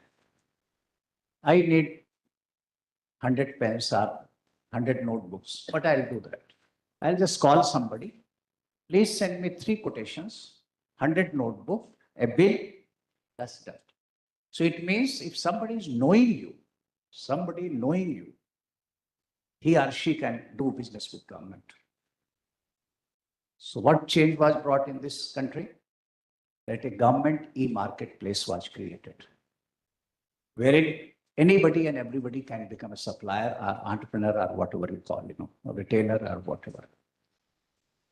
To ensure that every youth or every person given the opportunity, he or she need not to know anybody. More importantly, Mudra scheme was started that up to 5 lakh rupees, which has now been enhanced, loan can be given without any collateral. Very small step. So the gem, what we call this marketplace, this algorithm and all those details, many of you must be knowing, it has been built that if same rate, same thing, so there has been equity and all those things, it has been done. Now what is happening? It means anybody can do business. Don't need to know somebody in the government. No, nobody. So it means there is a hope. This governance is hope. And this example I can give in any field and you can take that in this country it is happening that use of digital technology, our processes, our system, work is being done, the speed and scale. I think Secretary, we are fortunate to have Secretary Drinking Water and Sanitation. He will tell that how toilets in such numbers, how household tap water connection in such number. And more important governance is take toilet or let's say tap water connection. The person need not to come to government and government official. Government is going to that person's place. In each village, you are going door to door. That whether you have tap water connection or not, you have cooking gas or not, you have electricity or not, you have, these facilities are not. So please see this kind of governance. And second dimension is that this use of digital technology. I was given opportunity in a few years back to work in Jal Jeevan Mission. And that time we started working, and COVID came. Now imagine that data. How many families are there? This one simple information. Somebody can say, go to state, go to district, go to village, collect data and do all this ground to thing and, do innovation and, this thing. But in this country, already in last 7, 8, 10 years, various schemes were going on, whether it's a toilet or housing or, cooking gas or electricity. And it requires just use of data analytics and you can, And imagine that number of household increased from 170 million or 17 crore to 19.3 or 4 crore. The point, you are beneficiary of those kind of governance improvement, whether it's a passport or, if you are traveling on airport or international, this thing you are seeing, But more importantly, how this governance, how this thing is changing, bringing social transformation. Are we able to remove corruption? Are we able to improve the quality of life of people? Are we able to give better education to our children? We have better, And I think in next session, we are going to have here Dr. Manohar and others are going to be, Dr. Paul is going to be there. How the digital technology you can use basically for improve healthcare or education or, other things, So friends, keeping this thing in mind, when social transformation comes, it means somehow take drinking water or sanitation or all these basic facilities. Basically, women are much more concerned. This is their responsibility. And if you are able to tackle this thing, you can bring huge change. And I will request Mr. Meena to explain it basically, that how toilet, tap water connection, it's just changing the lives of women actually. They are able to put productively, their daughters basically, they are able to study, they are able to do those kind of things. Or say dignity. I'm working with National Human Rights Commission and I have started appreciating and the importance, significance of dignity. I think earlier I was not so sensitive to these things. But now I see that, how dignity is important, you need not to, begging for basic facilities, to some officer or some individual, right? So this panel, I think we are very grateful that people here are, who have Kanta Singh ji and Notice Chavi, how grassroots level, how things are changing, how it is working. So to begin with, I'll request my esteemed colleague, Devashri Mukherjee, Secretary, Water Resources, River Development and Ganga Rejuvenation, who has done tremendous work. And I have a privilege of knowing her and witness, the kind of sensitivity she brought, the kind of transformation she's bringing in water governance. Of course, her job is at macro level, not at the very, very ground level or this thing. But she will be sharing, her insight and that how this improved governance in anything, whether it's in equity or inclusion, and how basically in all these sectors changing the people's life, particularly women and girls. So Devashri, over to you. Thank you, Bharat sir. So when we talk about women, leadership and governance, I could sort of break what I say up into two sections.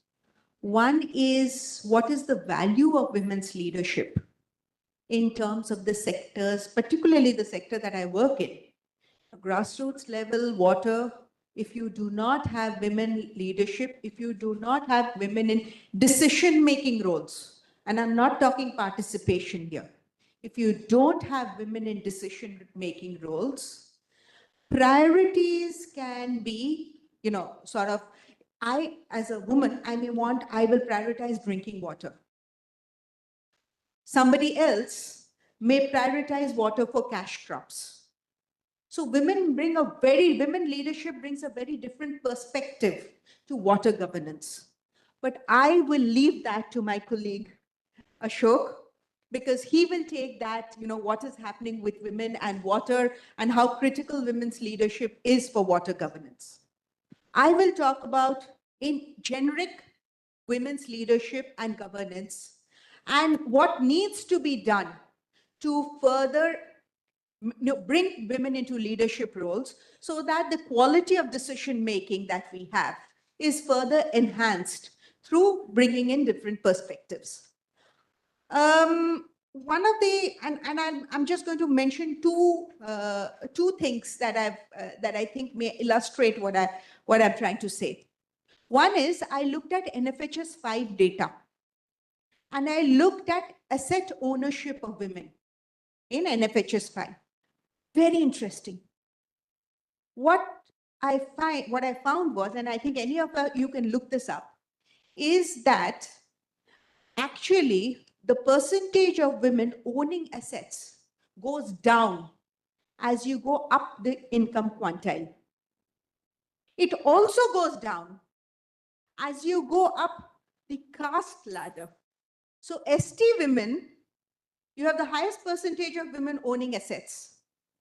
Scheduled caste comes next, OBC next, and general category least. So this is counterintuitive. And this is the crux of some of the issues that we face today. This is in spite of the fact that government has very strong policies. For instance, under the Pradhan Mantri Awas Yojana program, in the urban sector, every house is in the name of the woman of the family. It's registered in the name of the family. In rural, it is either registered in the name of the woman of the family or jointly in the name of the man and the woman. So there are very strong, sort of practices that government is trying, but still we are looking at NFHS 5 data and we are seeing this, that as you go up the income ladder, it's not as though asset ownership improves. This is a quandary. The second thing is more positive, and this is my lived experience. In the civil services batch of 91, when we started out, we were 16 women out of 100 men. When 30 years later, we went into the empanelment as secretary phase, and the first round of empanelment for our batch, 27 officers were empaneled, of which 10 were women. So what we saw was that at the empanelment stage, after 30 years of service, and when it comes to the top leadership position, actually, we looked at a 30%.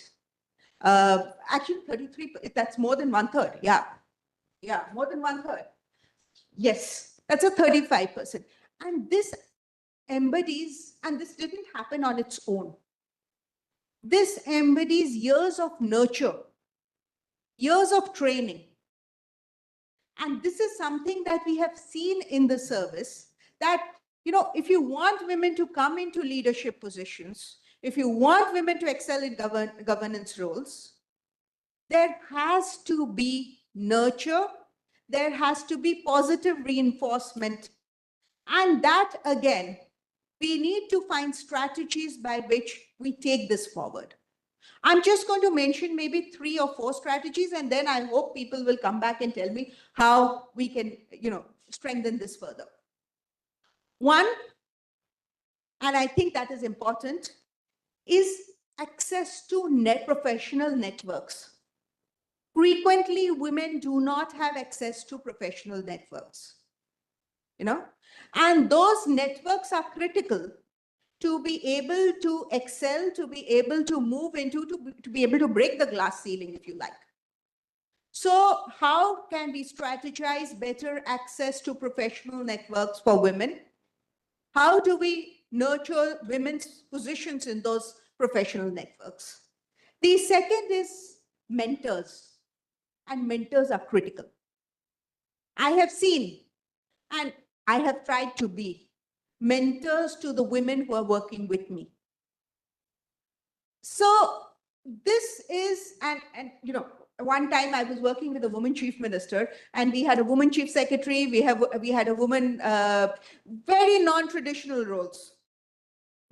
So how do you bring in women into non-traditional roles? As chairperson Delhi Transport Corporation, I found something very interesting. We didn't have women bus drivers. Why didn't we have women bus drivers? Because the buses were not designed for people whose heights were less than 5 feet 6 inches. And that ruled out a lot of the Indian women. Could we work with the design? Yes. But somebody has to think about it. Women were not, you needed a commercial driving license to come into the Delhi Transport Corporation. Who is going to employ a woman to drive a truck? How will she get a commercial license? Where do you make those spaces? How do you bring in women into the non-traditional roles? What are the invisible barriers? That's something, that nurturing, that mentoring, that thinking is where, we need women. If you want women in leadership positions, these are the things that we have to do. The third thing that I'd like to talk about is flexibility. If you want to keep talented women in the system, there are times in a woman's life when she needs flexibility.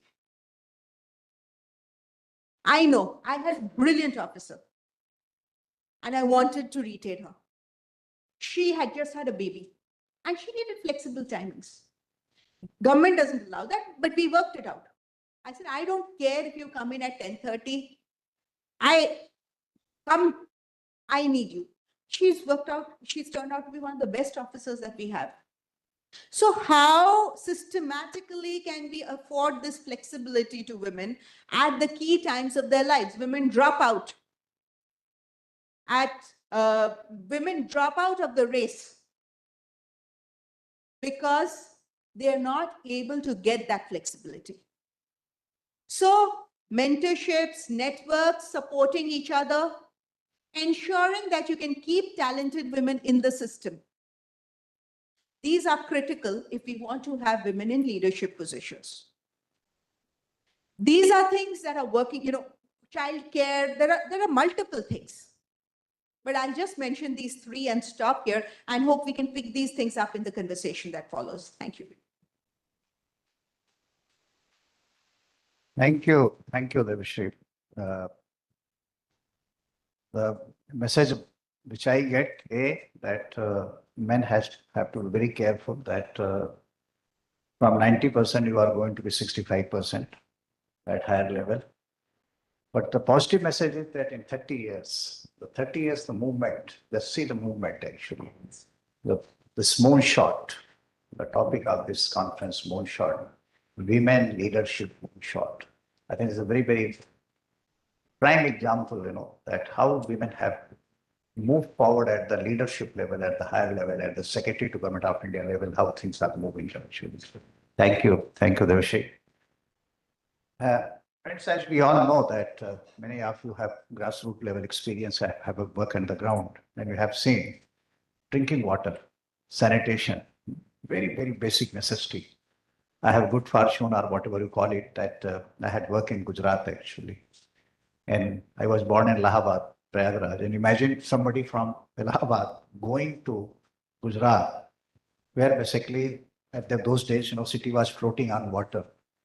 Ganga, Yamuna, Sangam, And there in Kutch and Saurashtra, water for 8 months supplied by tankers.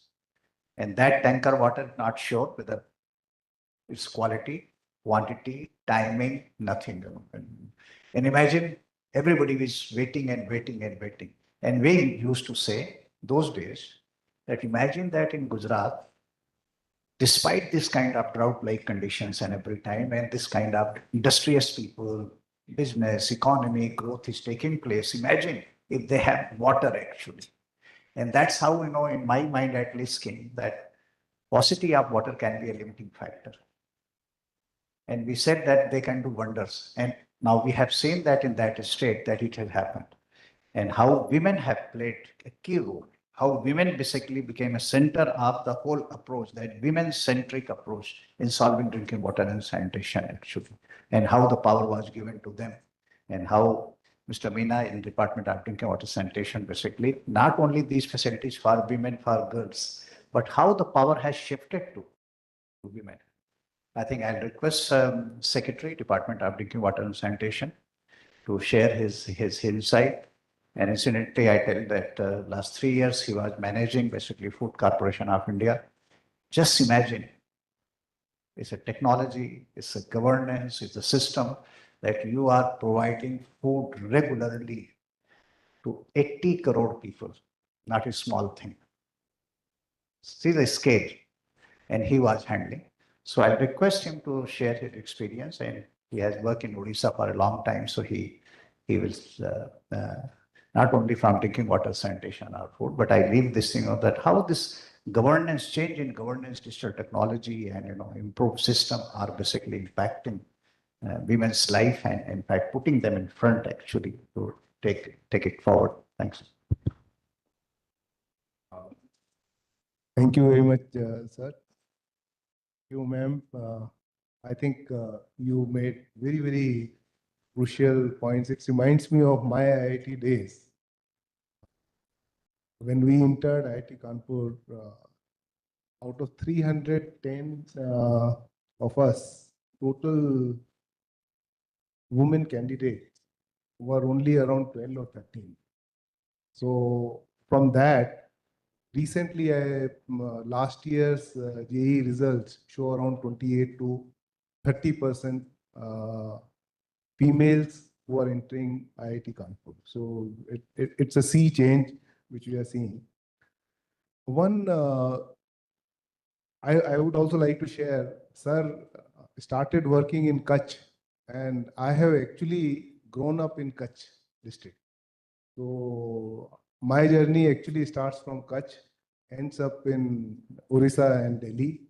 So I've seen what kind of the environment there was, difficult conditions, water not being available, and most of the burden, unfortunately, is borne by the woman folk, because arranging water ends up becoming the responsibility of either the adult woman or the young daughter who is not sent to the school because somebody has to arrange the water in the houses.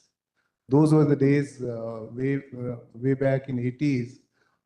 We used to actually have, it's unimaginable now, but 40 years back, used to have tankers, train completely with the tankers coming from other places in the country to Kutch, and then this water will be distributed.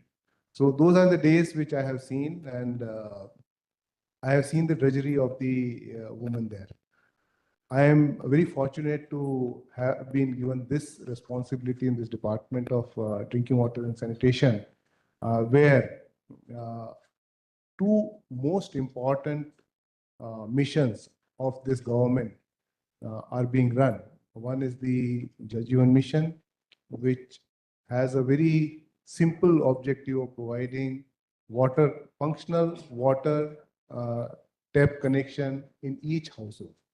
It's very easily said, but just imagine the amount of work which needs to be done in terms of the infrastructure, but more importantly, making that infrastructure functional on everyday basis. If you don't get the water in the morning in Delhi, you will feel by the end of the day, entire colony of that area in Delhi would be up in the arms. All the social media and the news channels will be talking about that water is not available. So just imagine if that is the kind of thing which might even happen in the rural areas when you have water connections later. So providing water connection is one. The second one is the Swachh Bharat Mission Gramin. In fact, second one is the predating mission of our government when Honorable Prime Minister took over in 2014. The first priority he gave was to the vision of Mahatma Gandhi, bringing Swachhata to every village in our country, and where the story of open defecation free India emerged. Friends, both the missions, the structure which was evolving, we were very clear from day one in Swachh Bharat Mission and Jal Jeevan Mission that you can probably provide the infrastructure from outside, but running the infrastructure to provide the service, sanitation service or drinking water service, is definitely not going to be possible if you have a centralized system of central government or a centralized system of the state government. What is needed is these are the services needed by the local people. So local governance structures will have to take over. And that's where, friends, I would like to bring the role of the woman in the local self-governance. We were fortunate that 73rd Amendment had already taken place. Gram Panchayat system has started functioning, but that system of governance will become functional only when basic services are provided by the local governance. And that's where these two missions envisaged, that you need to have local governance structures in shape of the village water sanitation committees. And in village water sanitation committees, we must ensure that these are not captured by the people who actually are not related to the service delivery. So therefore, it was made mandatory that local women, 50% of them must be local women in this evolving governance structure of village water sanitation committees, which is actually part of the Gram Panchayat system. So, friends, this is one opportunity which is getting created, where the governance architecture is evolving, the leadership roles are getting created, and while they are getting created for the women. And I am very happy to share with all of you that almost around 97% of the villages, now village water sanitation committees have been constituted. Some of them are functional, some of them may not be functional. But on paper, 50% of the membership now belongs to women. So by design, these two missions have ensured that certain kind of local self-governance structures evolve in the villages. 50% of those positions are given to the local women. So therefore, local women will end up becoming part and parcel of the local governance architecture to provide the services to themselves. Here, nobody is asking that you will provide services to somebody else. They will actually function as self-governing kind of structures where the infrastructure is provided by the central government and the state government together, but they will take over the infrastructure and utilize it for service delivery of drinking water, service delivery of sanitation services. In sanitation, the story started with construction of toilets. Now they are evolving into liquid waste management, solid waste management, grey water management, and plastic waste management. Women folk have started organizing themselves in shape of women self-help groups. They are coming together, working with the village water sanitation committees and ensuring that these services are delivered at the village. Now, what is the impact? There are several studies which have been done by WHO, UNICEF. Recently, SBI Research also carried out a study. You see, if water is made available in a household, that means the woman folk or whoever was going to get the water, he saves that much of time. So on average, it is estimated in rural areas around 45 minutes to 60 minutes is the time going to be saved by that household every day. Now that much of time is available mostly to women folk because 75% of this load was with the women folk. Now, if this time is utilized by those women folk, particularly if the young girls were doing this job, they will get this time to go to the schools. So therefore, enrollment will increase. Similarly, if the adult women were doing this job, then they will be able to do some productive work. So therefore, we are seeing SBI Research recently projected the participation rate of women in the workforce in rural areas have increased directly due to the implementation of Jal Jeevan Mission. If these are the implications, leave apart the waterborne diseases, how they will be handled, or health benefits that will happen, that I am not even talking about. I am only talking about the access, creating the amount of time to every household is going to create huge amount of opportunities for the women folk. So there is another thing which we are trying to do in terms of now health benefits. How health benefits will get translated from sanitation and water.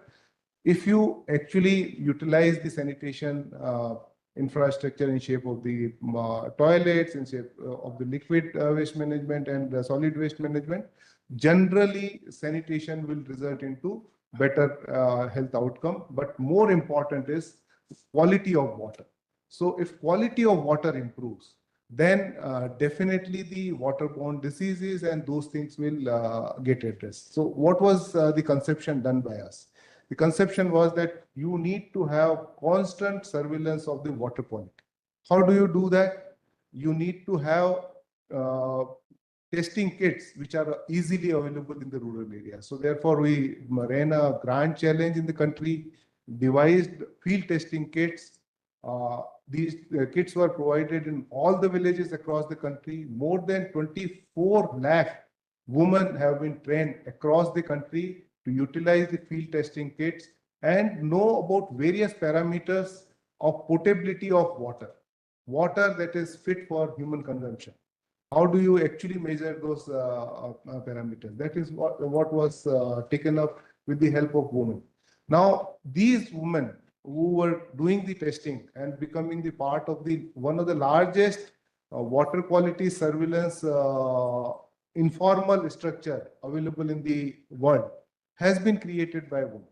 So women's involvement in water quality testing, women's involvement in village water and sanitation committees is evolving. It's a work in progress, but I firmly believe that with 50% of women taking charge of my village water sanitation committees, the infrastructure getting ready for being transferred to the women village water sanitation committees, I think we are looking at a transformed India in rural areas where these services will become default. You turn on the tap and the water will come.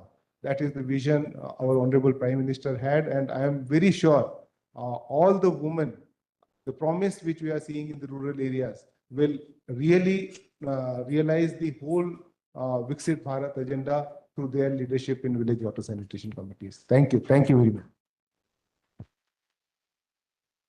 Thank you. Thank you, Ashokji. Just think about in rural area how this transformation is taking place. That in every village, suppose 15-member village water and sanitation committee is there. So minimum 8 members will be coming from women. Plus, in each village, 5 women are getting trained to test the quality of water. So let's say 13 women in each village. Then there is a Gram Panchayat. It also has reservation. And of course, again, 6,80,000 or 65,000, villages, you have 265,000 you have panchayat. In each village, if you have 50%, so average 3-4 women per village. It means in each village, 15 to 20, this kind of leadership is being prepared. And that is the transformation taking place. And I have seen, I had the opportunity to see that these women are basically now fighting elections. They are becoming village pradhan, sarpanch, taluka sarpanch, So what we call, and we will be listening, after some time, Shavi, that how this responsible and responsive leadership is developing and is taking place. But before we proceed further, we have a colleague from Department of Industrial DPIT. I'm thankful to Secretary DPIT. In fact, they have today the program is going on, and he said no, he's going to come from Gurgaon and he has to rush back again, to Gurgaon. So we would like to listen that what kind of in industry, business, entrepreneurship, what kind of transformation and basically women leadership is being promoted, and when it comes to industrial policy and its promotion. So I think I'll request Sanjeev Singh to share his thoughts and whatever is happening in the sector. Please let us know. Thank you, sir. It is a matter of great pride to be part of such an illustrious panel. In fact, last night when I received this topic, Women Leadership Moonshot, my daughter was sitting beside me and she is a lawyer. I asked, what is the meaning of moonshot? She said, Google कर लो, जो आजकल के बच्चे कहते हैं. मैंने कहा भाई तू ही बता दे. So when she started explaining it to me, मैं थोड़े हिंदी साहित्य पढ़ता हूँ, तो मुझे दुष्यंत कुमार जी का एक कविता याद आया कि कौन कहता है आसमां में सुराख नहीं हो सकता है, एक पत्थर तबीयत से उछालो यारो. So probably she said, yeah, probably this captures the essence. तो यही एक चीज है कैसे वुमेन एंटरप्रेन्योर्स के लिए हम एक इकोसिस्टम बनाते हैं जहां असंभव भी संभव हो सकता है. भारत बदल रहा है. We are in Bharat where the honorable president is a tribal woman, a Bharat where the economy and finance is led by a visionary woman, honorable finance minister, a Bharat whose capital is now led by a woman chief minister, a Bharat where leaders, co-panelists, ma'am being secretary, heading a department, Kanta ma'am, Chavi ma'am. I have been to your village and I must say, I was very impressed to see in soda. आप लोग अभी सब soda सुन रहे होंगे, वो वाला soda नहीं है, but इनका pond जो था, probably one of the cleanest pond that I have seen in rural India. And that is the power of a woman leader, that they can change the entire ecosystem. And in startup, we had the privilege of being invited by Honorable President of India in 2024 as part of the President with the People. Probably for the first time in history of the nation, the President of India specifically invited women entrepreneurs. And rest, they say, is history. For next 15 days, the whole social media, whether it is Instagram, LinkedIn, was saturated with pictures of women entrepreneurs saying that they have arrived with our Honorable President. And when we talk of social transformation, Startup India is a movement which I want to specifically talk about. Being entrepreneur, startup was probably 10 years ago. Sir, you will probably agree with me that when we were kids, asking to do a business from parents more than often resulted into a slap. But things have changed, specifically after 2016, when our Honorable Prime Minister initiated Startup India, and now the questions have changed to that extent that now parents ask, what is your moat? How will you promote your business? What will you do if your business fails? The questions have changed to that extent that I cajole my daughter to start a startup, but again, each to his own. And things have actually changed a lot, especially with reference to women folk. And it has been a very, very liberating thing to start your own business and be a giver of employment rather than seeker of an employment. आप नौकरी देने वाले बनो, ना कि नौकरी मांगने वाले बनो. आप दाता बन जाते हो एक स्टार्टअप खोल के. Startup India is all about mindset change, mindset for youth to be job creators, mindset for investors to invest in startups, mindset for academia to push research and innovation beyond boundaries, and many more. In fact, 50% of our recognized startups have women in leadership positions. In fact, the Startup India team itself, हमारी प्रतीति यहाँ आई हुई है, 60% of our resources are women, and they are doing exceptional work. कहीं भी किसी भी मंत्रालय में जब बात होती है स्टार्टअप की, तो होता है कि स्टार्टअप इंडिया की एक टीम होनी चाहिए. So this is the beauty of my team, that they have made themselves fit. And many of you would be aware that even our parliament has also passed Nari Sneh Vandan Abhiyojana, जिसमें 1/3 जो seats होंगी parliament में वो women के लिए reserve होंगी. और women फोक का जो एंटरप्रेन्योरशिप में जो एंट्रेंस हुआ है, इनफैक्ट कल ही मैं आप लोगों ने किसी ने विंजो कंपनी का नाम सुना है? This is a gaming company, and today morning I saw, and I was actually very surprised to see that their profit for the year is 315 crores, and this is being led by a woman entrepreneur, Soumya Singh Rathore. Or she is so simple, but at the same time so focused कि उसने एक नया sector create किया. आज बड़ी बड़ी जो Indian company है सर, वो 315 करोड़ का उनका नेट प्रॉफिट नहीं होता. Under the leadership of Honorable Prime Minister, Bharat has transitioned from women empowerment to women-led development, where women are not just beneficiaries, but key decision makers and drivers of change. From Faguni Nair of Nykaa to Rosni Nadar of HCL, from consumer goods to IT, the women of India are leading transformative changes and setting global benchmarks. In fact, Startup India में भी हम लोगों ने तरह तरह के programme किए हैं. जैसे एक पिच फॉरवर्ड करके हमने प्रोग्राम किया था जो स्पेसिफिकली Tier 2 and Tier 3 के वुमेन एंटरप्रेन्योर्स को अपने स्टार्टअप्स को शोकेस करने के लिए था और ये एक बहुत ही सक्सेसफुल प्रोग्राम था। वैसे ही मॉम प्रेनर प्रोग्राम हमने किया था जिसमें करीब 80 स्टार्टअप्स का सिलेक्शन हुआ था and this whole process was done by women entrepreneurs itself, and this led to a lot of awareness also. And again, coming back to Moonshot reminds me of our Chandrayaan-3 mission.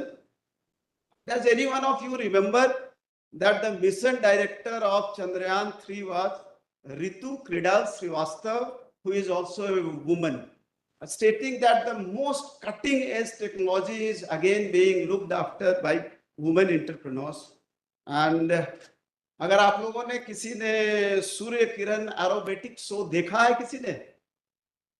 अगर नहीं देखा है तो कभी मौका है तो जरूर देखिएगा। इंडिया की जो हमारी एरो शो होती है, it is among the best in the world and this is again being led by lieutenant Kamal Sindhu, who is a woman, again showcasing that women are at all the frontiers. These were the frontiers. जैसा sir ने और ma'am ने भी बताया था, it is not only about bureaucracy, it is for the IIT, but everywhere changes are taking place, and as they say, change is the only constant, and women of today are driving the change of this new Bharat. And हमारा एक startup national award होता है जिसमें women entrepreneurs के लिए special prizes होते हैं। तो अगर आप में से जो कोई भी एंटरप्रेन्योर हैं उनसे मैं रिक्वेस्ट करूंगा पार्टिसिपेट करने के लिए। इनफैक्ट लास्ट ईयर सर एक आपके साथ काम की भी शायद बात होगी, हमारी एक महिला उद्यमी थी Santoshi Buddhiraja. She has created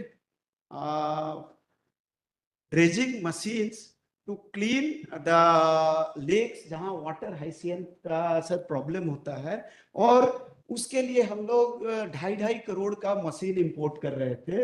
and she has designed and successfully employed them for cleaning lakes water water hyacinths there. She has made trenching machine जो पूरा भी इंडो पाकिस्तान बॉर्डर पर आर्मी के द्वारा ट्रेंचिंग किया जा रहा है। पहले किसने सोचा था कि कोई वुमेन एंटरप्रेन्योर अपने स्तर पे एक ऐसी स्टार्टअप बनाएगी जो एक्चुअल मैन्युफैक्चरिंग करे, क्योंकि अभी भी इंडिया में जैसा हम देखते हैं mainly startups are focused on service industry.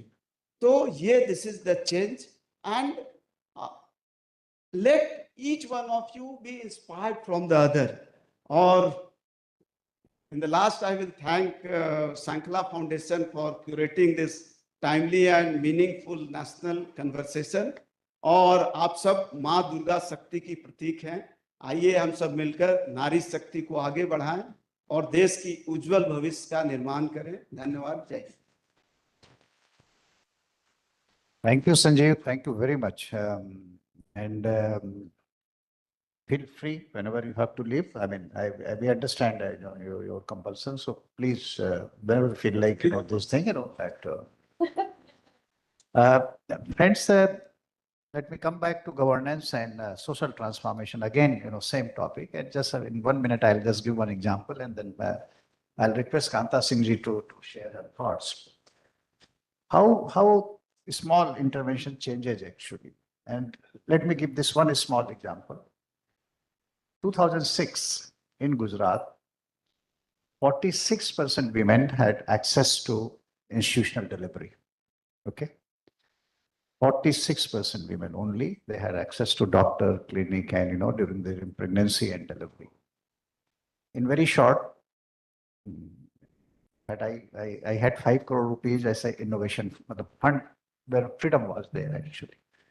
Cut the story short, we worked out a scheme where selected 5 district, tribal district, and any person, his wife, his sister, his daughter, take to any doctor, private, anywhere, and there her pregnancy test will be done. And in those tribal areas, this campaign was launched that, well, a kind of awareness education program, because most of the tribal families during those times, they were not taking their during pregnancy to doctor actually. And in those tribal districts, in small towns, private doctors were there. But as you know, PSC, CSC doctors were not there actually.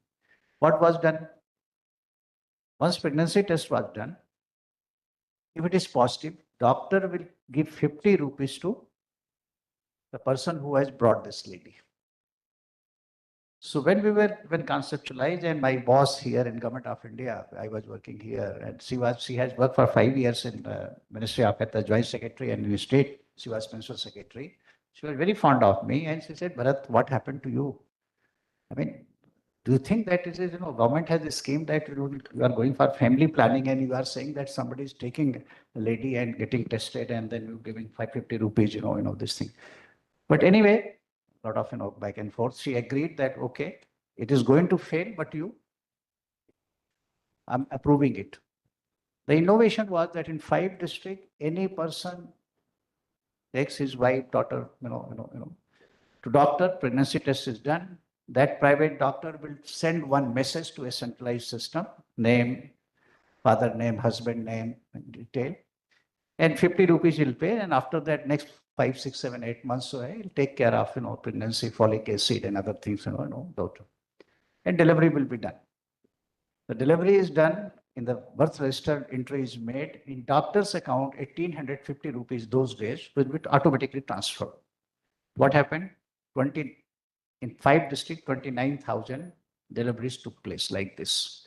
Out of those 29,000 deliveries, it was under tribal scheme, but 100 plus some other non-tribal also took benefit. Present Prime Minister, as Honorable Chief Minister, he said, expand it, and we expanded it to 11 districts. And then whole Gujarat. The governance is how it changes. No, PSC and doctor recruitment was in normal speed. But in 3 years, no more, that on a very large scale PSC was, constructed, our new equipment came, our doctor, paramedic, all this thing, nothing happened. Only 51 crore rupees was spent annually. And institutional delivery in Gujarat from 46 reached to 97% in 3 years. That is the innovation. That is the governance, basically using, that is the true public-private partnership, that you can't do that, My only request is that, as Devashri Madam has explained you, that your generation, this young women, they have to come forward. It is your time, take advantage of it. It is a stage where you can do a great job and avail this opportunity. Now I'll request Kanta Singh ji, as you know, that she has been working for a long time on women issues and with UN Women, and thank you, ma'am, for being here. And we would like to hear you and to take this moonshot, we would like to hear more about it. Thank you. Thank you, sir. Good afternoon, everyone. I'll just focus on two words, one governance and one transformation. Let me just first tackle transformation. How does transformation happen? When you do something transformative, and India is full of those examples where government as well as private sector has done amazing work. I think India is also a perfect example where we can showcase how women's leadership has been so transformative. 4 million women in SSGs, 1.4 million women in grassroots democracy, frontline workers, teachers, health workers, you name it, and women are there. Also, governance is the second part of my focus is governance is beyond numbers. You can't just talk about numbers and say it's good governance. Governance works when everybody else sleeps. It's like that you put systems in place that will work for everyone. For example, the Constitution of India. Now there's a fundamental, it's one of the most progressive documents in the world. It is working for everyone. So even when I'm sleeping, I am very sure that my Constitution will protect me. That's the governance model or a basic document. However, we take it and we oversimplify these things that, okay, when we put numbers or design a scheme from a women's perspective, it will work automatically. And I'll give you an example of our education system. We have been able to figure out how to get more women into education system, right? There are more women today in higher education institutions than boys and men. What is happening thereafter? Why are women dropping out of jobs? Ma'am gave a perfect example. We are not putting the governance systems to work in terms of transportation, in terms of their safety. The governance of safety mechanisms is so poor in our country that we are not thinking of the implications of that failure on the lives of women and also men. Why just only on women? As a result, and workplace safety, cyber safety, we have brought in technology where we are encouraging people like us, and even government is encouraging young women to go online. But are we protecting them from cyber safety, cyber onslaught? Even a minister, sir, a senior minister in the government is not spared from the violence she suffers online. Because it's very difficult to go close to her physically. It's a real issue, and young women are particularly at risk of that kind of violence. Once exposed, they have no way to go back to using technology for good. Something happens to a young woman in a school bus, 5 girls drop out. The boy continues to go to school or college. So that is the governance failure, I would say. So when we're thinking of solving a problem, we should think of all the loops that impact that. No country in the world has been able to progress unless the country has used 100% of the talent pool. We are choosing from 50% of the talent pool and more. Government can do what it can do, bring in very favorable policy framework. Government can also do some investment, for example, in terms of gender responsive budgeting. And every year the allocations for women specific schemes are going up, and all the social sector ministries and departments have witnessed many levels of increase in the budget. Also the cash transfers is a good governance mechanism because then corruption has gone down. Money is getting directly to women's accounts or beneficiaries' accounts. Those are some of the great examples that India has been able to experiment. Looking at the size and looking at the extent of problems, I think we need to look at transformative things, and technology can help us achieve some of those targets. I would also like to focus on some of the structural barriers and the strategic interests of women, for example. When we say Ujjwala scheme, sir, I couldn't think of anything else. We are saying it is a women's scheme. We are also counting the budget allocated for Ujjwala under gender budgeting. Now that puts again the onus of cooking on women, as if only women eat food and not men, right? So we are putting the money there and saying this is for women. So same is for toilets, as if men don't use toilets. Some of these issues could be addressed by understanding why we are putting the stereotypes again back in the system. And for that, I think everybody, including the officers and all of us, need to be clear. Ma'am talked about design thinking and buses. Ma'am, you're absolutely right. How does a pregnant woman go to access the bus, right? Similarly, kitchen slabs. See, every household, if any apartment that you buy, you will feel a woman who is 5 feet, it's very difficult for her to use the slab. A woman who is 5'9", it's very difficult for her to use it because we use a standard size. We never consult women. We never ask them what is the size that this house belongs to, which woman. But not only a woman, I'm saying that the man also has to cook. So let's also start thinking about how to avoid those stereotypes, because gender responsive planning, budgeting, and implementation makes not just, it doesn't look good. It also makes business sense. Because anything that you plan, keeping in mind the specific needs of women and men in mind, it will have better impact. But what women's leadership does is that they already bring some of the learnings from the ground.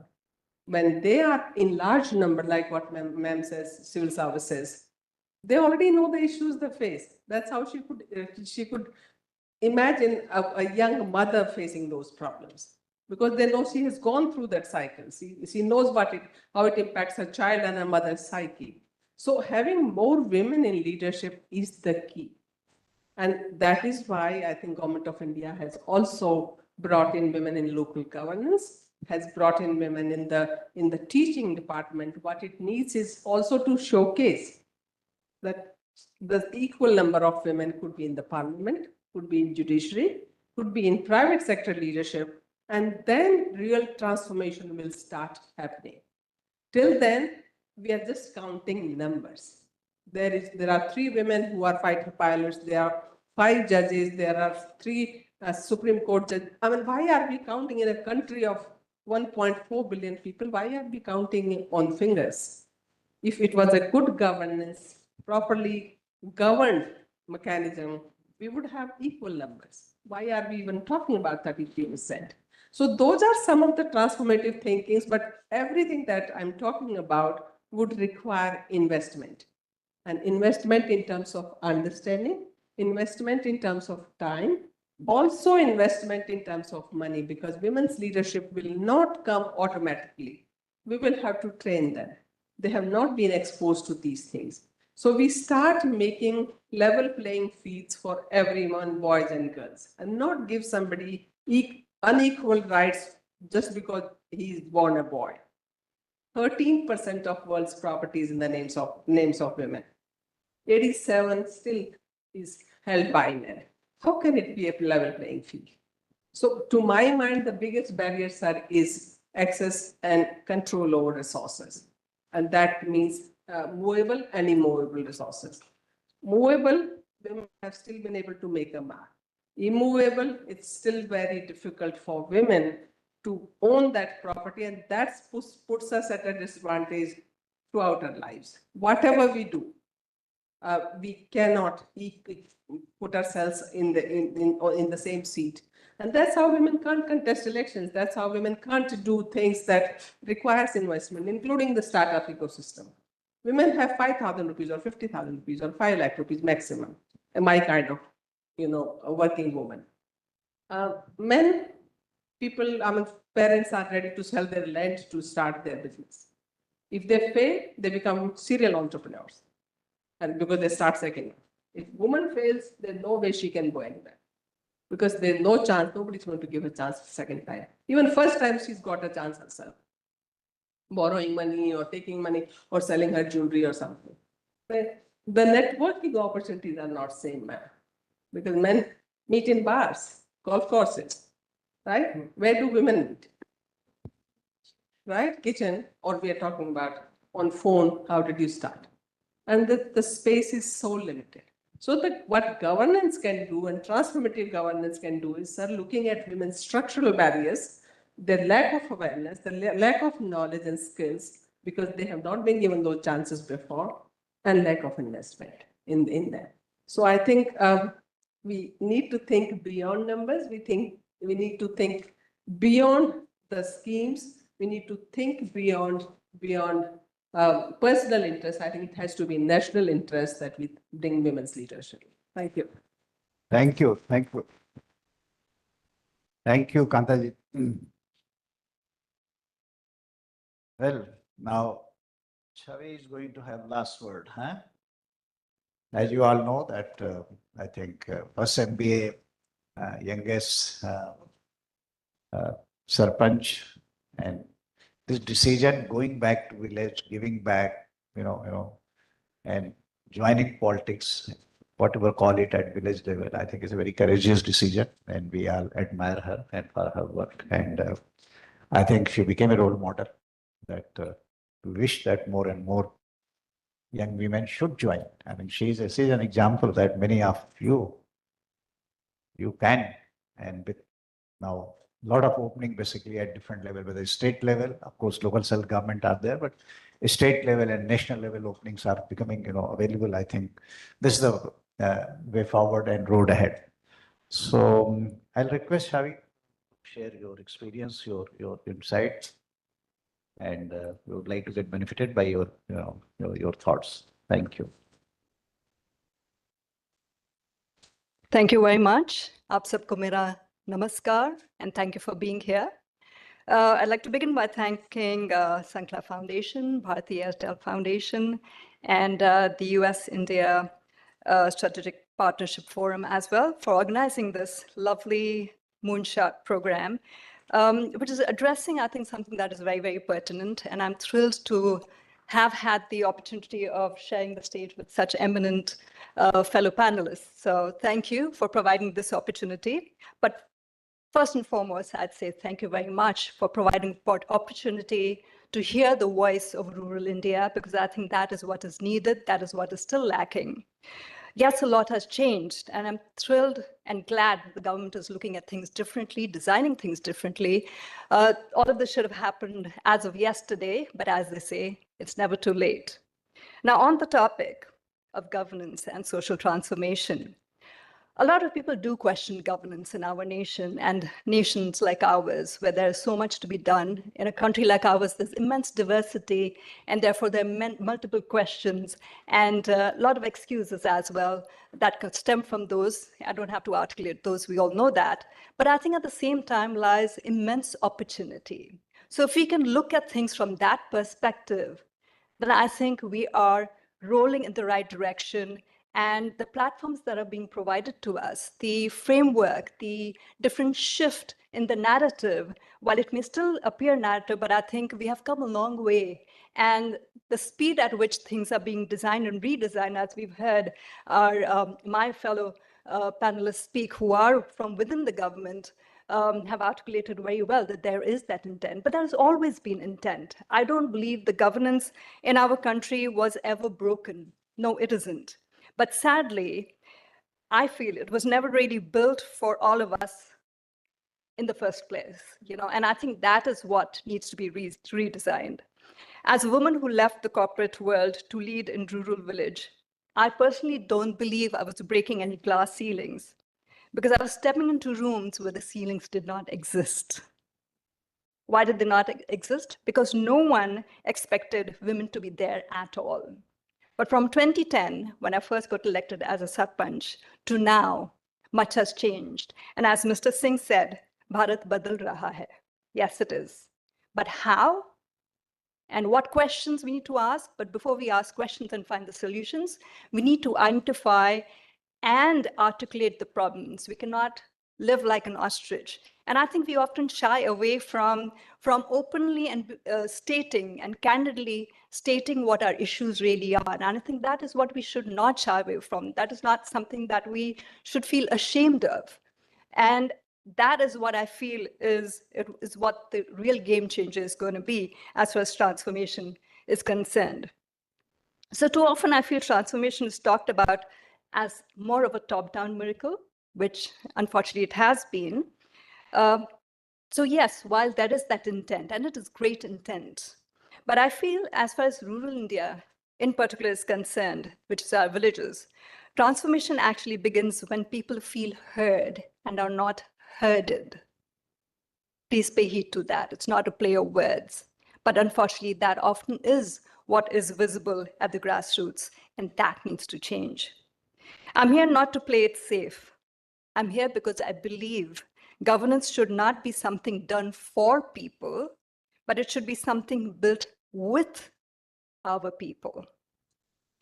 Rural India is still often treated as a footnote, when in reality, as we all know, as is much spoken about, it is, always has been the foundation of our nation. For real transformation, we have to start at the grassroots. Blueprints are often drafted in the AC rooms, and where the execution actually fails, like I said, and I reiterate, the intent is very much there, and it is coming from that beautiful space of wanting to make change, of wanting to create that impact. But often the execution fails because we forget to ask our people, us in the villages, who actually live the reality every single day. So that is what needs to be brought to the table. And therefore, thank you again for having me here speak for our village. Women, I believe, don't lead leadership roles. What we want is impact. And that begins with authority that is not symbolic, which we just heard. So thank you, both of you, for having stated that, and you as well, sir. What we need is for it to be strategic. True transformation happens when we stop asking women to prove themselves and start asking systems, are they enabling or are they disabling women and women leaders? I, for example, was referred to by some people as an experiment when I first became the Sarpanch. And let me say, therefore, this clearly, that rural women leaders are not experiments. Stop treating us like that. And I mean it, please just stop. That's not what we are. We are examples of what is possible, as has beautifully been articulated by everybody who's seated here. And I just wish more people would understand that, and I wish more people would be willing to trust that and have faith in it and believe in it. And that's when that real transformation actually will happen. Women-led leadership is not just a representation. I believe it is revolution. So I'm thrilled that we're talking about it, and I'm thrilled that revolution is beginning to happen, but much more needs to be done. We don't just need a seat at the table. What we need is to rebuild that table, because the current one is sadly lopsided, and I'm sure we will all agree and accept that that is the reality largely across the nation. It's often outdated, and it is sadly also mostly ornamental. So what can we do to rebuild and redesign that very table is the question. Putting a woman in power without changing the system around her is as good as planting a tree in concrete and expecting that tree to bear fruit. And I think we all know that's not possible. Most radical thing that I feel a woman can do, especially in rural India, is make decisions, speak up, demand, be it toilets, be it water, sanitation, safety, whatever it may be, jobs as well, and not be apologetic about it. And I think that is what is important. That is what is needed. So how can we provide that atmosphere and that ecosystem that allows women to do so unapologetically and without having to worry about what other people are going to say, especially the men around them? Governments, I feel, work best when they listen the hardest. We need policies born from the field, not just through files. When a policy doesn't land well on the grounds, it's not the failure of intent. And again, I'm reiterating that. What it's a failure of, basically, it's a signal to redesign with those on the front lines, the very people who really matter, the very people who's going to make that change. I worked with officials who truly care, and I just see someone who just walked in right there. But caring must be matched by systems that shift faster and deliver faster. And if we speak of other topics that have been spoken about over here, water, for example, is not just a policy issue. For a woman, it's a daily war. And until you've carried a pot of water for 2 kilometers in 45-degree to 50-degree heat, I feel people like us have not earned the right to really speak over what really goes through to those who actually do that on a daily basis. And as we know, not just Rajasthan, but much of India, the world is facing a huge crisis as far as water is concerned. So we need to wake up and not address it as a women issue, but as a national emergency, pretty much like how the sanitation program rolled on and rolled off very well. But again, men in power sadly have only seen it as a women's issue. So I'm glad to hear, as you addressed earlier, that it's not a women's issue. It's everybody's issue. Everybody has a right to dignity. And why have we failed, and why have we taken so long to provide it? So I'm glad that that thought process came through and it happened. But again, how it happened. And I'm so glad, Ms. Singh, that you said it should not be a number game, because when we are talking sustainability, it has to be quality. Numbers are very easy to achieve.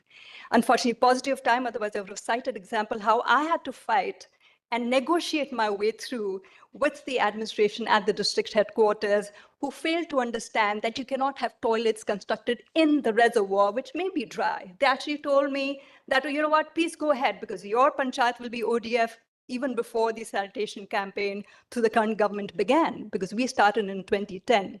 But I held back. I only had 40 toilets left to be constructed. But I did not make them because these people had encroached into a reservoir, the water of which we drink. And I actually had to sit down with the XCN and tell him that, sir, if you were living in this village, please tell me, would you drink that water? Like, why do I even have to make the obvious to you? So that's the structure and the redesigning of the system that's there to support the people. But how often is it able to support the people? Is it an enabler or is it a disabler? How do we ensure that the second does not happen? And that is what will lead to the social transformation. So therefore, I believe transformation isn't a report. Yes, it is a risk. It means letting go of control and creating space for community-led action. Decentralization is required, which does not alone means funds, and as we people, maybe some of you may understand functionaries, but it's a lot more than that. It's about decentralizing trust, empowering local leaders, supporting them, and then getting out the way so that they can pave the way forward for the people, for the communities together. So the question really is, why is it that the further one is away from Delhi, the less your voice matters? That's how it seems to us who are further away. What's more threatening to the status quo? Is it really corruption, as Mr. Lal pointed out? Or is it the educated women in power that is a threat? That is the question. And to all the men seated here, and whoever's going to listen to this, we need to understand, as you all rightfully said, it's about bringing a different perspective. Men and women are not opposites. We complement each other. So when there are more women at the table, men should not fear that they're going to lose their jobs or they are going to be threatened. They're not. We have to understand, unless until we don't come together, that transformation and growth we wish to see for ourselves, for our children, for our communities, for our nation will not happen till we don't come together. So how do we make that shift in our own personal heads and of the people that we work with and live with, be it in the societies, the apartments, or whatever it may be, and in your own offices? And I think bosses can be great leaders who can make that change happen, both men and women. Can we promise and take a pledge to do it together? And I think that is what is needed. So solutions are there. We just need to act upon it. Technology that we talk so much about, because the one thing when we talk about the scale and the diversity and the vastness that our country has is scalability. But if we employ technology with the right intent, that change can happen. And I just recently found out about a startup which is Jaipur-based, which is where I belong, called Water, which is ensuring that water positivity is provided for, and not by drilling deeper, but by capturing water from thin air, which is just fascinating. Just imagine if that technology can be brought to the women, to the men, to the children in villages and across the nation, how we could benefit from it and not have to worry about the already depleting resources and the dark zones that many of our states are already living in. I think the proof of that is like when government and enterprise co-create, which is something that I have seen. That is when the transformation is not just possible, but it is also scalable. So can we think about that? Can we design solutions around that?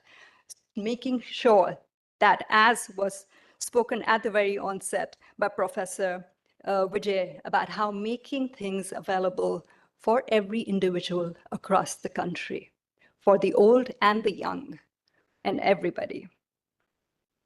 So I'm going to wrap up very quickly, but I'm going to take a little longer, so do not show me the timer, please. It's not about pointing fingers, but about extending hands.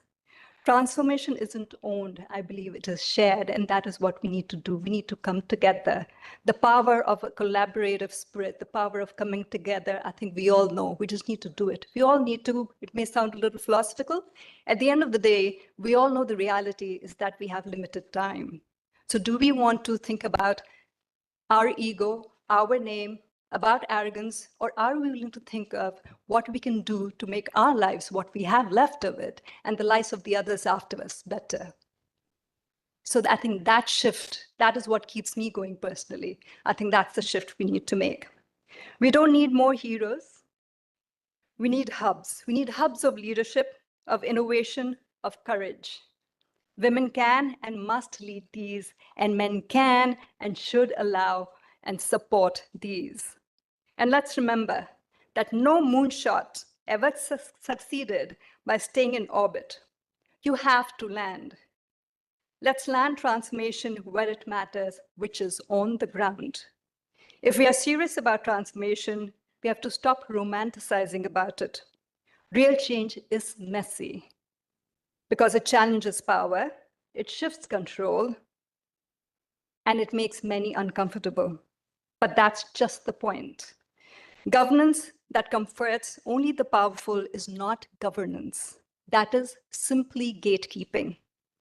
I've seen what's possible when women lead with courage, not permission. I have seen what technology with intent can do. I have seen dignity return where only survival once existed. If I can do it alone, imagine the power that we have as a collective force to do for the entire nation. So no, we're not here to ask for inclusion. And I'm saying we as women are not here to ask for inclusion. As a villager, I'm saying we're not here to ask for inclusion, but we are here to architect the future boldly, locally, and together. Let's stop again pointing fingers, and let's stop tweaking the system. Let's actually truly transform it, and let's not just talk, let's just make it happen. Thank you very much. And once again, thanks for having me here. Thank you, Chavi. Thank you very much for your insight and very, very thoughtful words. Now, I think we don't have much time for question and answer session because for next session, both secretaries from Ministry of Education are here, and they have to go back for one important meeting actually. So I take liberty to close this session at this stage actually. And question and answer, if you have any clarification, I think you can send by mail and we will try to share the information.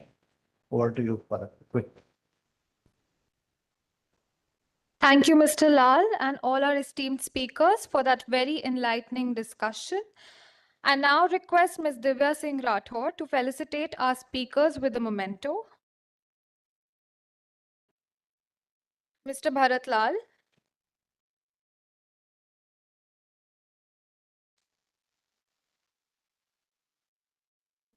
Ms. Debashri Mukherjee.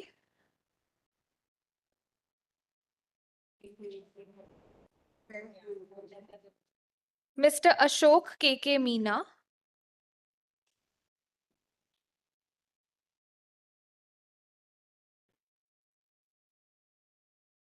Ms. Kanta Singh.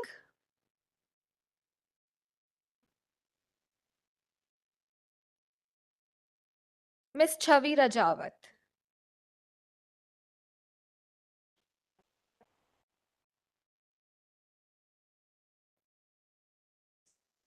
Let us all take a very short break for tea.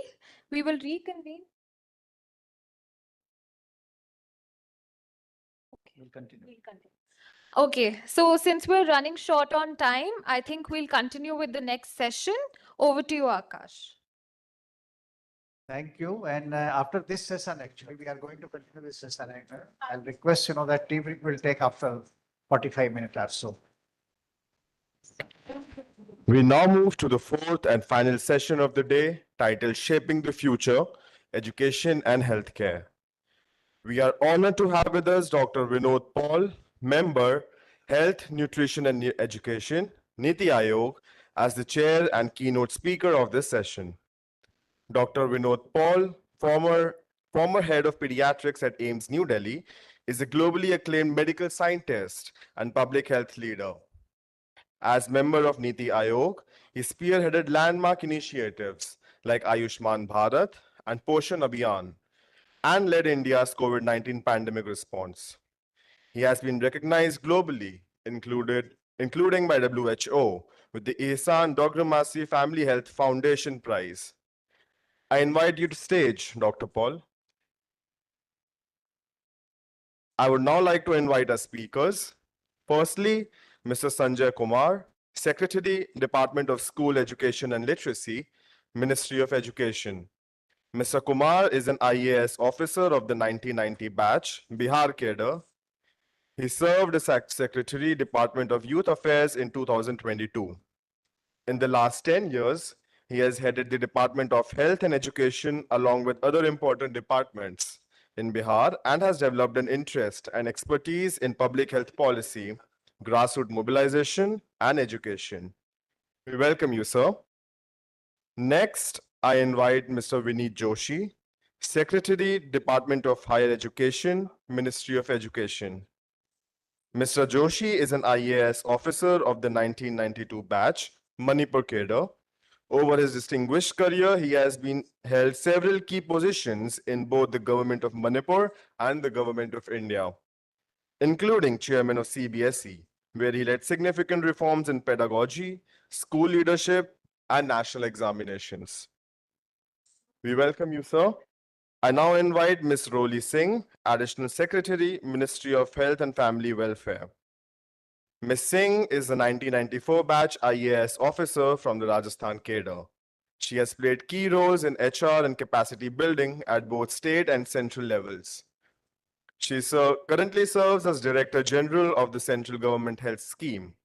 Her previous roles include Additional Secretary for Food and Drug Regulation and Mission Director of National Health Mission. We welcome you, ma'am. The next speaker that I would like to invite is Dr. Manohar Agnani, Professor, Public Health, Azim Premji University, Bhopal, former Additional Secretary to Ministry of Health and Family Welfare. Professor Agnani is a retired IAS officer and a public health expert with over 20 years experience in health systems, policy, and reproductive and maternal child health. At the Ministry of Health and Family Welfare, he served as the nodal officer for India's COVID-19 vaccination program, earning the Scotch Platinum Award in Health. We welcome you, sir. I also call upon Dr. Vinita Sahai, Director, Indian Institute of Management, Bodh Gaya. Dr. Vinita is a distinguished academic leader with over 30 years experience across teaching, research, and administration. A noted scholar in marketing and customer value, she also serves on national bodies like National Board of Accreditation and All India Council for Technical Education. Dr. Sahai has been recognized among business world's top 15 most influential women in education in 2022 and 2023. Finally, I would like to invite Ms. Mamta Saikia, Chief Executive Officer, Bharti Airtel Foundation. Ms. Saikia has significantly worked in developing Bharti Airtel Foundation's education programs, including the Satya Bharti School program, benefiting over 37,000 children. Prior to joining the foundation, Ms. Saikia led operations at Child Rights in U. We welcome you, ma'am. I now request Dr. Kaul, Divya, and Ishani to present a token of appreciation to our esteemed speakers on behalf of Sankala Foundation.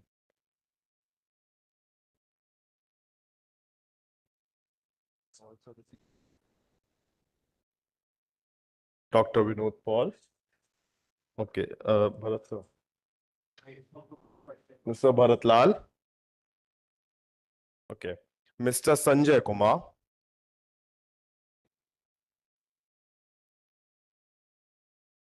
Mr. Vineet Joshi.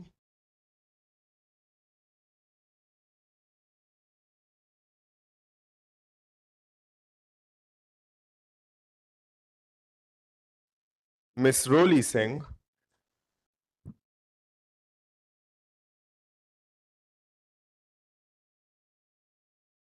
Dr. Manohar Agnani.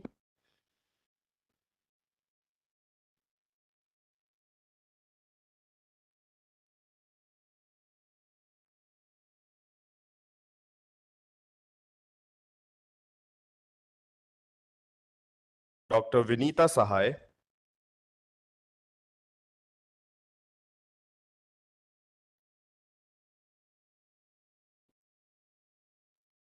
Ms. Mamta Saikia,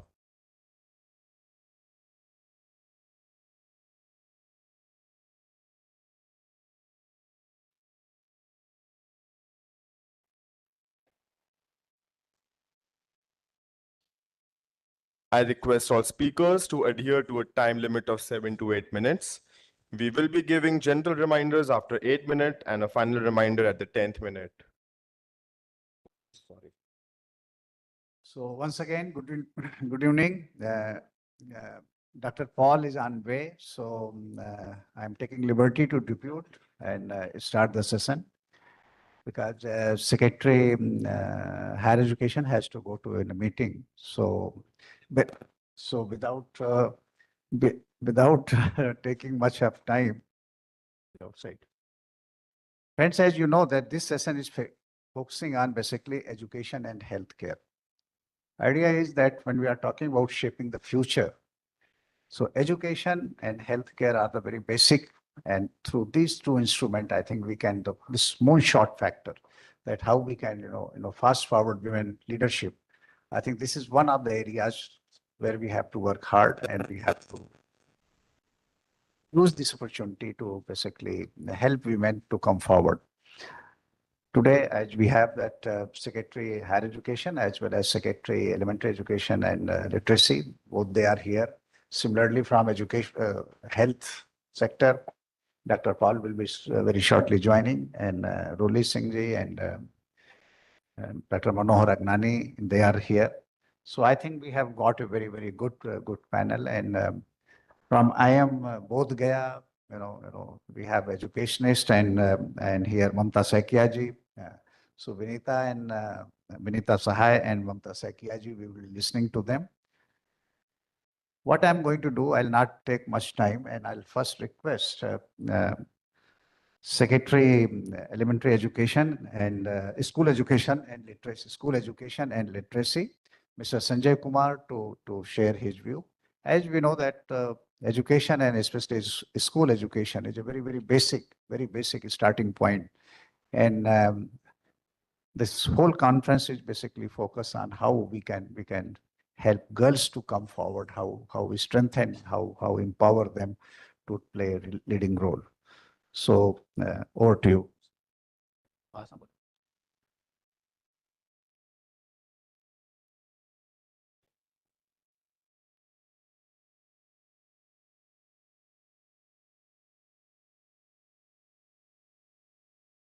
Yeah, thank you.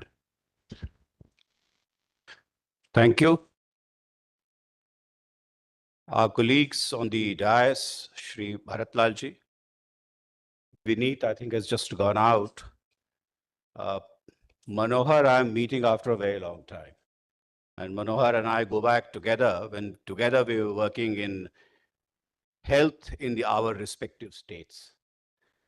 Shrimati Mamta Saikia ji and Vinita ji is director, IIM Bodh Gaya, where Lord Buddha got his enlightenment, and the Mahabodhi temple is there. Roli, my colleague from Ministry of Health and Family Welfare. And ladies and gentlemen, one of the fascinating aspects of working in health and education is that you very soon realize that a large number of social determinants which actually affect health and education are actually outside the realm of people who are administering it. And that makes working in these sectors maybe interesting, but that much more challenging. You don't wash your hand because of social behavioral issues, but the kind of effect it has on your health, it shows. A girl may not go to a school because of so many other reasons, but there's nothing about the school, what the school can do there. So the societal point of views with respect to health and education, it affects the outcomes.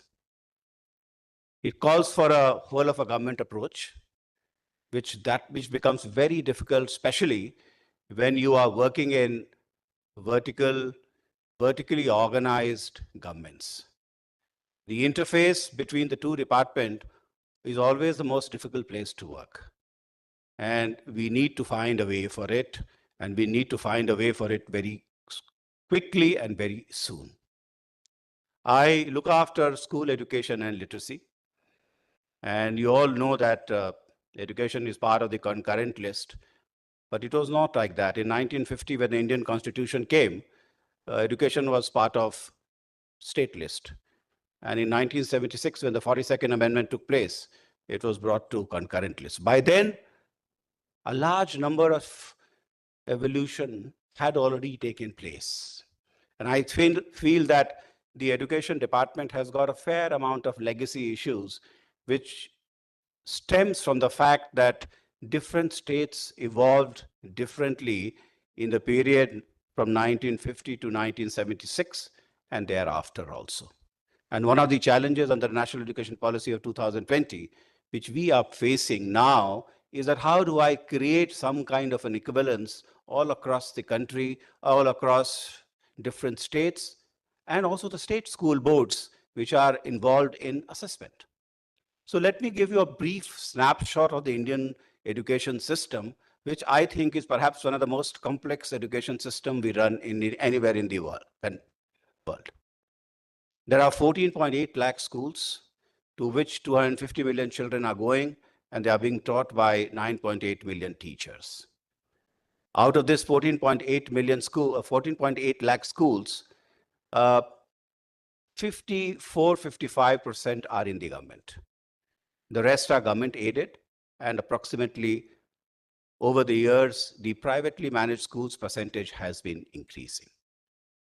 What is the average number of children going to a school in India? 172. If you were to actually disaggregate it to the government schools, it goes down to 132. Of the total number of schools I have in the country, only 6% of schools are having a population of more than 500. Only 6%.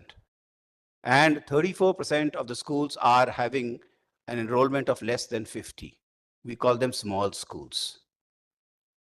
Now, the challenge is, how do you bring in quality of education in a school where you have 20 children, where you have 30 children, you have 40 children? This is some of the things which we are facing. I often say that running a school, and a school is an economic entity, and it also has to have the scale of economy. What is the cost of educating per child? The cost of education per child in the country has increased from about 10,000 rupees in the year 2013 to about 25,000 rupees in 2023. We have increased by 130%, but is that adequate? I leave that question to you. So, coming back to the question, a school has to be thought as an economic entity. It must exhibit a certain economy of scale. And we are not a very rich country, so I would want that whatever money which is being spent in the school education, I should get adequate return for it.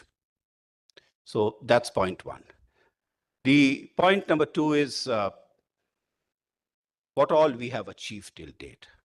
So I would say that the gender parity index in the country all across is a little better than 1.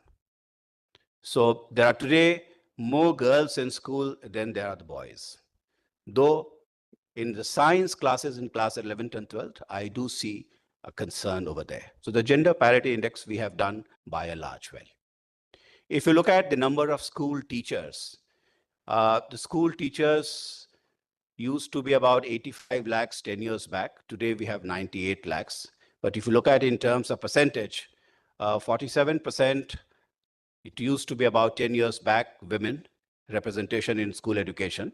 Today it is 53%. So over the years, what has happened is that there has been a feminization of school teachers. Today we have 53% female teachers and 47% male teachers. Now, again, you might ask the question, what it has done to the quality of education? That's a larger question which we need to talk about. Health and education, they go together. And I think each, in a manner, reinforces each other.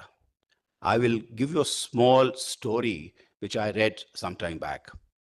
So in 93 in Kenya, Michael Kramer, who later on went on to get the Nobel Prize along with Avijit and Esther Duflo, he and his female colleague, whom he later married, both of them were working in Kenya. And they were worried about absenteeism in school. And they thought that, let us do a study. So random control trial used to be done in pharma industry. For the first time, they thought of doing a RCT in social sector. So they took up 2 sets of schools, and they thought that absenteeism is there in school because children do not have textbooks.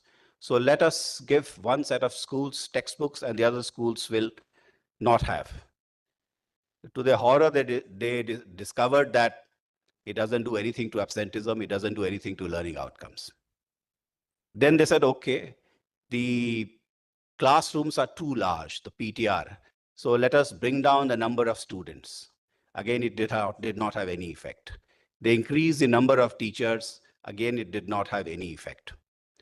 Then somebody suggested to them that these are poor countries where children have worms in their stomach. So why don't we deworm them and see what happens? And they did a deworming exercise, and they found that attendance in school increased by 25%.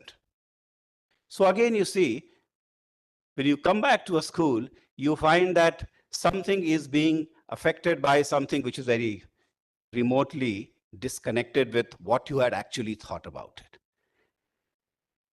Lesson for me was that sometimes the very obvious evidence doesn't work. And so one has to look for different kind of evidences which are there. We also need to look at our education system in this manner, use our imagination and see what we can do. I know that I do not have much time. There are a large number of speakers today. I will just give you a snapshot of the National Education Policy of 2020 and what we are doing. The National Education Policy 2020, in a manner of speaking, it's a 64-page document with 45,000 words. If you'll sit with it for about 2-3 hours, you'll be able to read it from one cover to the other. But it's a dense document. The more you read it, the more you find that there is much more meaning in it. It has changed the pedagogical structure of schooling system. So it says earlier you had 10 plus 2, now we say 5 plus 3 plus 3 plus 4. So 5 is the foundational literacy and numeracy, and it pays attention to the fact that every child should have 3 years of pre-primary classes. And it should be a play-based learning, primarily based on language and numerical skill. Then, of course, the prep is from 3, 4, 5, 6, 7, 8 is middle, and 9, 10th, 11, 12th is secondary. It says that you must learn in your mother tongue, at least till class 5, preferably till class 8. Language evokes great passion because language gives us identity. Often we think what we are because of the language we are speaking. And if you will follow the political or public discourse across the country, language excites us and it excites our passion. But we need to learn in the local language. And India's fascination with English is there. Here I am talking to you in English. I would only say that you can learn a language as a medium of instruction, and you can learn a language as a subject. I think we need to learn English as a subject, with the medium of instruction being the language which I speak at home, or the Indian language, or the Bharatiya Bhasha, as the Honorable Prime Minister says it. So this is one exercise which needs to be looked at, and we need to work on it collectively. Across the years, when I look at data, I find that English as a medium of instruction, its percentage has been increasing even while I speak today. This dichotomy will have to be solved. The second part, which the national education policy says that we should put less attention on learning by rote, more experiential learning, more creativity and understanding.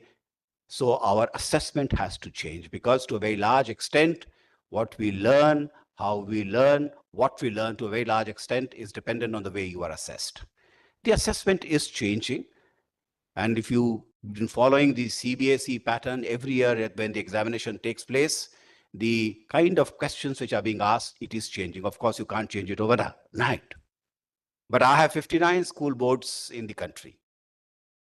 And how do you bring in a certain equivalence in curriculum and assessment across 59 state school boards is a challenge for us. We have worked with all the 59 state school boards. NCERT has come out with a draft paper, which is uploaded on the NCERT website. If you are interested in assessment as to how to bring in equivalence, then please go to the NCERT website and have a look at this document. We are trying, and we do hope that we'll be able to bring in some kind of an equivalence in assessment across. So assessment is there, the language issue is there. Then the national education policy also says that you must learn as many languages as possible. So multilingualism is something which is very, very desirable and aspirational in India. The more the number of languages you speak, the greater cognitive power you have. And also, it will bring in much greater integrity and harmony in the country. I think a lot of people were asking some time back that how many people are studying Tamil in the North India. See, so, but then the point is that to a very large extent, the market also determines the kind of language you are going to learn. So very complex issues, but then we must get the language issues sorted out. We must do the assessment part and encourage our children to think very, very critically. And I would end with another small story, which I read when I was a grad student of physics. Two people, ECG Sudarshan, he used to be at University of Texas at Austin, and Swadesh PR Mahajan, he used to be University of Maryland. They did a study to track the movement, to track the progress of a student who's studying physics in the US. And they found this, that an Indian student who's studying physics as a grad is at the top of the class, he is the best. And the reason being that you are following a very structured curriculum. A teacher is teaching you, and you are being, you know what to do, and if someone is telling you what to do. Then you become a PhD student, you still remain good, but your performance comes down a notch below because you still have a guide. The real problem begins when you become a postdoc. There is no one to tell you what to do. You are in uncharted water. You have to find your own way. We start losing our bearing. And I often say that the primary responsibility of education is to enable a person to think when there is no one to tell you what to think, when there is no one to tell you what to do. Are we doing it in our school? That essentially remains a challenge for us, but then we must get behind it, because if India is to become developed by 2047, it has to ride on the crest of education where children are healthy. On this, I will sum up. Vinita ji is here. Buddha God is an enlightenment in Mahabodhi, at Mahabodhi temple in Bodh Gaya. But when he wanted to give his sermon, he went out to all the way to Sarnath and he gave his sermon there. I always wonder why. But then if you look at Varanasi, the river flows north, Uttarayan. So when you stand on the heart of Banaras and you're looking across, you're looking east. And the land across is Magad. And Buddha said that Magad will never get out of three things: Aag, Kalah, or Pani.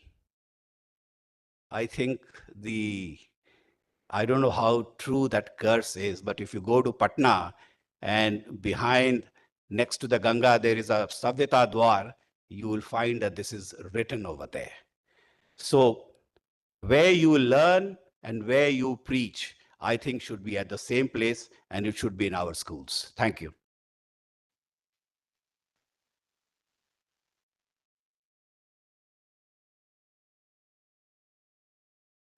Thank you, Mr. Kumar. I think we got an overview of the school education and new education policy.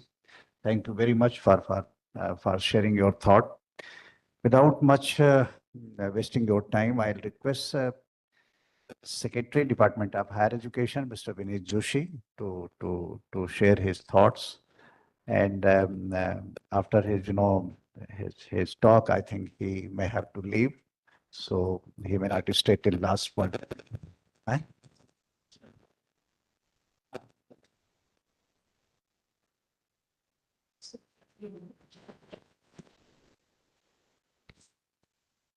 Thank you very much. A very good afternoon to all the distinguished panelists here, distinguished guests on the dais. Let me begin by expressing my gratitude to Sankala Foundation for bringing together such a diverse and committed group of leaders and change makers. The theme of this conference, Moonshot, Shaping the Future, resonates deeply today. In India, we are living through a transformational moment where our aspirations are no longer limited by our constraints. Nowhere in this transformation we see that there is anything that we cannot achieve. We have moved beyond the vocabulary of empowerment to one of leadership, agency, and influence. The goal is not to merely include women, it is to make sure that women shape the agenda, the institutions, and the future of this country. India has made notable progress in bringing girls and women into higher education system. The latest All India Survey on Higher Education says that nearly 48.7% of the total higher education enrollment, with 2.18 crore female students enroll in it. There are states like Kerala and Tamil Nadu who are leading in this. We are also seeing a steady increase in participation in STEM disciplines. In fact, over 43.4% STEM graduates in India. There are 43.4% STEM graduates who are women. Specifically, female enrollment in science has increased by 8.2% from 2018 and 19. In medical sciences too, the female enrollment has increased by 14.9%. But participation alone is not enough. We need to create pathways for women to lead in education as researchers, as institutional heads, and policymakers. The improvement of female enrollment in STEM has been made possible by initiatives like creation of supernumerary seats in institutions of eminence like IITs and NITs. And it has helped increase female enrollment from what it used to be less than 10% to now more than 20%. There are several other initiatives by UGC, AICT, and other departments of the Government of India which have contributed in this progress. The Women Reservation Act has also mandated that 1/3 of all seats in Lok Sabha and state assemblies will be reserved for women. This broader representation will empower women nationally, ensuring their active participation and leadership across various sectors. The term Moonshot in our conference symbolizes our bold vision for the future of women leadership. By setting and achieving measurable goals, we can transform the leadership landscape, ensuring that women not only participate, but also lead the way. Education and healthcare, as was said before me, are two sides of the same coin. The connection between education and healthcare is not incidental, it is foundational. We know that a woman who completes secondary education is 4 times more likely to delay marriage, more likely to seek prenatal care, and more likely to ensure that her children are vaccinated and well nourished.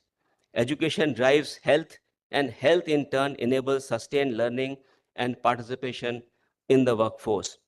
Recognizing this, the National Education Policy 2020 integrates health and well-being into education. Mental health support, menstrual hygiene, yoga, and physical wellness, these are no longer afterthoughts. They are part of new holistic vision of education. Moreover, our institutions are being encouraged to introduce interdisciplinary programs in public health, healthcare management, and allied medical professions, where women can and must take the lead. We must also reflect on the institutional ecosystems that we are creating, their role as enabler, ensuring inclusivity, making campuses safe, hiring and promoting policies which are gender sensitive, mentorship programs, especially for women and faculty and researchers, tracking data and women's representation in academic governance, etc., are important. We are encouraging institutions to adopt gender audits to implement zero tolerance policies for discrimination and harassment. We are also piloting models for return to academia initiatives so that women who have taken career breaks can re-enter and thrive in education leadership roles. Women must not just participate in academia, they must help govern and reshape it. Technology has given us this flexibility, especially with the advent of AI. Women can leapfrog and lead the nation. In terms of innovation and entrepreneurship, over the last 5 years, the country has seen an increase in women-led startups, many of them emerging from higher education incubators. We must now build women-centric innovation cells in universities, promote faculty entrepreneurship among women educators, and ensure that intellectual property, funding, and mentorship frameworks are inclusive and accessible. Imagine a future where 50% of leaders are women by 2035. This ambitious goal is not just about achieving gender parity, it is about transforming the leadership landscape to reflect the diverse perspectives and talents of women. Women bring unique insights and approaches to leadership which can drive innovation, inclusivity, and excellence in our education institution. Envision a national network of over 5,000 women researchers, entrepreneurs, and policy leaders emerging from our universities. This network would be a powerhouse of knowledge, creativity, and influence, shaping the future of various sectors, from science and technology to business and governance. These women leaders would serve as role models and mentors, inspiring the next generation of female students to pursue their ambitions and break through the barriers. Consider an education system where every woman, regardless of her background, has access to world-class learning opportunities. Achieving this vision is not only possible, but necessary now. It requires a concerted effort from all the stakeholders, government, academia, industry, and civil society, to create an enabling environment for women to thrive.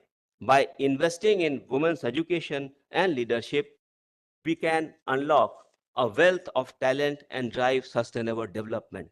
In conclusion, the Department of Higher Education remains committed to building a system that is equitable in access, supportive in structure, and ambitious in its aspirations for women. Let us work together, government, academia, civil society, to ensure that the next generation of women leaders does not inherit barriers but possibilities.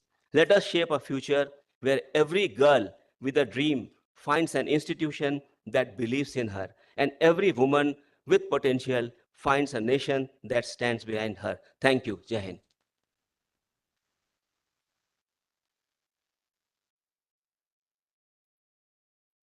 Thank you. Thank you, Mr. Vineet Joshi.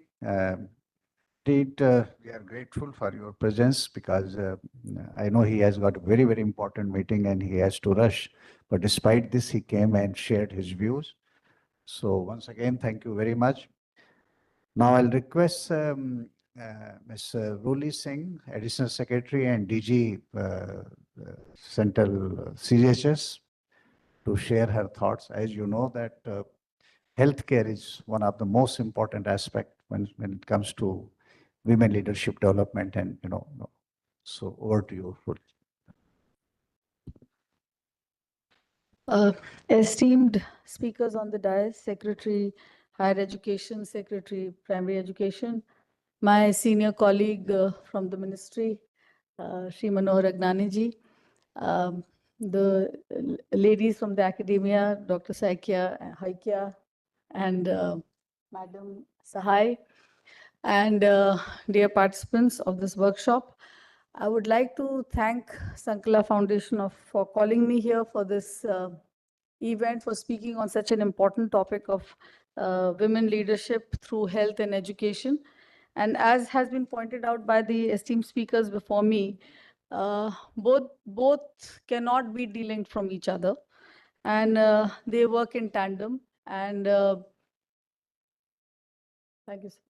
So they work in tandem, and we cannot envisage education, sans health, and a healthy society without education, and how that impacts women workforce participation is an obvious pointer. I mean, we don't need to point towards it. That's how it works. If you have a healthy society, an educated society, the participation either in the workforce or the labor force is directly dependent on that. And India has had some areas of concern on all these counts, but we are trying to address them as holistically as possible, as has been already spoken earlier. I don't want to throw data here because I know you're all already keyed in, you're already aware on what all efforts have been made in the health sector in order to improve access, in order to improve inclusion, in order to strengthen the health system right from the grassroots. And when we're talking about accessibility and inclusion, and especially looking at women at the center of this whole health story, we are aware that the biggest focus of this government is on universalization of healthcare through strengthening of our sub-centers, our PHCs and our CHCs, our ground level health systems, and going right up to the tertiary level where the district hospitals are being strengthened, some are being upgraded to medical colleges, and the number of seats that have increased over a period of time in both the MBBS as well as PG. So there is a lot of work happening, and there is, of course, when we talk about universalization of healthcare, we know that the primary health system was not entirely broken, but was quite in shambles. But this government put the focus where it mattered.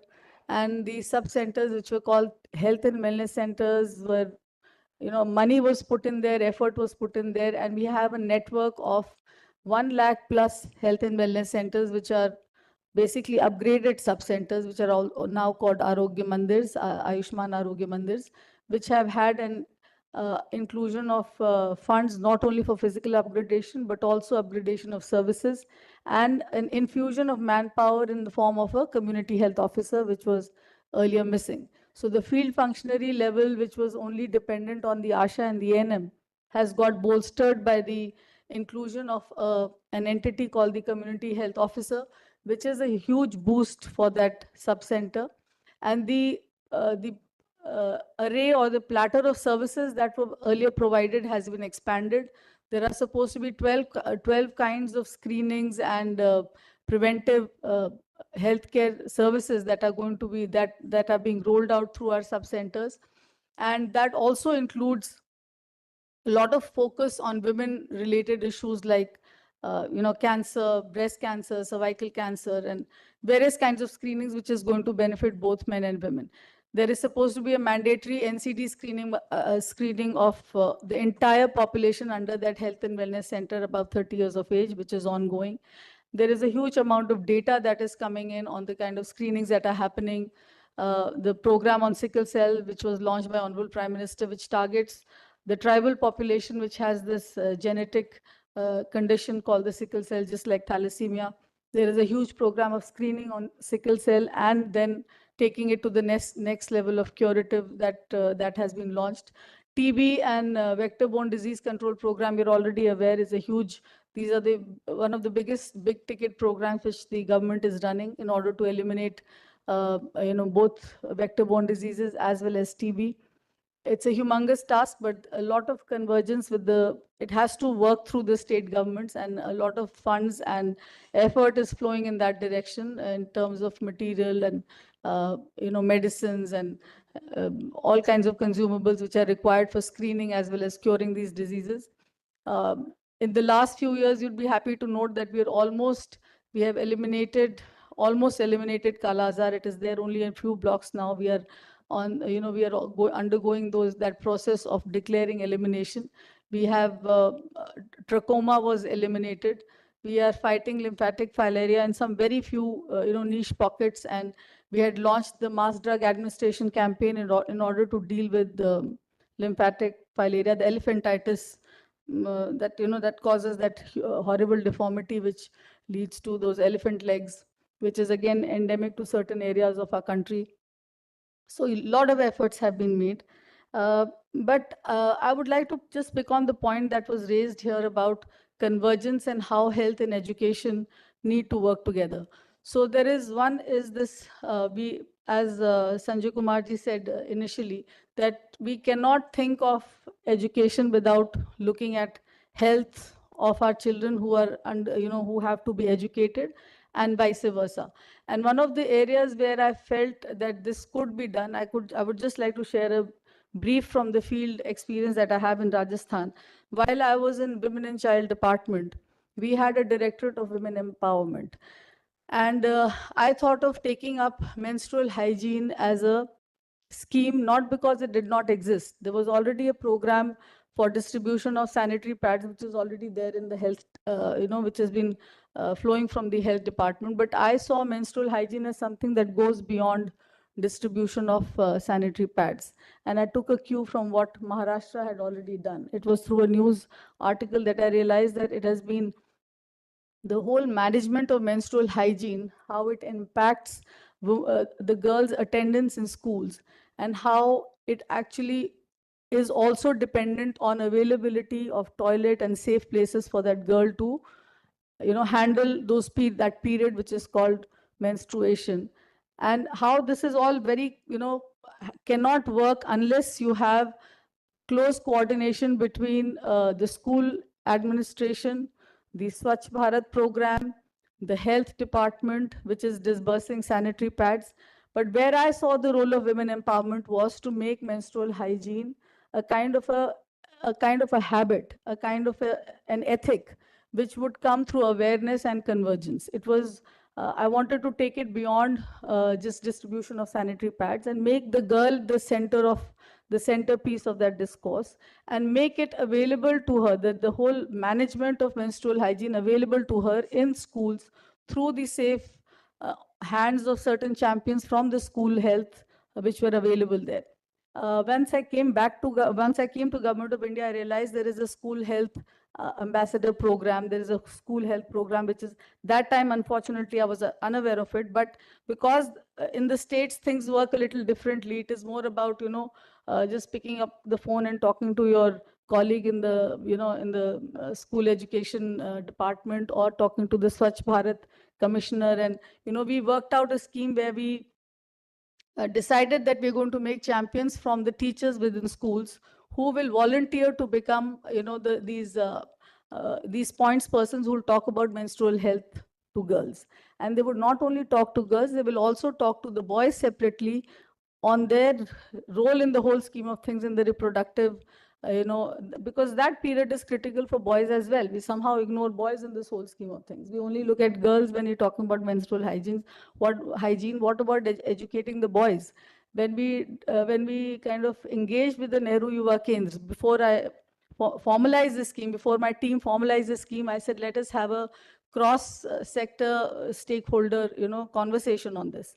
And we called the Nehru Yuva Kendra, which was mostly boys, and they were so enthused with the idea of being involved in this discourse, and they understood the concerns, and they themselves had their own, issues around adolescence, which we were not addressing. And I think we are still not looking at that side of the story. So that was, I think, a convergence of schemes. The menstrual hygiene scheme that we launched was convergence of all the existing schemes that were there, which was Kishori Swasth Karikram, as well as Sabla, as well as the health department scheme, and the school health, the school teachers being involved as people who are taking up menstrual hygiene as. Sir, Namaskar, sir, please come on stage, sir. Vinod Paul, sir, is here. Sir, why don't you join us on stage? We would like to welcome Dr. Vinod Paul, member Niti, who has joined us for the program.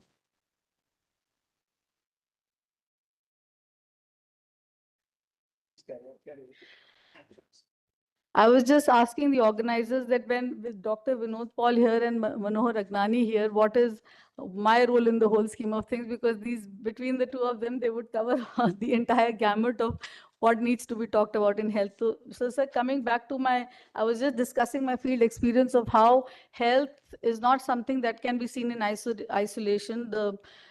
In the states, the ICDS, the school health, the school education program, and Swachh Bharat had to converge together to deliver this menstrual hygiene program on the ground. And the impact it was having on school enrollment of girls or addressing dropouts was something that was a kind of a byproduct of something, which was actually focusing at menstrual health education. So yes, interlinkages are huge, and I mean, the sooner we realize them, the better, and the sooner we stop working in silos, the better, because a lot of good is getting curtailed because we are looking at a lot of things very schematically.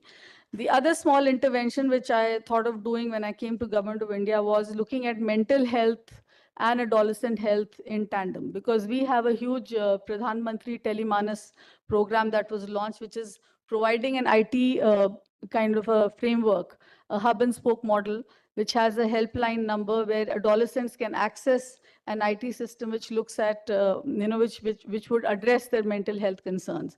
But to my mind, it was a program which would not see, its real, what should I say, outcomes would not become visible if we do not address this very big cohort of adolescents.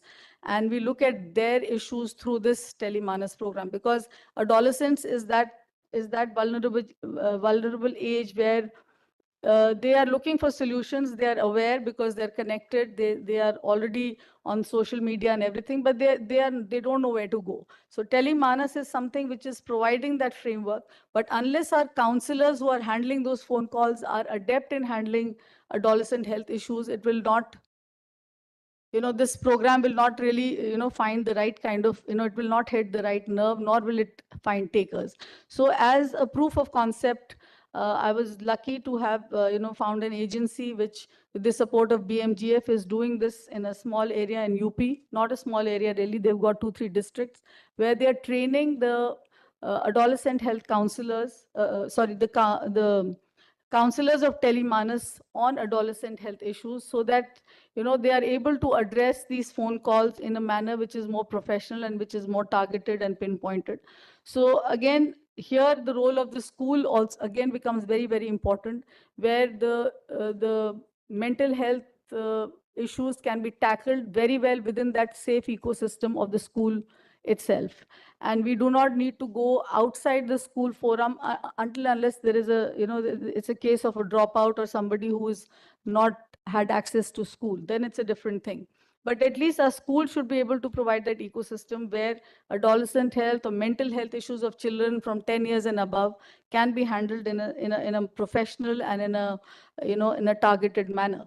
And why not use the Telemanas to also address adolescent health in a more targeted and a more professional manner? So I'm hoping that the results from the learnings that are going on in that location in Uttar Pradesh will give us far more insight into what is going on in the current scenario in both in Kishore Swasth Karikram as well as our RBSK, as well as our school health program, and come out with learnings which will help both the school education as well as the health department in having targeted and more nuanced schemes which really speak to people on the ground and are not just schemes which have been designed sitting in closed rooms, which are not really resonating with the people. So with these words, I would not like to go on much more on this, because we all know that leadership only comes when there is empowerment, and empowerment is something which means different things to different people. Again, it is not a definition which can be given by anybody for anybody. I would like to say that it is an issue of how a woman is able to exercise choice and what kind of a voice she has in the system. And that is again a much larger issue. And those kind of forums and structures need to be provided, which Chavi was talking about, which actually allow for actualization of those voices. That woman need not be super educated, but she surely knows what her requirements are, where the issues lie, and how what problems she's facing on a day-to-day basis. So where is she finding that voice or that avenue to talk about those issues or to find solutions, which are all there on the ground, but somewhere those structures need to be strengthened, where those voices get heard and where solutions are found right on the ground. So with those words, I would like to thank everybody once again, and I look forward to the insights from the other speakers. Thank you very much.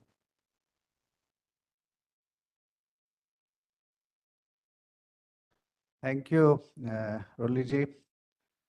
I think excellent overview. And we are immensely benefited by your insight and your thoughts. Thank you very much. Now I'll request Dr. Manohar Agnani, who was Additional Secretary earlier in the Ministry of Health and Family Welfare, and for a long time he has spent in state as well as Government of India in this sector. And presently he also teaches about public health. So over to you, Manohar. Thank you. Thank you. So I am going to make a different perspective of health today, sir, under your leadership, sir. I'm going to cover women's life beyond reproductive age, sir. And there is an assertion that femaleness cannot longer be equated with motherhood, sir. But before that, coming to the reproductive health, India has made tremendous progress. I will give you some data. Maternal mortality ratio in last 30 years, we had 83% decline, while global average was just 49%. We are the country which has achieved total fertility rate replacement levels. 31 states have already achieved as state or UTs on their own. 77.3% women, Roli was talking about 15 to 24-year age group, they are using hygienic methods of protection during menstrual period. And these are the findings from NFHS 5. There is an exemplar study, sir, which I want to relate here. They divided entire India into two groups: higher mortality of maternal mortality and neonatal mortality with low per capita income, and the other set was higher per capita income and low mortalities. So that study also showing very interesting findings. The states which had low mortality rates, that is MMR of less than 100 and NMR of between 5 to 15, they have moved into stage 4. Stage 4 is a good stage, but important thing is the other states which are in the higher mortality, they have also entered into 3B. So the gap is actually narrowing across the country.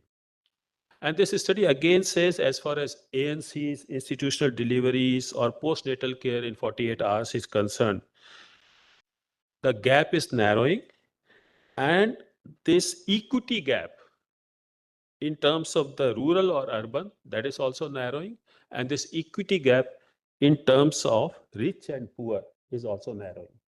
So which shows very significant finding in terms of access, availability, and we will come to the quality aspect later. In recent past, we have expanded the basket of contraception in our country. We are aware of that. We amended MTP Act in 2021, increased the provider base, gestational age was increased from 20 to 24, And the indications for contraceptive failure was also given to unmarried women. So these are the some significant part related to reproductive health. But then let's go beyond reproductive age. Now I want to give you some global figures, sir. So let's also remind ourselves that non-communicable disease are becoming an issue globally. And if I quote that proportion of 3 or more NCDs in aged 40 years and above, significant higher in women than men. We have a notion that NCDs affect men more. And overall prevalence of at least one NCD, be it physical or be it mental, is higher in women. And relative risk of fatal ISD secondary to diabetes mellitus is twice as high in women than men. So what I want to make an argument is that women suffer beyond that period also. And it is a very interesting finding that the share of women in morbidity part, morbidity means long sufferings, low backache, depressive disorders, anxiety disorders, musculoskeletal disorders, Alzheimer's, headache disorders, that is, women suffer more than men. And men have more mortality related. That is why men live less and women live more. So when it comes to the burden of mortality and fatal condition, of course, yes, men suffer more. So what point I am going to argue is that they live more with the disability, and delis are more related to their life.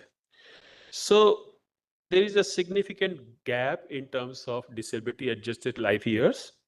For major depressive orders, I have a slide, I made a presentation, but we'll show you sometime later. Huge gap in terms of delis. So with this, I want to move to another point. There is a concept called gender bias. We are aware of that, but I want to take you to the gender blindness. So Leslie Doyle argues that our medical research is so based on so unstated assumption that men and women are physiologically similar in all respect, apart from their reproductive system, that's apart. And we think they suffer separately, everything is remain the same, while that is not the case. So, and then of course, she's also arguing that this femaleness can no longer be equated with motherhood. So this gender blindness in research R&D is actually leading to gender bias. So we need to close this women's health gap. There is a recent study by World Economic Forum, and that again says that 40% of women, 47%, sorry, of the women, there are 47 conditions, 47% conditions, diseases, they affect women disproportionately. Means they have a higher prevalence for women than for men. Same thing I'm saying, like autoimmune disorders and other depressive disorders and so on. And there are 4% diseases where women are affected differently. So that means disease burden is higher for women than for men. Examples are many. Colon cancer could be one, or atrial fibrillation could be another. But the fact also is that the current R&D that has a focus on the conditions which affect years of life lost, which are related to mortality, cancers-like conditions. The research and R&D is not much on Delhi's part, which women suffer. So this neglect of this gynecological part, which is mostly gynecological part, and maternal conditions, endometriosis or menopause, post-menopause syndromes, polycystic kidneys, polycystic ovaries, uterine, fibroids, and PMS, etc., that actually is neglected in terms of innovations also. So you do less innovations, you find less solutions, and you have more sufferings for that woman, which adds to the dailies. So they actually said that if we address the 10 top disorders which are affected affecting in terms of dailies to women, and we cover them. The most on the top of the list was menopause. And they say that if we cover that, we will have a globally, I'm giving the global figures, GDP impact of $120 billion. And those 10 top conditions actually can address, have a $1 trillion opportunity. But beyond that, they are giving the prescription also, which I want to quote here. They are saying that we need to reimagine gender responsive health systems. We need to close this gap. So invest more in terms of R&D. We have to begin with R&D only, starting from that. And of course, the data part. I missed saying that most of the sufferings, you do not have a distinction between who suffers more in terms of the diseases. And whatever 50% data is available, out of that, in 68% diseases, the women suffer more, men suffer in 4%, and remaining are same. So we need to do more investment in terms of R&D. We need to strengthen the collection and analysis of sex and gender disaggregated data. Access, of course, is very well covered. We have covered that access, but still there are gaps in terms of access on gender-specific care. And we need to make investment in making innovations, which are women health related. And of course, in the morning session was also said, examining business policies to support women. Now, I just want to take 2 more minutes. So that is the prescription. But if we look, apply that prescription to Indian scenario, what we are today and what we are going to be in 2036 or 2047, we will have to have a lot of changes. So this our demographic transition will be there. So the aging population will be more. Base will be less broader. And this age group which we are talking about, which we are referring to on the dailies beyond 50 plus age, that will affect more population. So that we should be cognizant of that. There will be epidemiological transition. Of course, yes, NCDs will take care. Disease burden will be changing, not only globally, but India also, as we move in that direction. And the risk factors will also change significantly, and they will affect women disproportionately. But that doesn't mean, sir, that we lose our focus on reproductive age, because we are a country where 7 of the states will still have a higher population. And in 2036 again, our 53% population will be in that reproductive age group. So we just can't say that we have to make a shift from reproductive to that age. And then there are some trends which are happening in our country. We are aware of that. Unnecessary C-sections which affect the life of the woman. Hysterectomies, which is a new thing, which not only for the simple reasons like menorrhagia, hysterectomies are being done, which affect to their mental health, which affect, they are more prone to the NCDs, they are more prone to the cancers and so on. So we'll have to take care of that. But the good thing is that we have a national health policy of 2017, which articulates all these things beautifully. And it says, if you imagine a cube where there are gaps in terms of non-covered population, it talks about covering those population, one aspect of that cube. Second would be including the other packages of services. As Rolly said, we have done Ayushman Arogya Mandirs and comprehensive primary healthcare is there. So we need to increase that, and also the reduced cost sharing and the fees. So we have beautiful scheme of Ayushman Bharat Pradhan Mantri Jan Arogya Yojana to prevent that catastrophic expenditure. We have policy in place, we have programs in place. What probably we need, and this National Health Policy of 2013 is also aligned to universal health coverage, SDG 3 and other. So everything is there in place. We have programs, we have commitment, we have policy.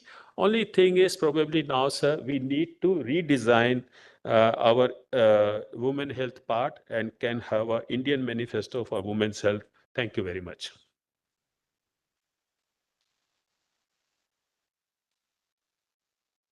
Thank you, Dr. Manohar Agnani. Very data-packed, very, very insightful. Thank you very much. Now I request Dr. Vinita Sahai, Director, IIM Bodh Gaya. As you know, she is an educationist. And, she basically, I happened to be in IIM Bodh Gaya very recently, and I saw that how she is grooming, preparing young boys and girls, men and women, especially young women. It was a great privilege to be there, and so over to you, Dr. Vinita. Thank you. So last but not the least, hopefully. There's one more there. Okay, I'm so sorry. So dignitaries on the dais, and especially the custodians of the healthcare and the education space in the country, Paul sir, Vineet sir, who has just left, Sanjay ji, Lalji was there, and all these three health champions. I come from very different space. Yeah, he rightly mentioned, I come from very sunshine India. Of course, Sanjay ji also mentioned about it, that is a space where Buddha, or rather Siddharth, came and Buddha went. So land of enlightenment, land of mindfulness. Also, yes, I come from a space where I'm all the time with youth power. So I come from very different perspective. I've always felt that whatever you focus on, wherever energy flows, it grows. So that's the reason when people call me on Women's Day or any such event, I choose not to go. Because long, long ago, I was very deeply impressed by one saying, don't call me for anti-war rally, call me for peace, I'll come. So which is what I completely believe in. I know it for sure that women were always good managers. Like I come from IIM Bodh Gaya, where my chair is Uday Kotak, and very recently, somewhere in the media, he mentioned, say thank you to women in India, because they were the best fund managers. Because whenever they saved money, they invested in gold, and look at the way the gold is climbing. So for sure, we were always managers. Simply put, managers, as I say, I'm a teacher, so managers are the ones who make optimum utilization of resources. So women always knew how to do it. But as I always say that you're not enough to just to be managers, you need to move into becoming a leader. Now, what's that one word which differentiates managers to leaders? And this again was taught to me by some very micro entrepreneurs in very marginal labors on my campus. Just about few months ago, there were three groups, or rather 2-3 groups of women who were working on my site.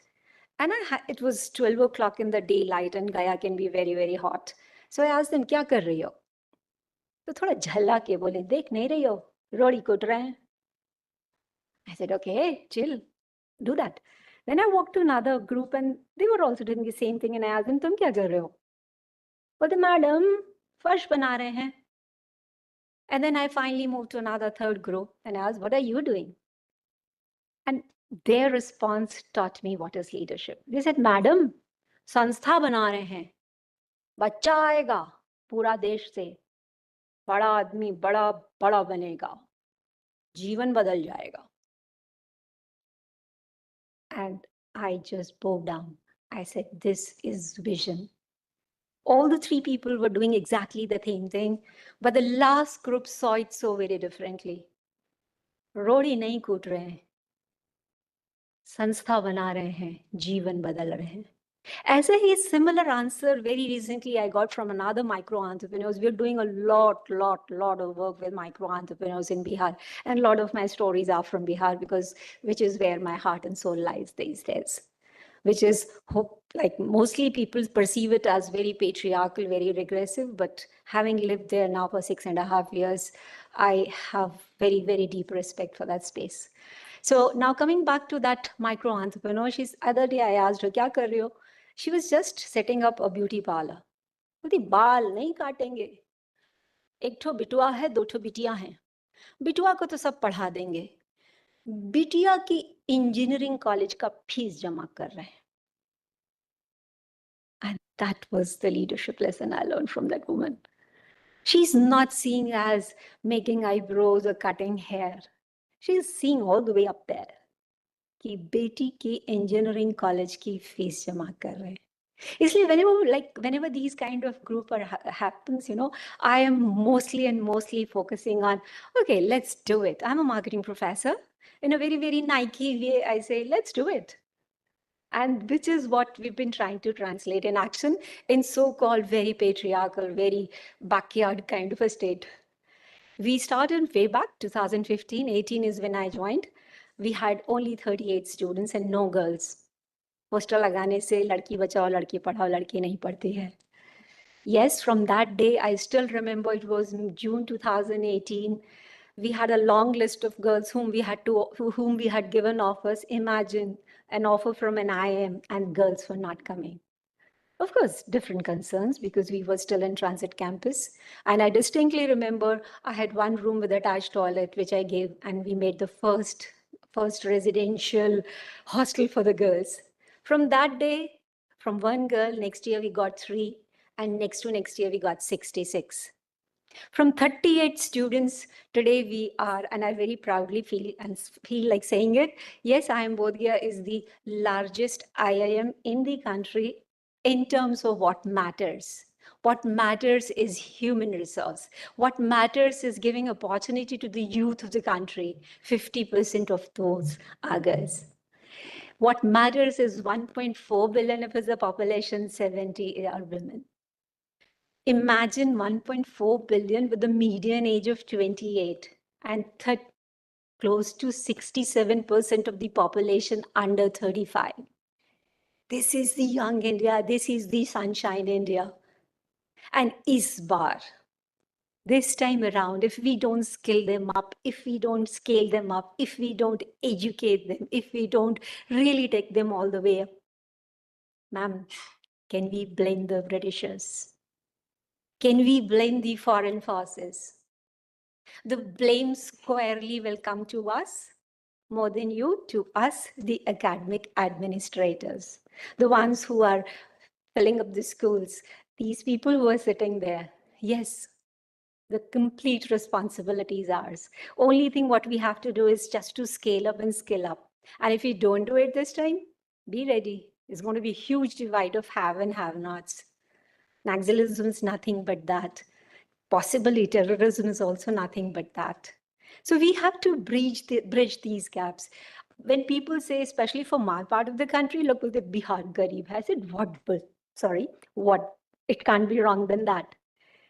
What Garib? सबसे बड़ा resource क्या होता है? किसी से भी पूछिए, हर बात एक ही जवाब देता है, ह्यूमन रिसोर्स. फिर मैं पूछती हूँ, कुछ कम है क्या? भर भर के है. Yes, we have done that mistake. Bihar has done more than anyone else, but overall India has done that. We have always and always undervalued it, and we have always and always played and exported this resource at the lowest level of the value chain. मैं तो अक्सर वहां पे सबसे पूछती हूँ, किसने कहा था बेलदार बना के भेजने के लिए? All that was needed is बेलदार को 2.5 महीने का टाइल लगाने का डिप्लोमा करा देते, डिप्लोमा को डिग्री को ITI को PhD. Journey is simple. And that's the reason when last year my PhD applications were 93 and this year it has swollen to 443, that gives me hope. India is doing so much.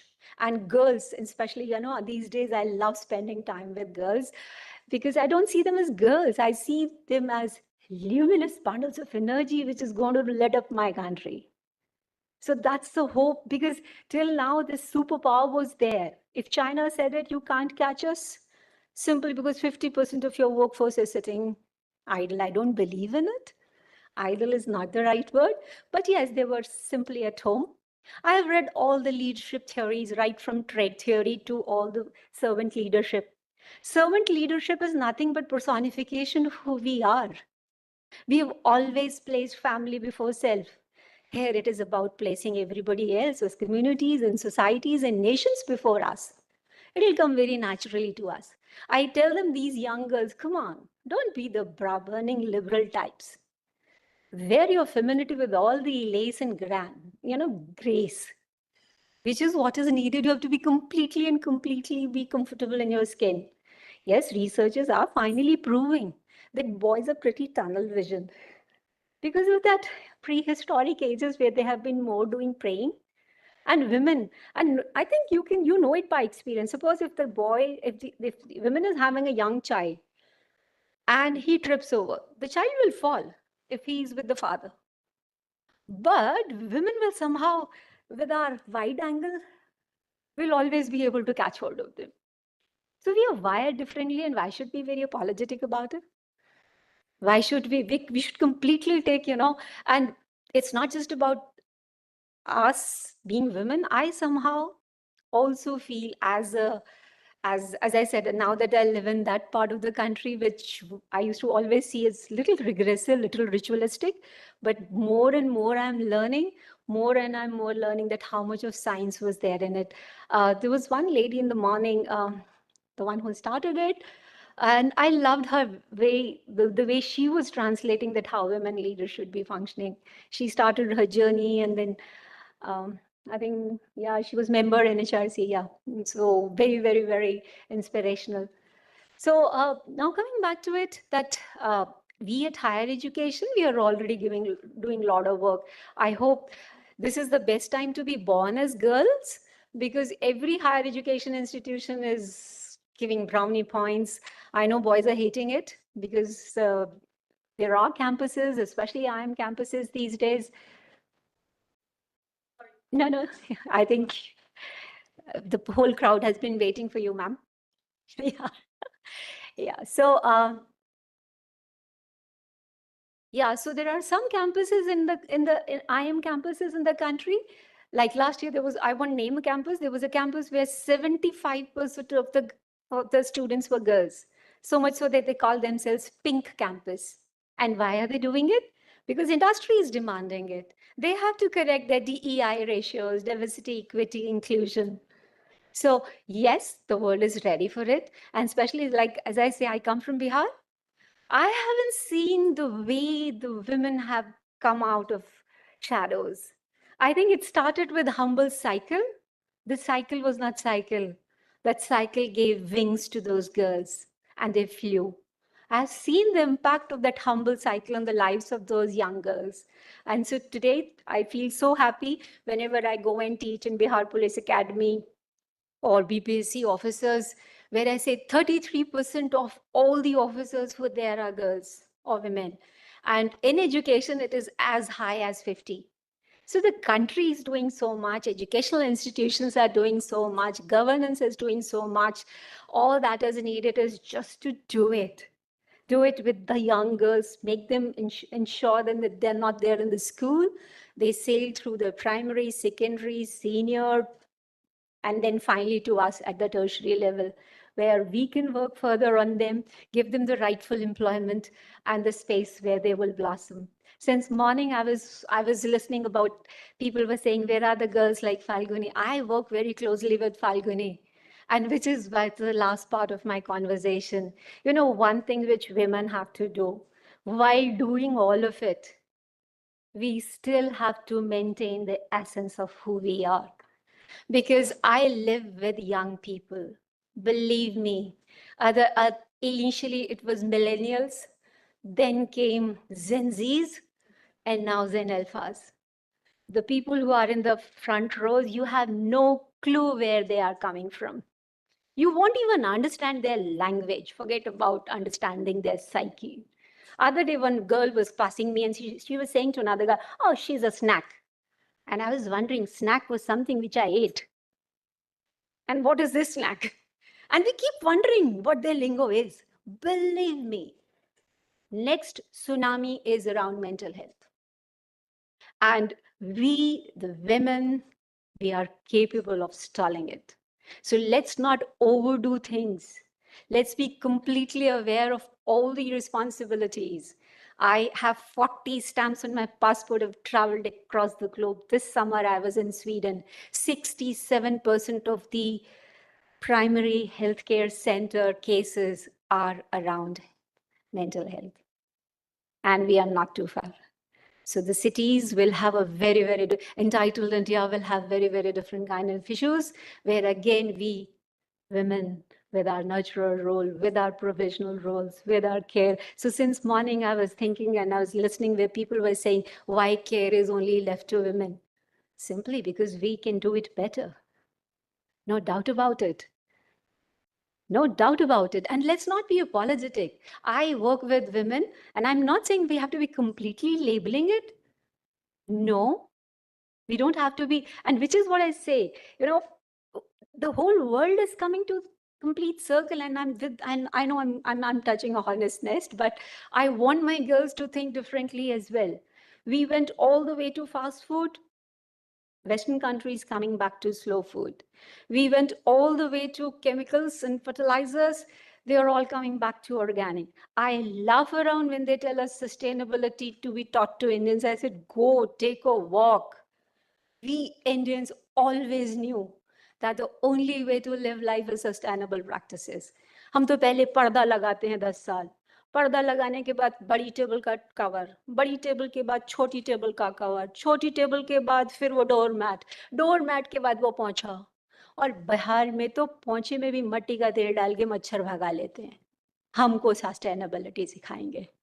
हमको organic farming कैसे सिखाएंगे. Look at the way we learned from them, and we did it in some states. I won't name them.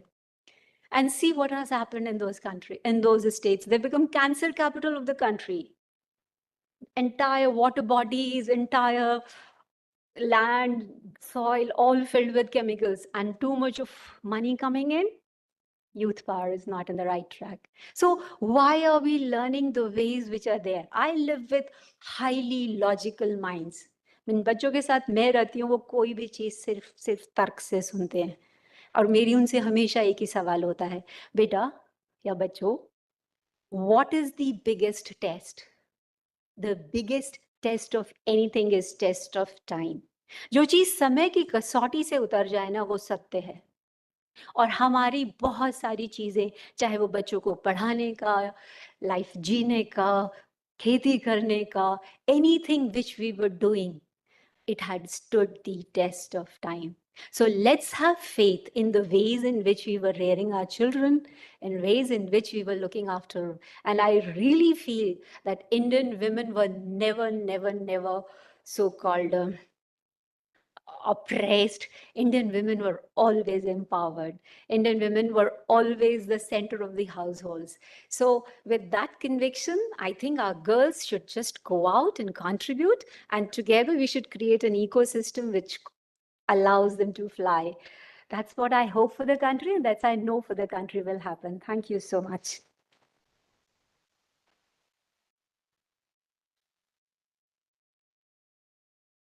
Thank you, Vinita ji. Thank you very much. Now I'll request Ms. Mamta Saikia, Chief Executive Officer, Bharti Airtel Foundation, to share her thoughts. Thank you, ma'am. Please.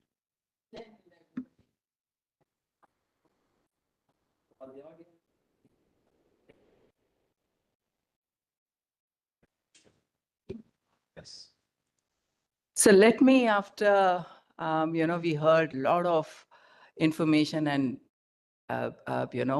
policy level information about the country. I will take you inside a village. Let me tell you a story of a village. So Bharti Airtel Foundation, we have our own schools in villages. So when we were setting up the schools, I went to the villages myself and I was visiting and I was talking to families. I saw the girls, I saw the boys who would have moved into our schools. When you're working with disadvantaged people, there are a lot of barriers that exist already. A lot of barriers, equally for boys, equally for girls. But girls do face some additional barriers, be it social, economic, cultural practices. So we knew that if we have to get girls into schools, but getting girls into school was just first step. If we wanted the girls to succeed in schools, we will have to work at the entire environment that exists in a village. And there's a very complex web of various influencers stakeholders. I mean, it may start from the family itself, parents, grandparents, huge influence grandparents have. You have neighbors, you have the village society per se. So we knew that our program will not be successful till we work with this entire complex web. The hidden desire was, I remember in the village, and I was looking at the girls and I was thinking, what future CEOs come out of this group of girls? That's the hidden desire, right? And I'm talking 2006, almost 20 years back. So we started our schooling system. So on one hand, yes, we worked with the sarpanches. I must say, most of the sarpanches talked about girl-child education. We were very happy to hear that. But it is one thing to talk about it, and it is another thing to make sure that it happens. You know, you have to develop the muscle to make sure that all girls of your village are actually inside the school regularly and studying. So we looked at the entire stakeholder, the entire system, sarpanches and panches, and made sure not only they were talking girl-child education, but they were making sure that it is happening. Second, very important stakeholders were parents and grandparents. So while girls were coming in, we realized till the time mothers don't start feeling empowered, the fathers don't start liking the fact that their daughters are getting empowered, they don't start enjoying it, till the moment community doesn't start feeling proud of what their girls, also boys, but today since we're talking about women and girls, I'm focusing there, till the time they don't start feeling proud of what their girls have achieved, things won't change. So we started having mother-teacher meetings, also parent-teacher meetings where fathers and mothers both would come, but mother-teacher meetings and grandmother-teacher meetings where we would actually tell them what are the kind of things that must happen in home to make sure that your girl is coming to school every day. She can't be taking leave each time there's a festival. She can't be away from school each time somebody in the house is sick. She has to be in the school every day. The second thing that we did, our midday meals, we gave it to the mothers. So imagine a group of mothers are now not only cooking the meal in our schools, but they're earning money. Do you feel the sense of empowerment they get? And when mothers get empowered and they have money in their bank account, which they're deciding how to use, that empowerment flows down to their daughters. So let me tell you a few stories. So one day we just started the school program and I get a call from our nutritionist. Of course, we had crafted a very good midday meal. So there's this nutritionist sitting in Gurgaon and she tells me, Mamta, I have a call from your schools. These girls want noodles. I can't allow them noodles, you know, because we had a very well-balanced diet. And also I said, of course, I'll speak to the girls.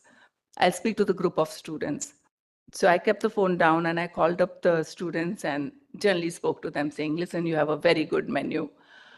But you know what I felt good about? A, girls had found the voice. They had the courage to call up a nutritionist in Gurgaon to actually negotiate the menu. I saw empowerment. Of course, we kept to our menu. Then a few months passed. I get a call from the field. And that call was, our students have stopped 16 child marriages in the villages. For a moment, my heart stopped beating. I'm talking 2009, 2010. My first question was, what happened? Were teachers involved? Was anybody hurt? 16 child marriages, stopping them is not a joke. You know what had happened? There was a girl who cried, I don't want to get married. I'm loving my school. If you have good schools, kids want to study, right? And the entire group of students got together.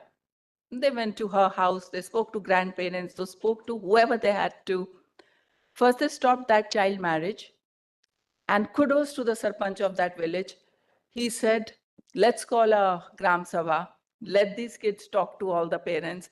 And 16 child marriages were stopped and delayed. That's the power when girls and children are empowered. And I was so happy to see that happening. Of course, we looked at the entire life journey of a girl child in a school, starting from enrollment to is she attending the school or not? Is she succeeding? I mean, we celebrated our girl child achievers in Gram Sabha because the entire village had to see what girls can do. Recently, I went to the school, now it's almost 20 years, and I was so happy to hear. So we have a vocational subject, beauty and wellness. I was so happy to see, ma'am, I've not taken your story. It was in my notes that I'll talk about it. Many of our girls have actually started beauty parlors. They are becoming CEOs of their little startups, and I'm very proud of it. So a change is happening. And somebody before, I forget the name of the speaker, before our session, she was saying, in a country like India, population like ours, why are we talking small numbers? She was right. I am talking small numbers here today, but I know that enough 1.5 million schools are 9.8 million teachers. 53% of them are women. Change is happening because the quality of education is changing. And my hope is just 10 years more that we may still have conferences like these looking at gender. In 10 years, girls and women would have taken their rightful place. And I'm hoping that we would move on to other issues than gender and women leaders. Thank you so much. Jai Hind.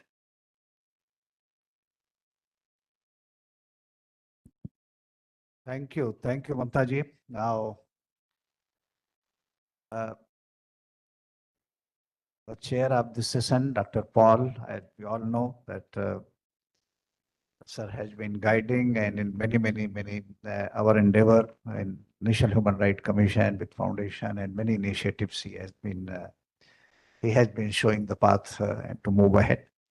Now, sir, I'll request on behalf of this house, I'll request you to kindly share your thoughts on shaping the future, education and healthcare, the most basic requirement. Sir, thanks, sir.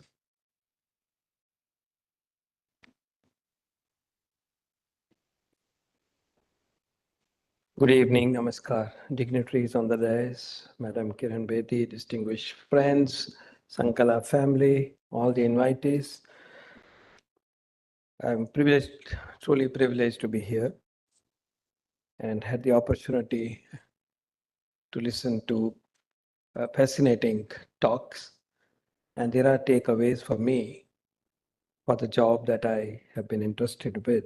So I'm taking notes and picking on ideas. And one particular one, which Vinitaji said, that we need to understand the lingo and the thinking of the new generation of our young people, including girls. Thank you, Politica Stowe. We seem to be resuming all this in many ways. So that's something very important. How the aspirations, the expectations, the reactions are changing with the new generation.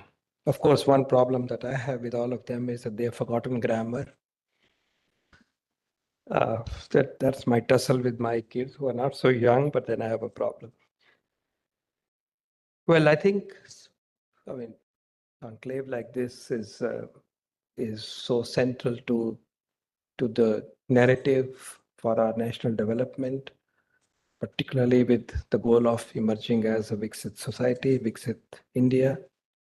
And the Honorable Prime Minister's Panch Pranas include women-led development. I'm sure you heard this repeatedly in this symposium since morning. It's so central, so fundamental. And in the few minutes that I would like to address you is to not do justice to what Bharat Lalji said, overview, but I'll just share a few thoughts for you to take forward and for us to take forward. Firstly, I want on the health side, I want you to realize, taking again cue from Manor Agnani sir, but I had this on my mind. There are a few specific problems that we should be mindful of for women. You heard about cancer cervix, perhaps you know breast cancer, all that. I'm not going in that direction. I'm not also going toward reproductive health today. I want to start by reminding us that anemia is a huge problem. If, as a pediatrician, as an epidemiologist, I look at what is the commonest disorder of our nation, it is anemia. We don't talk about it. Anemia is low hemoglobin. Hemoglobin carries oxygen, picks up from the lungs and carries it to the tissue. Actually, every cell receives oxygen and the carrier is hemoglobin. Surely, it must be something very important for our brain to function, for our heart to function. I want to give you figures on this. You may have heard, but just bear with me. Adolescent girls, NFHS 59%. Another survey, 56%. Easily half of India's adolescent girls. They are growing. They are future CEOs, future mothers, future change agents, 56. 15 to 49, 55%. Another survey, 57%. And beyond 50, 50%. What are you hearing from me? At least 50% of our women, adolescents are anemic. Non-pregnant women are anemic. Non-pregnant women are our workforce and a future workforce. If I am anemic, my body functions are compromised, including my intellectual function. What I wish to highlight is the second part, which perhaps has not been stated. Half of those who are anemic have a hemoglobin less than 9, which means moderate anemia, or severe, which is below that. 1 out of 4 of our female workforce and adolescents are moderately anemic. Surely that's not functionally optimum. Whether I'm picking up bricks or I'm a police officer or I'm a teacher, I'm a homemaker, it's not normal. We must address this issue and the word should spread. What is it that we can do best? It's about diversity of food. It's about knowing your hemoglobin and taking action. We still have not fully cracked how it should be handled. It may be iron. We also know, I should have added, that half of anemia typically is iron deficiency, or a little more than half maybe in women because of the blood loss. The remaining 40%, let's say, is unclear. But that's my journey, academics journey, scientist journey. I wish this to be talked about and how to change discourse around you. For example, the national program says, okay, take iron folic acid capsules. We have numbers, distribution.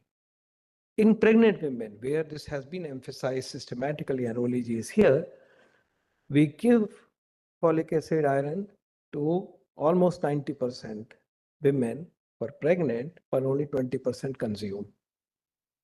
It's a behavioral issue. I want help on how to crack this, because this is we have some estimates of GDP loss. I can give you those numbers. But the fact is, we have a suboptimal physiology. 1 out of 25, 1 out of 4, 25%, if not more than that, I want us to keep in mind. Please create discourse around it. College students should know it. Health, of course, should know it. The word should spread. And please, those who can afford, and not a lot of us can afford, and the students can do it, please check your hemoglobin. And if it is low, please respond to this. It's not a disease or a disorder which is impossible to treat. I want, please take this message, and it's also for the people on this side to address. We are doing it in our own way, but I wanted to alert you about something which is often not thought to be an issue. Number 2, osteoporosis.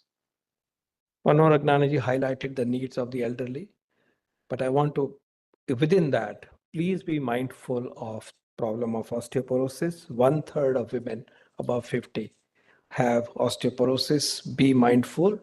I'm not going in the direction of cancer screening. breast cancer screening and other things, but just to highlight that these are the new, and the first one was a hidden and invisible somehow or unattended problem that I would like us to think.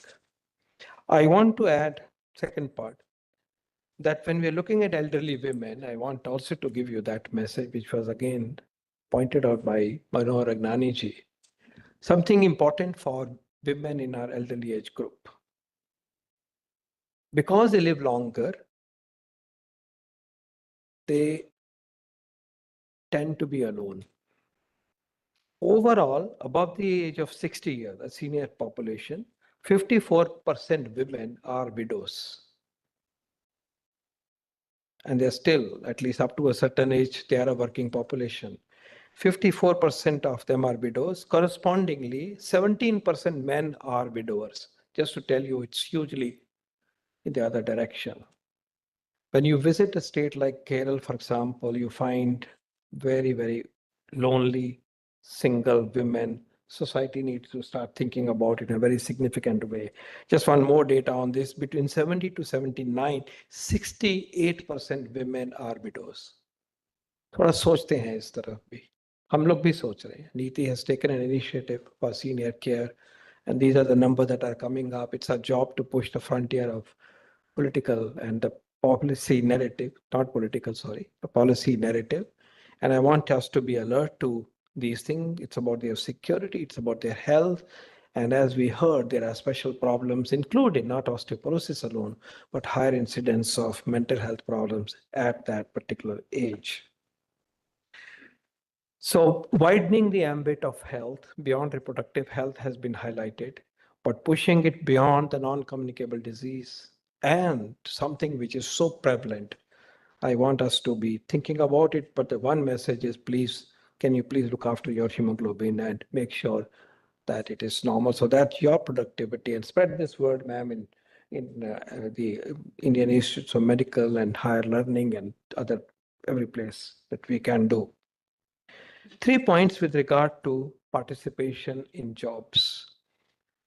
I've seen data yesterday from World Bank, which is perhaps intuitively understood, that even though our GER is high, the conversion to jobs is narrow compared to men. I'm stating the obvious, but I was very impressed the way they presented it, that this goes very well, but conversion to jobs happens here in men like this, but for women it is a narrow band. I'm sure you have had ideas on this, but the point is when we have a GER which is same or somewhat higher for women, what are the pathways for opening those jobs and skilling and jobs and opportunity and how to really convert capabilities into good employment is an issue. Here, 3 points I like to make. One, the need for creches, even though it may have been spoken. Niti did an estimate of how many creches India would need. Our number comes to as high as 40 lakhs. Why it is mandated by multiple acts and laws and common sense and everything, and we are lagging behind. Can we create a movement of in the private sector, in government sector, in ministries and schools for establishing creches, stating the obvious. But the task is big. We should be expecting that to happen. We should be asking for it. We need to create that. Otherwise, how do we get women to work? Second, the workplace norms, and Kiranji has heard me speak on this earlier on. Workplace norms. Some things, Niti did a position paper on the constituents of a good workplace, which is women friendly. It of course includes Vishakha norms, it includes creche, but it also includes good toilets and a restroom. It also includes a, let's say, shall we say, preferred parking for a woman who's pregnant and a room to relax. Nothing ostentatious. We don't have it. And ma'am, you have pointed out how hard it is, and we took that up partly, how hard it is for a police constable, woman police constable, and a teacher and an officer. And I'm sure even in the corporate spaces, to have, can we have a movement on, and these are there, by the way, in the labor ministry's guidelines also, it should be. It should be promoted. Third is issue of care economy, where there are jobs. Care economy, one for the elderly and one for the children. Two very major areas where women workforce would be needed in big numbers. For elderly women, they would prefer caregiver who's a woman. And therefore, there is an opportunity out there toward which we should work systematically. I also belong to a profession, the medical profession, where there are already more women by and large among doctors and of course nurse workforce and others. So one area for expanding jobs is of course professions like teaching, as you said, and health, where there are more jobs. But I want us to think about through these kind of discussions how to create many, many pathways for care economy, which will give us many, many more jobs. I would stop here and I'll continue to take my notes for my work. But indeed, the discussions that you have stimulated, Sankala and team, are very important. I look forward to receiving the notes as well and would continue to work with all the partners. Thank you very much.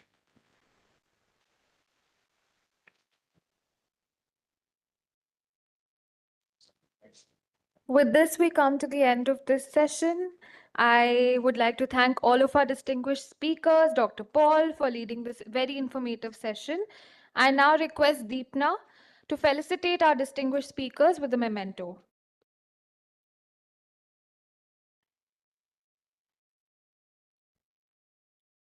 Dr. Vinod Paul.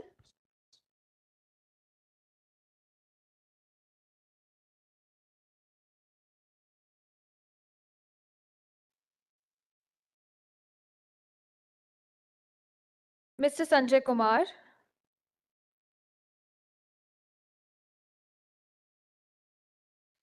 Ms. Roli Singh.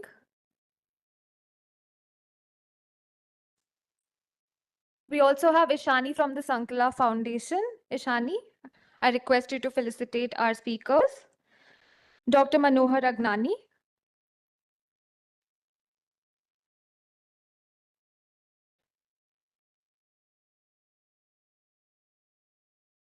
Dr. Vinita Sahai.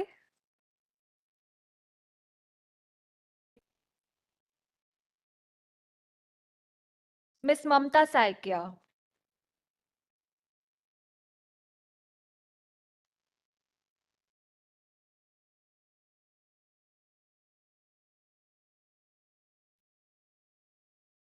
With this, we move towards the final segment of today's program, the valedictory session that marks the close of what has been an extremely enriching and thought-provoking dialogue.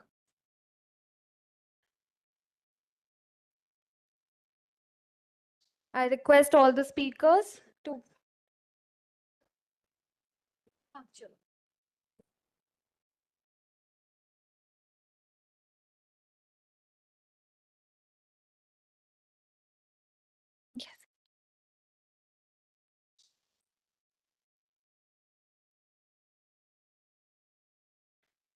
thank you all. For the valedictory session, we have none other than Dr. Kiran Bedi, former Lieutenant Governor of Puducherry, Professor Ashutosh Sharma, President, Indian National Science Academy and former Secretary, Department of Science and Technology, and Mr. Bharat Lal, Secretary General and CEO, National Human Rights Commission. Ma'am, can we please have you on the dais? Professor Sharma, please.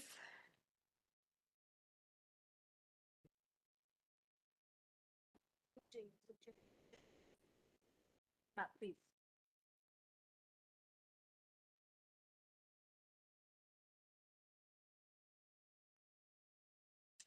Dr. Bedi, a trailblazer and true icon of public service. She is the first woman to join the officer ranks of the Indian Police Service and served as the 24th Lieutenant Governor of Puducherry. With accolades including the Maksasai Award and a Gallantry Award, Dr. Bedi is an influential leader, remarkable philanthropist, and advocate for social change.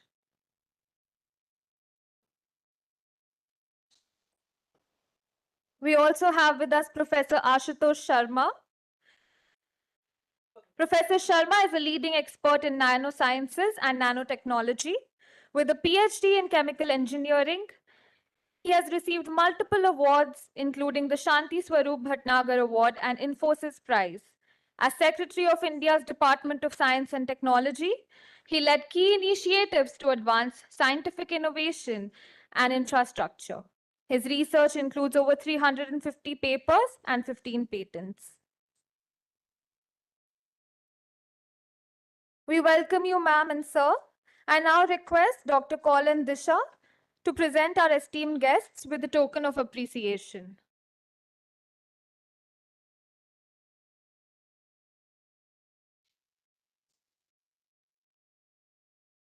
Dr. Kiran Bedi.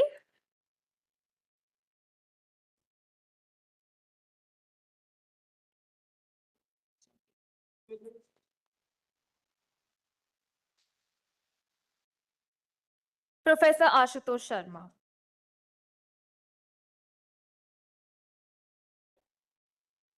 With this, I'm delighted to welcome Mr. Bharat Lal, Secretary General and CEO of the National Human Rights Commission, to deliver the special address.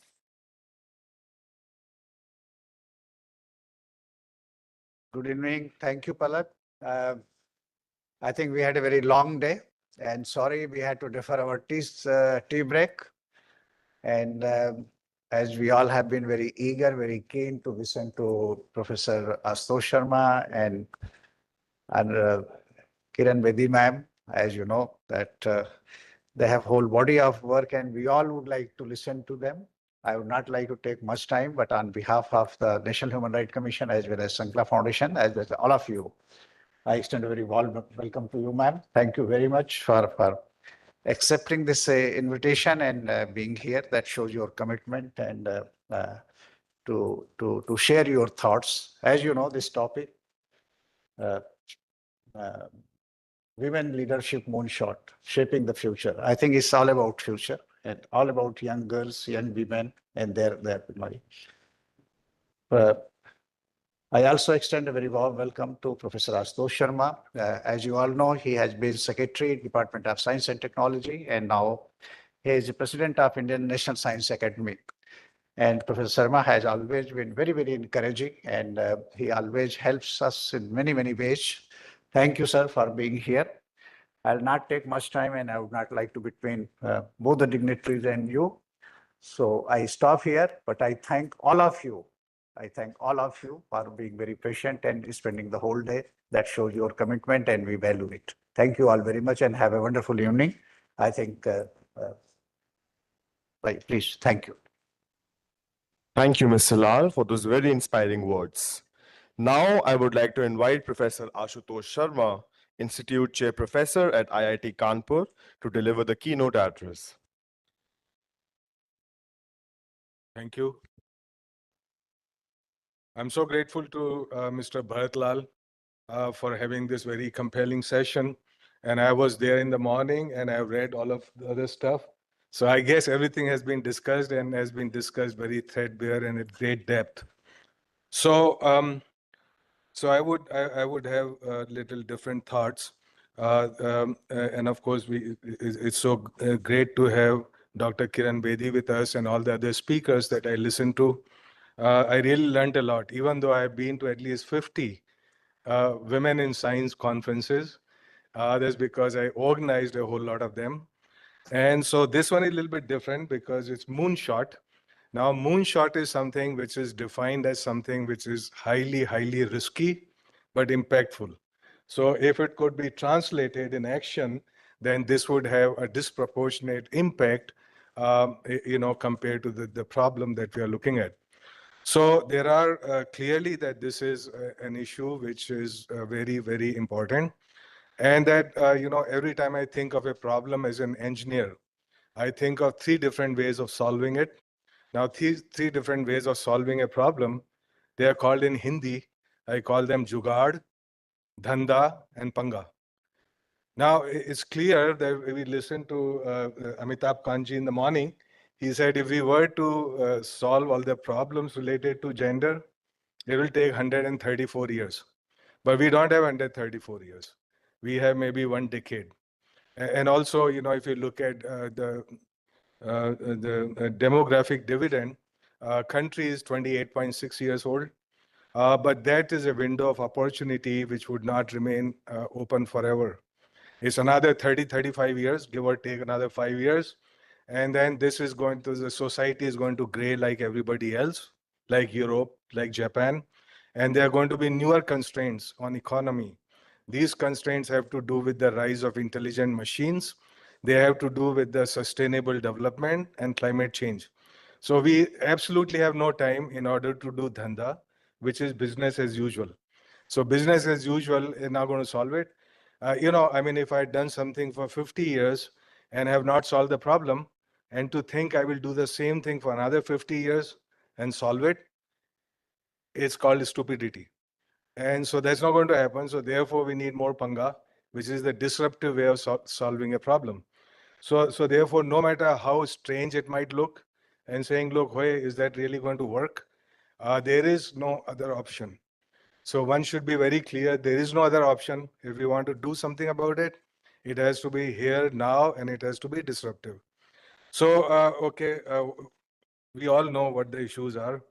Sometimes I just say, look, I have seen some bicycles with one wheel, but only in circus. It's not going to work anywhere else. And so other day, maybe about 5 years ago, I was addressing a conclave of women entrepreneurs. So because I basically I got a background in science, engineering, technology, and innovation. So I would basically talk about those kind of issues there.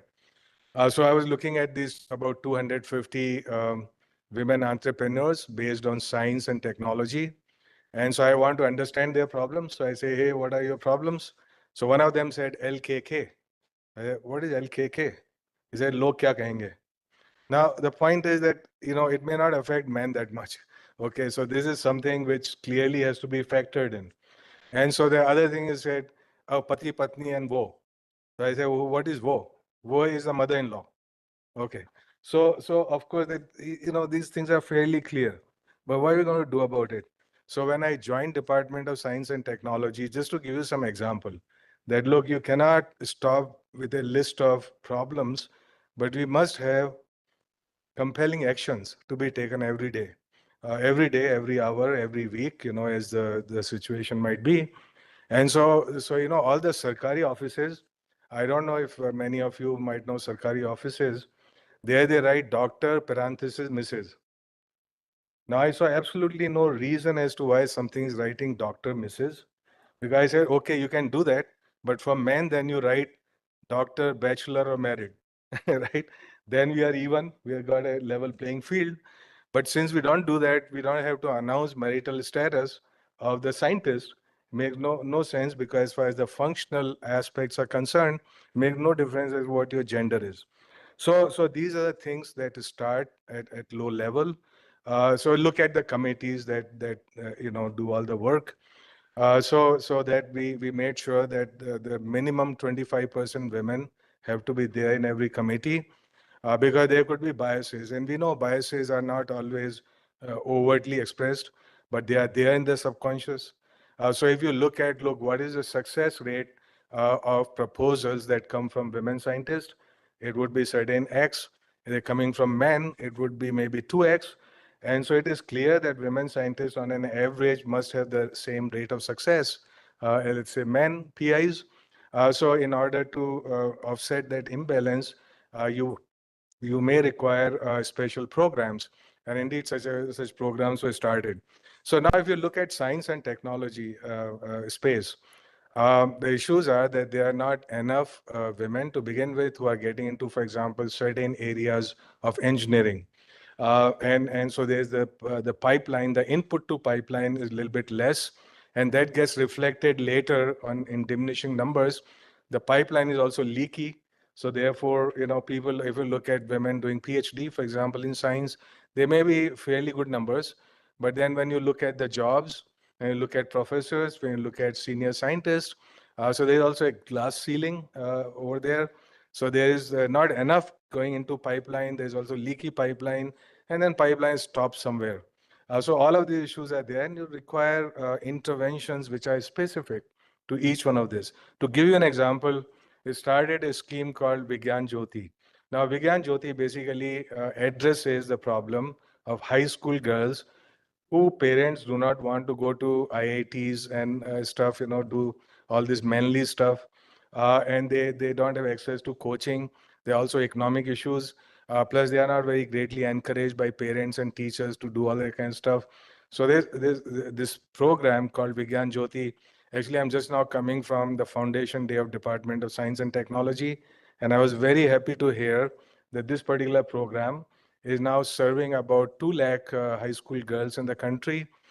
So that basically catch them young, those who are not going to coaching, but they got potential. Then you have to work on their parents, they have to work on their teachers, you have to work on their neighbors, and foremost, you have to work on their confidence, in addition to scholarship, which is easy to take care of. But the cultural and behavioral aspects is what you have to address. So unless we have addressed that, that will not, address the problem. And so this is working very well because this is holistic. That this is not only, hey, give a scholarship and forget about it, or give some coaching and forget about it. So it has to be a holistic solution that we get in there. Of course, then there are other stuff that happens in science is break in the career, because people move and they cannot, get a permanent job. They leave the job, or sometimes because of other familial reasons. And once there is a break, let's say for a couple of years, gets harder to get back, to find a job which is appropriate for the person. So there's yet another program that basically addresses that particular problem. So essentially what I'm saying is we need to have a good analysis of where the weaknesses are, where the gaps are, and then have a very specific solution to that particular problem. Um, so lack of representation and role models. Oh, by the way, so now I'm heading Indian National Science Academy as president. So now when I took over, of course, I've been a fellow for a long time. So there are, of course, problems with diversity in all the academies around the world. It's not only about India.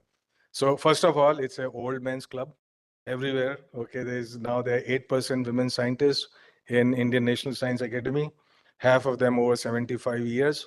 I got nothing against 75 years. I'm getting there soon myself. But the whole point is, no, I'm serious. Okay, another 10 years to go, and I'm there. Okay. So the point is that, look, it has to be diverse. Why is diversity important? People think it's a political slogan. People think it's a lip service. Of course, it's not that. So clearly, of course, there are economic imperatives that aside. Let me give you a very fundamental reason as to why diversity is important. In nature, nature doesn't care about efficiency or optimal design. It cares about diversity. The reason is very simple. If all of us are copies of each other, clones of each other, and no matter how efficient we are, and no matter how optimally designed we are, the first virus that kills me will kill all of you. So therefore, to be a robust society, to have multiple perspectives on the problems and its solutions, you need diversity. So we just can't say, oh, this guy is less IQ, this guy like this, there would be a complete mistake in order to emphasize optimality.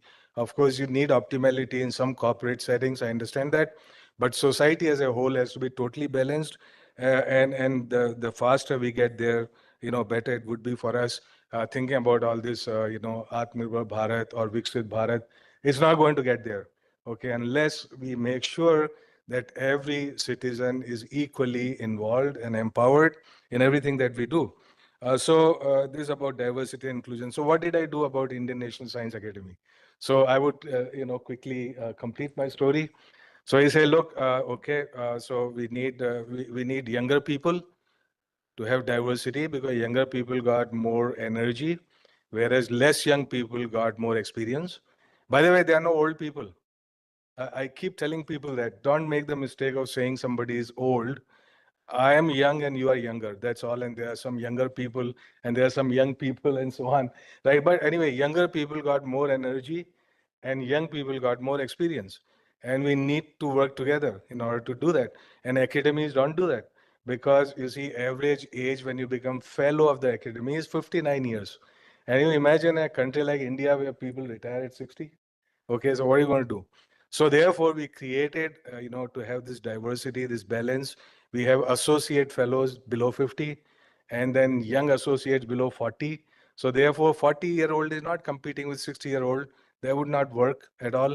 And it's the same thing about, let's say, to bring in more women into our fold, to have different, role models, and to have different networking and so on. So we have now women associates of INSA. We are going to have 350 of them. The total membership is about 1,000 scientists, top scientists of every area, every age group, and so on. Okay, so what do we hope to do with this? What we hope to, oh, by the way, there's another kind of diversity, which is like, okay, you know how scientists, how many here are scientists? Only one. My God. Okay. So you don't know how scientists are. Anyways, okay, how they are. They are, what?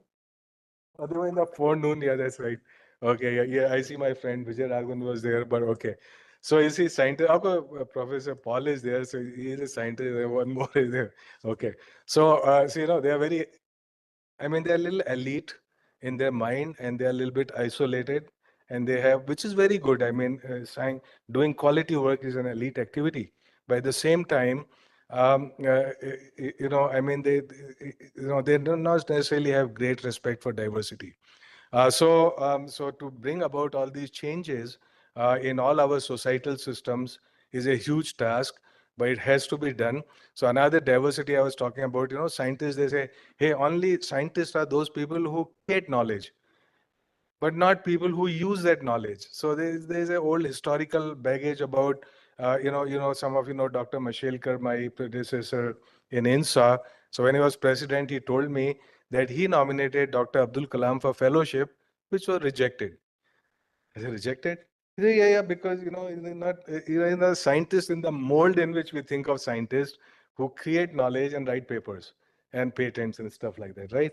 But we have addressed that problem and said, look, no, we're also going to have fellows who have used science for socio-economic impact. So there are, I'm just saying, the diversity of every kind is important. But at the same time, the most major diversity and inclusion, of course, is gender related and then age related. And I would conclude it by saying that every possibility, every opportunity that we have to address this imbalance, we must not hesitate. So many of my colleagues, like when I said it's an old boys network club, no, they'll say, hey, this will dilute, because, okay, if I become fellow, then I don't want anybody else to become fellow, right? It's like this, so become more exclusive club. But no matter what people say, don't worry about LKK, for example, and there's to just do thing which can be done right away, which can be done compellingly, very strongly, even if I may repeat again, by Panga behavior and not by Dhanda behavior. And we really need to encourage that very much. Thank you very much for having me here. Thank you so much. Thank you, Professor Sharma, for those very uplifting words. It is with great honor that I now invite Dr. Kiran Bedi to deliver the valedictory address. Dr. Bedi, please.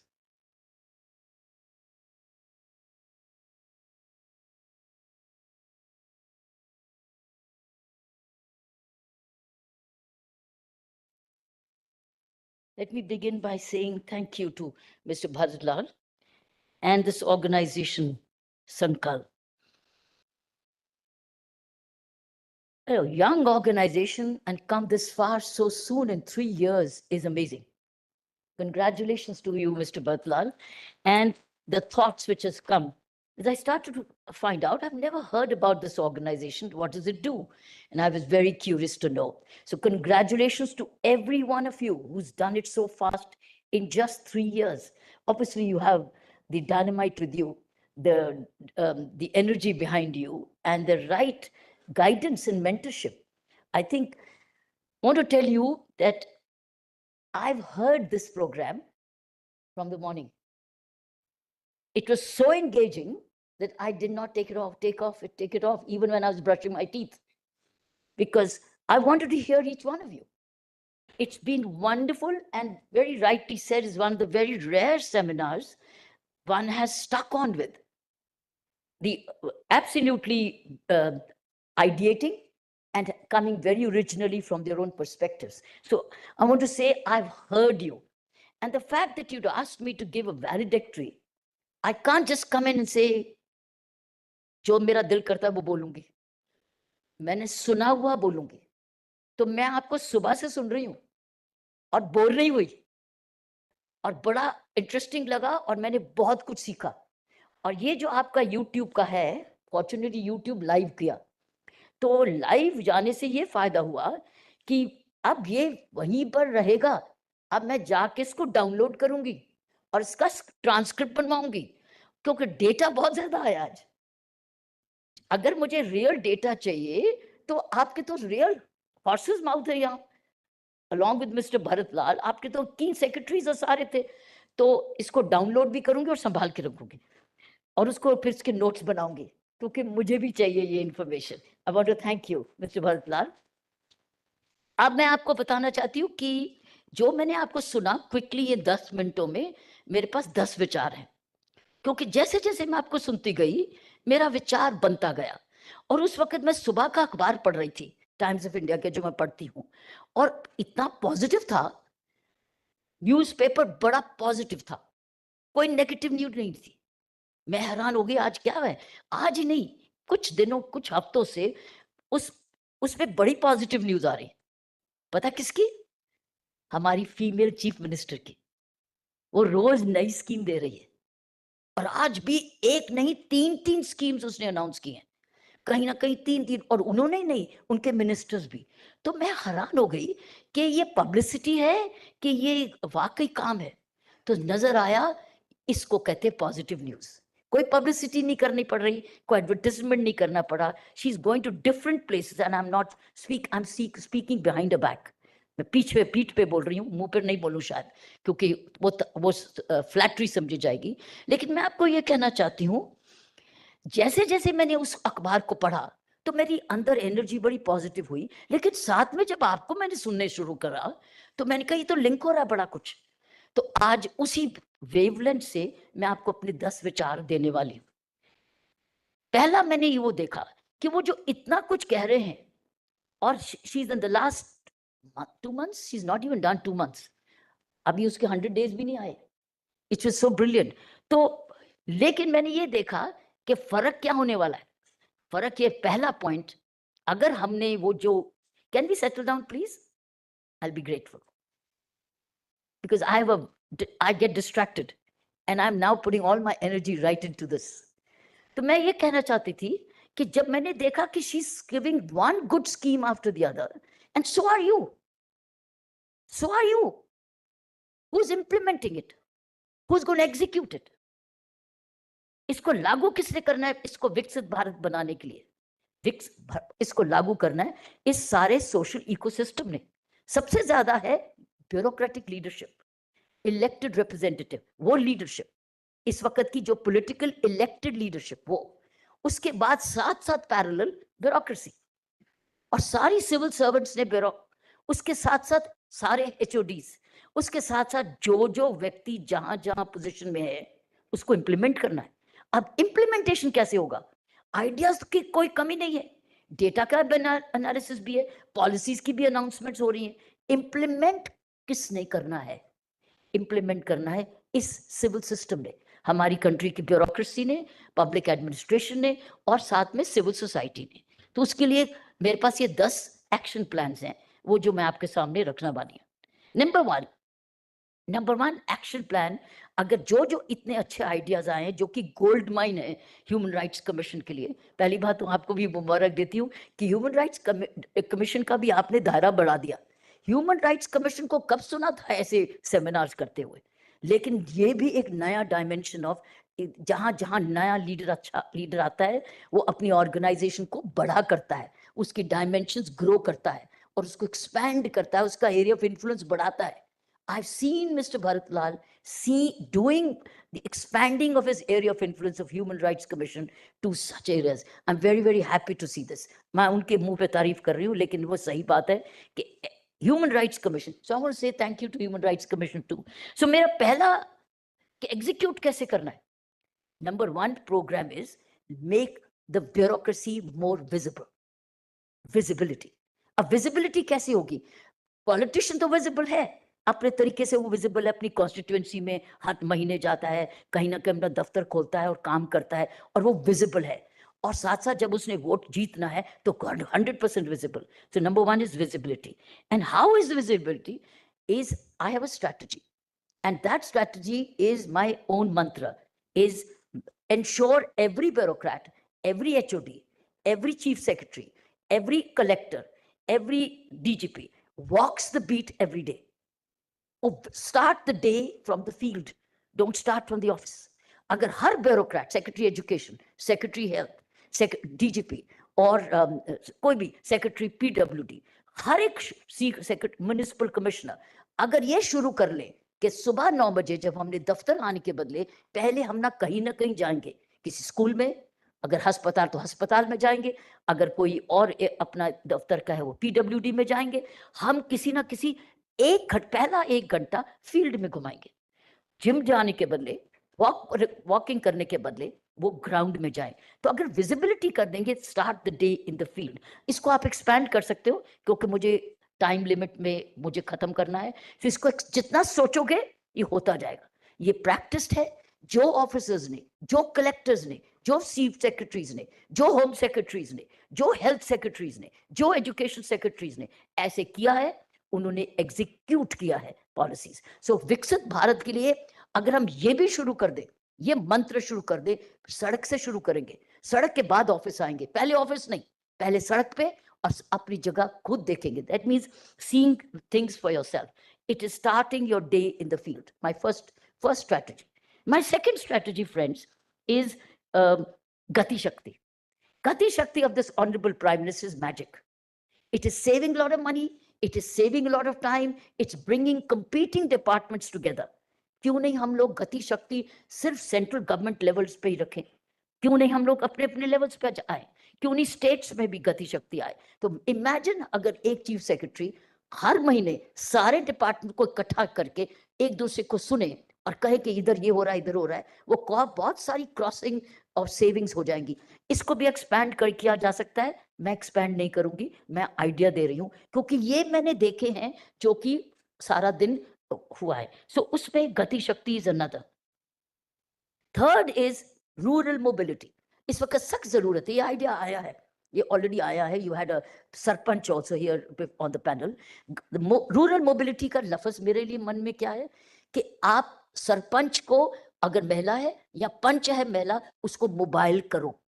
वो mobile नहीं है, वो अपने husband के scooter के पीछे बैठ के जाती है और उसको रिक्वेस्ट करती है मुझे मीटिंग में ले जाओ, और वो जो हस्बैंड है वो आनाकानी करता है, आज नहीं कल और कभी बाद, बड़ी मुश्किल है, कोई जरूरत नहीं तुझे जाने, मैं जो तेरे लिए देख लूंगा। तो ये नहीं, अगर हम अपनी पंचों को छोटा छोटा स्कूटियां दे दें, पावर जी इलेक्ट्रिक पावर बड़ा सस्ता है, बजट के लिए बजटेबल है, तो अगर हम अपनी मोबिलिटी, अपनी वुमेन की ग्रास रूट्स को बढ़ा दें, ये मेरा एक्सपीरियंस है, इसलिए मैं बता रही हूँ, क्योंकि कई चीज़ों में आपको डायरेक्ट एक्सपीरियंस है, ये मुझे बताने की जरूरत है मैं क्या करती हूँ। मैं इस वक्त ये बता रही हूँ कि जो मैं बता रही हूँ मैंने देखा है कि अगर ये मोबिलिटी बढ़ जाए और हम पंचों को स्कूटियां दे दें और उनको औरत को मोबाइल कर दें, तो आपका पर्टिकुलरली नॉर्दर्न इंडिया में सख्त जरूरत है, क्योंकि नॉर्दर्न इंडिया में बड़ी जबरदस्त पेट्रियार्की अभी भी है। नेक्स्ट पॉइंट मेरा है बीट सिस्टम। बीट सिस्टम का मतलब है कि पुलिसिंग एंगल, मैंने देखा है पुलिसिंग का लफ्ज भी नहीं आया सारा दिन, क्योंकि आपके पास मेरे जैसा व्यक्ति था ही नहीं यहाँ। तो इसलिए बीट सिस्टम बड़ा जरूरी है, क्योंकि beat system of policing will ensure security to the woman around. It will enhance her security and she won't mind moving around even in the evening. तो अगर हम बीट सिस्टम को लागू करें, जो कि भी कहीं कहीं लागू है और कहीं नहीं है, लेकिन अगर as a national programme and policing is a state subject, तो ये बीट सिस्टम का मतलब ही है कि बीट हर एरिया एक पुलिस ऑफिसर के इंचार्ज में हो, चाहे वो हेड कांस्टेबल हो, चाहे असिस्टेंट सब इंस्पेक्टर हो, और वो घर घर में जाया करे और कहे करे मैं आपका इन्फॉर्म, मेरा नंबर ये है, कभी आपको कोई प्रॉब्लम हो तो मेरे से करना। अगर रात कोई आपको घरेलू डोमेस्टिक वायलेंस भी है तो मुझे बताना, अल्कोहलिज्म भी है तो भी बताना. So it's a beat system. Next point here is, it has been said, and so has Dr. Paul mentioned, is the care industry. Care industry का जितने स्टार्टअप बना लो. आज हर वर्किंग वुमन एक और वुमन को वर्किंग बना सकती है और वो बनाती है. हर working woman engages another woman to what? To support her to go to work or at home management or do the nanny or the child care or geriatric. Every working woman is today hiring another woman, but it's in the totally unorganized sector. If we can have credible startup systems of care industry, it is enormous. इसमें care industry का बड़ा easy है. जो बच्चा open school पढ़ रहा है, जो लड़की या लड़का, क्योंकि men single men also need this kind of home care or geriatric care for their parents. अगर ये हमारे पास केयर इंडस्ट्री क्रेडिबल मिल जाए जहां वो मैं उसको ले सकूं, अभी बड़ा सिलेक्टिव है, अभी थोड़े थोड़े एरिया से है और ये लोग भी कुछ एरिया से ही आते हैं. तो अगर ये हमारे पास ये केयर इंडस्ट्री में home care, geriatric care, child care, जिसमें ओपन स्कूल अगर बच्चा को पढ़ रहा है तो वो कहीं ना कहीं वर्किंग वुमन के साथ अटैच हो सकता है. साथ साथ वो भी पढ़े, उसका बच्चा भी पढ़े इस घर में आकर, और साथ साथ वो भी कमाए और उसकी स्कॉलरशिप बन जाए. तो if we can promote these kind of schemes, would be gate for babysitting, और साथ साथ parenting was shared, but I want to expand that because I want to stick within my time. Then comes school infrastructure. Dr. Paul mentioned that the child care, I'm expanding this a little, we need thousands, lakhs of care centers, he mentioned. Look, we have a solution. Why don't the schools have these playway schools? Why doesn't the school have a creche? It has an infrastructure, it has a building, it has teachers, it has civic services. Why can't the school have, mother अपने बच्चे को छोड़ने आती है तो अपने बच्चे छोटे को भी क्रेश में डाल दे, वही डाल दे. तो क्यों नहीं हम स्कूल में ही एक चाइल्ड केयर नीचे डाले जिसमें माँ अपने बच्चे को, बड़े बच्चे को भी छोड़ दे और छोटे बच्चे को भी छोड़ दे और वहीं पर ये प्ले वे हो जाए. आप वहाँ आंगनबाड़ी वगैरह रख दो तो कितना सेविंग हो सकता है. हर स्कूल ये सिस्टम दे सकती है अगर हम ऐसे सोचने लगे. स्कूलों में से रेजिस्टेंस आएगी कि हम कितना कुछ करेंगे, सारा कुछ हम ही करेंगे, तो there will be a resistance. But if it's a considered policy, teachers को भी बेनिफिट है. स्कूल टीचर भी ले आए अपना 7 month old बेबी को वो और फिर वो बच्चे को देख भी सकती है, देख भी रखते कि बच्चा ठीक है कि नहीं. So I think the school can play this role, while RWOs can also be mandated to have these kind of places where the child care can be taken care of. But you know what? I'm extending the school little before and I'm extending the school little after. After is what? A day school. Do you know this time of, by the time हम लोग 3 बजे खत्म करते हैं school, ये अंग्रेजों के time का था जहाँ women were not working. women घर में होती थी, mothers घर में आ जाती थी, 3 बजे बच्चा घर आ जाए. 3 बजे माँ नहीं है वहां, ना डैडी है, तो डे स्कूल बनाओ ना, हर स्कूल को डे बनाओ. Pay the teachers a little more, have a little more fee, but the day school means finished, homework finished. You have taken the daycare pressure off the woman and you have made her mobile and you made her working. Unless you improve the care services before and after, and the school itself can be the solution, pre and post, which means homework finished. जो बाकी के extra hours हैं, सब जने बच्चे homework करें, माँ बाप पर जाके प्रेशर नहीं डालें, वहीं पर फैसिलिटीज ऑफ स्पोर्ट्स भी दें, जहाँ जहाँ स्पोर्ट्स फैसिलिटीज है वो भी करें. उससे बच्चा जो वेट लूज आउट कर रहा है क्योंकि वर्किंग पेरेंट नहीं है, सॉरी ऐसा पेरेंट नहीं है जो उनको ले जा सकते कोई स्पोर्ट्स के लिए, कोई म्यूजिक के लिए, कोई जिम्नेजियम के लिए, कोई आर्ट एंड कल्चर के लिए, स्कूल में ही खत्म करो. So why can't the school become comprehensive and more holistic, pre and post? This is an idea for consideration. You can expand the idea. Next point in the 10-point program is patriarchy. Patriarchy is where joint living should be encouraged. जब construction हो रही है building की तो architect को होना चाहिए कि joint living should be encourage. घर में जगह नहीं है पेरेंट्स के लिए क्योंकि कमरे कम है.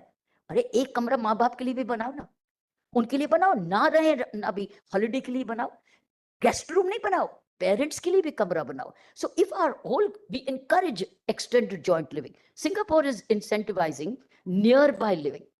It's living nearby financial incentives, जहां वो parents के पास रह रहे हैं, उनके और उनको incentivize करें. मैं पास में वाली की बात नहीं कर रही, मैं तो कह रही हूँ घर भी. अब work from home का दफ्तर चाहिए, सिमिलरली पेरेंट्स के लिए भी कमरा चाहिए. तो वर्क फ्रॉम होम का दफ्तर भी खोलो, अपना जगह रखा बनाओ, part of the school bedroom or your living room architecture, and so should be senior citizens. So patriarchy is the joint. लेकिन patriarch का मतलब कुछ और था जो मेरे मन में, वो ये था, that's disruptive. What the professor of the IIT, it's time to be disruptive.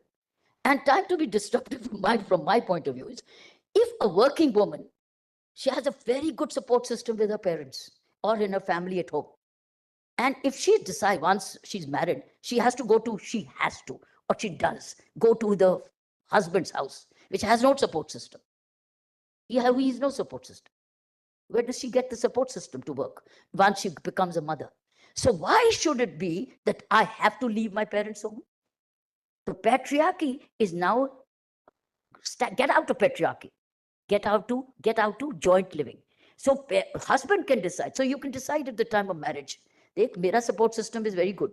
I'm my mother, father, my family supporting me because I'm working for a police officer's wife. A police officer woman needs support system. लेकिन वो घर छोड़ती है, उसको support system चला जाता है. उसको mother in law कहती है मेरा खाना भी बना. हस्बैंड कहते हैं मेरा खाना भी बना. तो कहती मेरी भी तो ड्यूटी है, तो ड्यूटी करो घर में, तुम पहले ये करो. I've seen many happening, friends. Why should she leave the home? She should say शादी करनी यहाँ करूंगी, रहूंगी मैं अपने पेरेंट्स के पास, तुम भी मेरे पास आ जाओ, और यहाँ मैं तुमको दोनों विजिट में रखेंगे. यहाँ एक ऐसी जगह जहाँ मुझे ये ना हो कि मैं बिना support system. Again, this is an expandable idea. You can think about it as a on patriarchy. Next point is, how do we encourage women in rural areas, hand-holding and upskilling? Maybe entrepreneurship, I work with rural women, so I know जहाँ woman को entrepreneur छोटी सी skill दी है, उसे अपनी दुकान खोल ली, उसे अपना business खोल लिया, उसे अपनी machine खोल ली, और उसे बच्चों को पढ़ाना शुरू कर दिया. सारा माहौल sir, but she needs hand-holding. I think how do we have hand-holding patterns through the panchayat system or through NGOs to be supported? That's another constant upskilling. And last but not the least is, how about Human Rights Commission being called Human Rights and Responsibilities Commission? The moment you have human rights and responsibilities, all this becomes brilliant. It becomes mera right bhi hai, lekin meri responsibility bhi hai. If we're looking for Viksit Bharat, friends, we need along with rights, a responsible behavior in all respects, whether we govern, whether we lead, or we are simple members of the civil society. I want to thank Mr. Bhadralal once again and your organization, Sankal, for giving me this opportunity. Here are some ideas which I gathered while learning for the day. I've not invested my day. I have invested by learning. I've learned so much through all your speakers who've come through these panels. If I've repeated a point, it is only to say I found it interesting.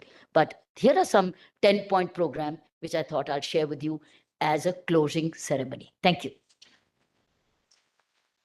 Thank you, Dr. Bedi, for those really insightful remarks. I now request Ms. Divya Singh Rathore to felicitate our distinguished guests with a memento on the behalf of Sankala Foundation. Dr. Kiran Bedi.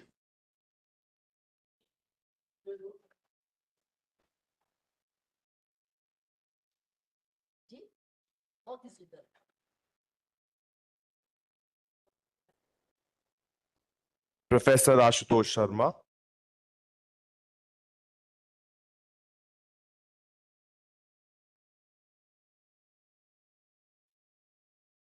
Thank you, Divya. As we reach the conclusion of today's event, I would like to invite Ms. Disha Joshi, Director, Sankala Foundation, to give a vote of thanks.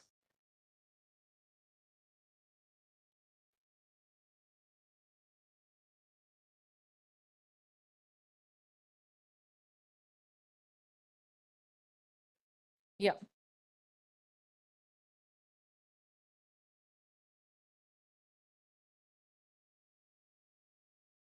Hello, good. Thank you, Akash. Good evening to all of you. On behalf of Sankala Foundation, I extend my heartfelt thanks to each one of you for being a part of this national conference on women leadership moonshot, shaping the future. We are deeply honored by the gracious presence of Dr. Kiran Bedi, former Lieutenant Governor, Puducherry. Ma'am, your fearless service, lifelong commitment to justice and empowerment have inspired generations. A very special word of gratitude to Mr. Bharat Lal, Secretary General and CEO, National Human Rights Commission. Sir, your steadfast support, generous encouragement, and belief in the vision of Sankla Foundation has played a vital role in shaping this conference. Our sincere thanks to Professor Ashutosh Sharma, President, Indian National Science Academy, for his thoughtful reflections around research, innovation, and the future of science in nation building. We also thank our partner, Bharti Airtel Foundation and US-India Strategic Partnership Forum for supporting us in this adventure. We also would like to thank all the speakers and the leaders that have supported us today and shared their insightful thoughts with us. Lastly, thank you so much for the Sankla team, our mentors, our volunteers working behind the scene for making this event possible. Thank you, the audience, showing up, listening deeply, and engaging wholeheartedly. Your presence affirms that the Moonshot is not just an idea, it is a movement in motion. Let's carry this momentum forward into our work, our policies, our institution, and our everyday lives. Thank you so much, everyone.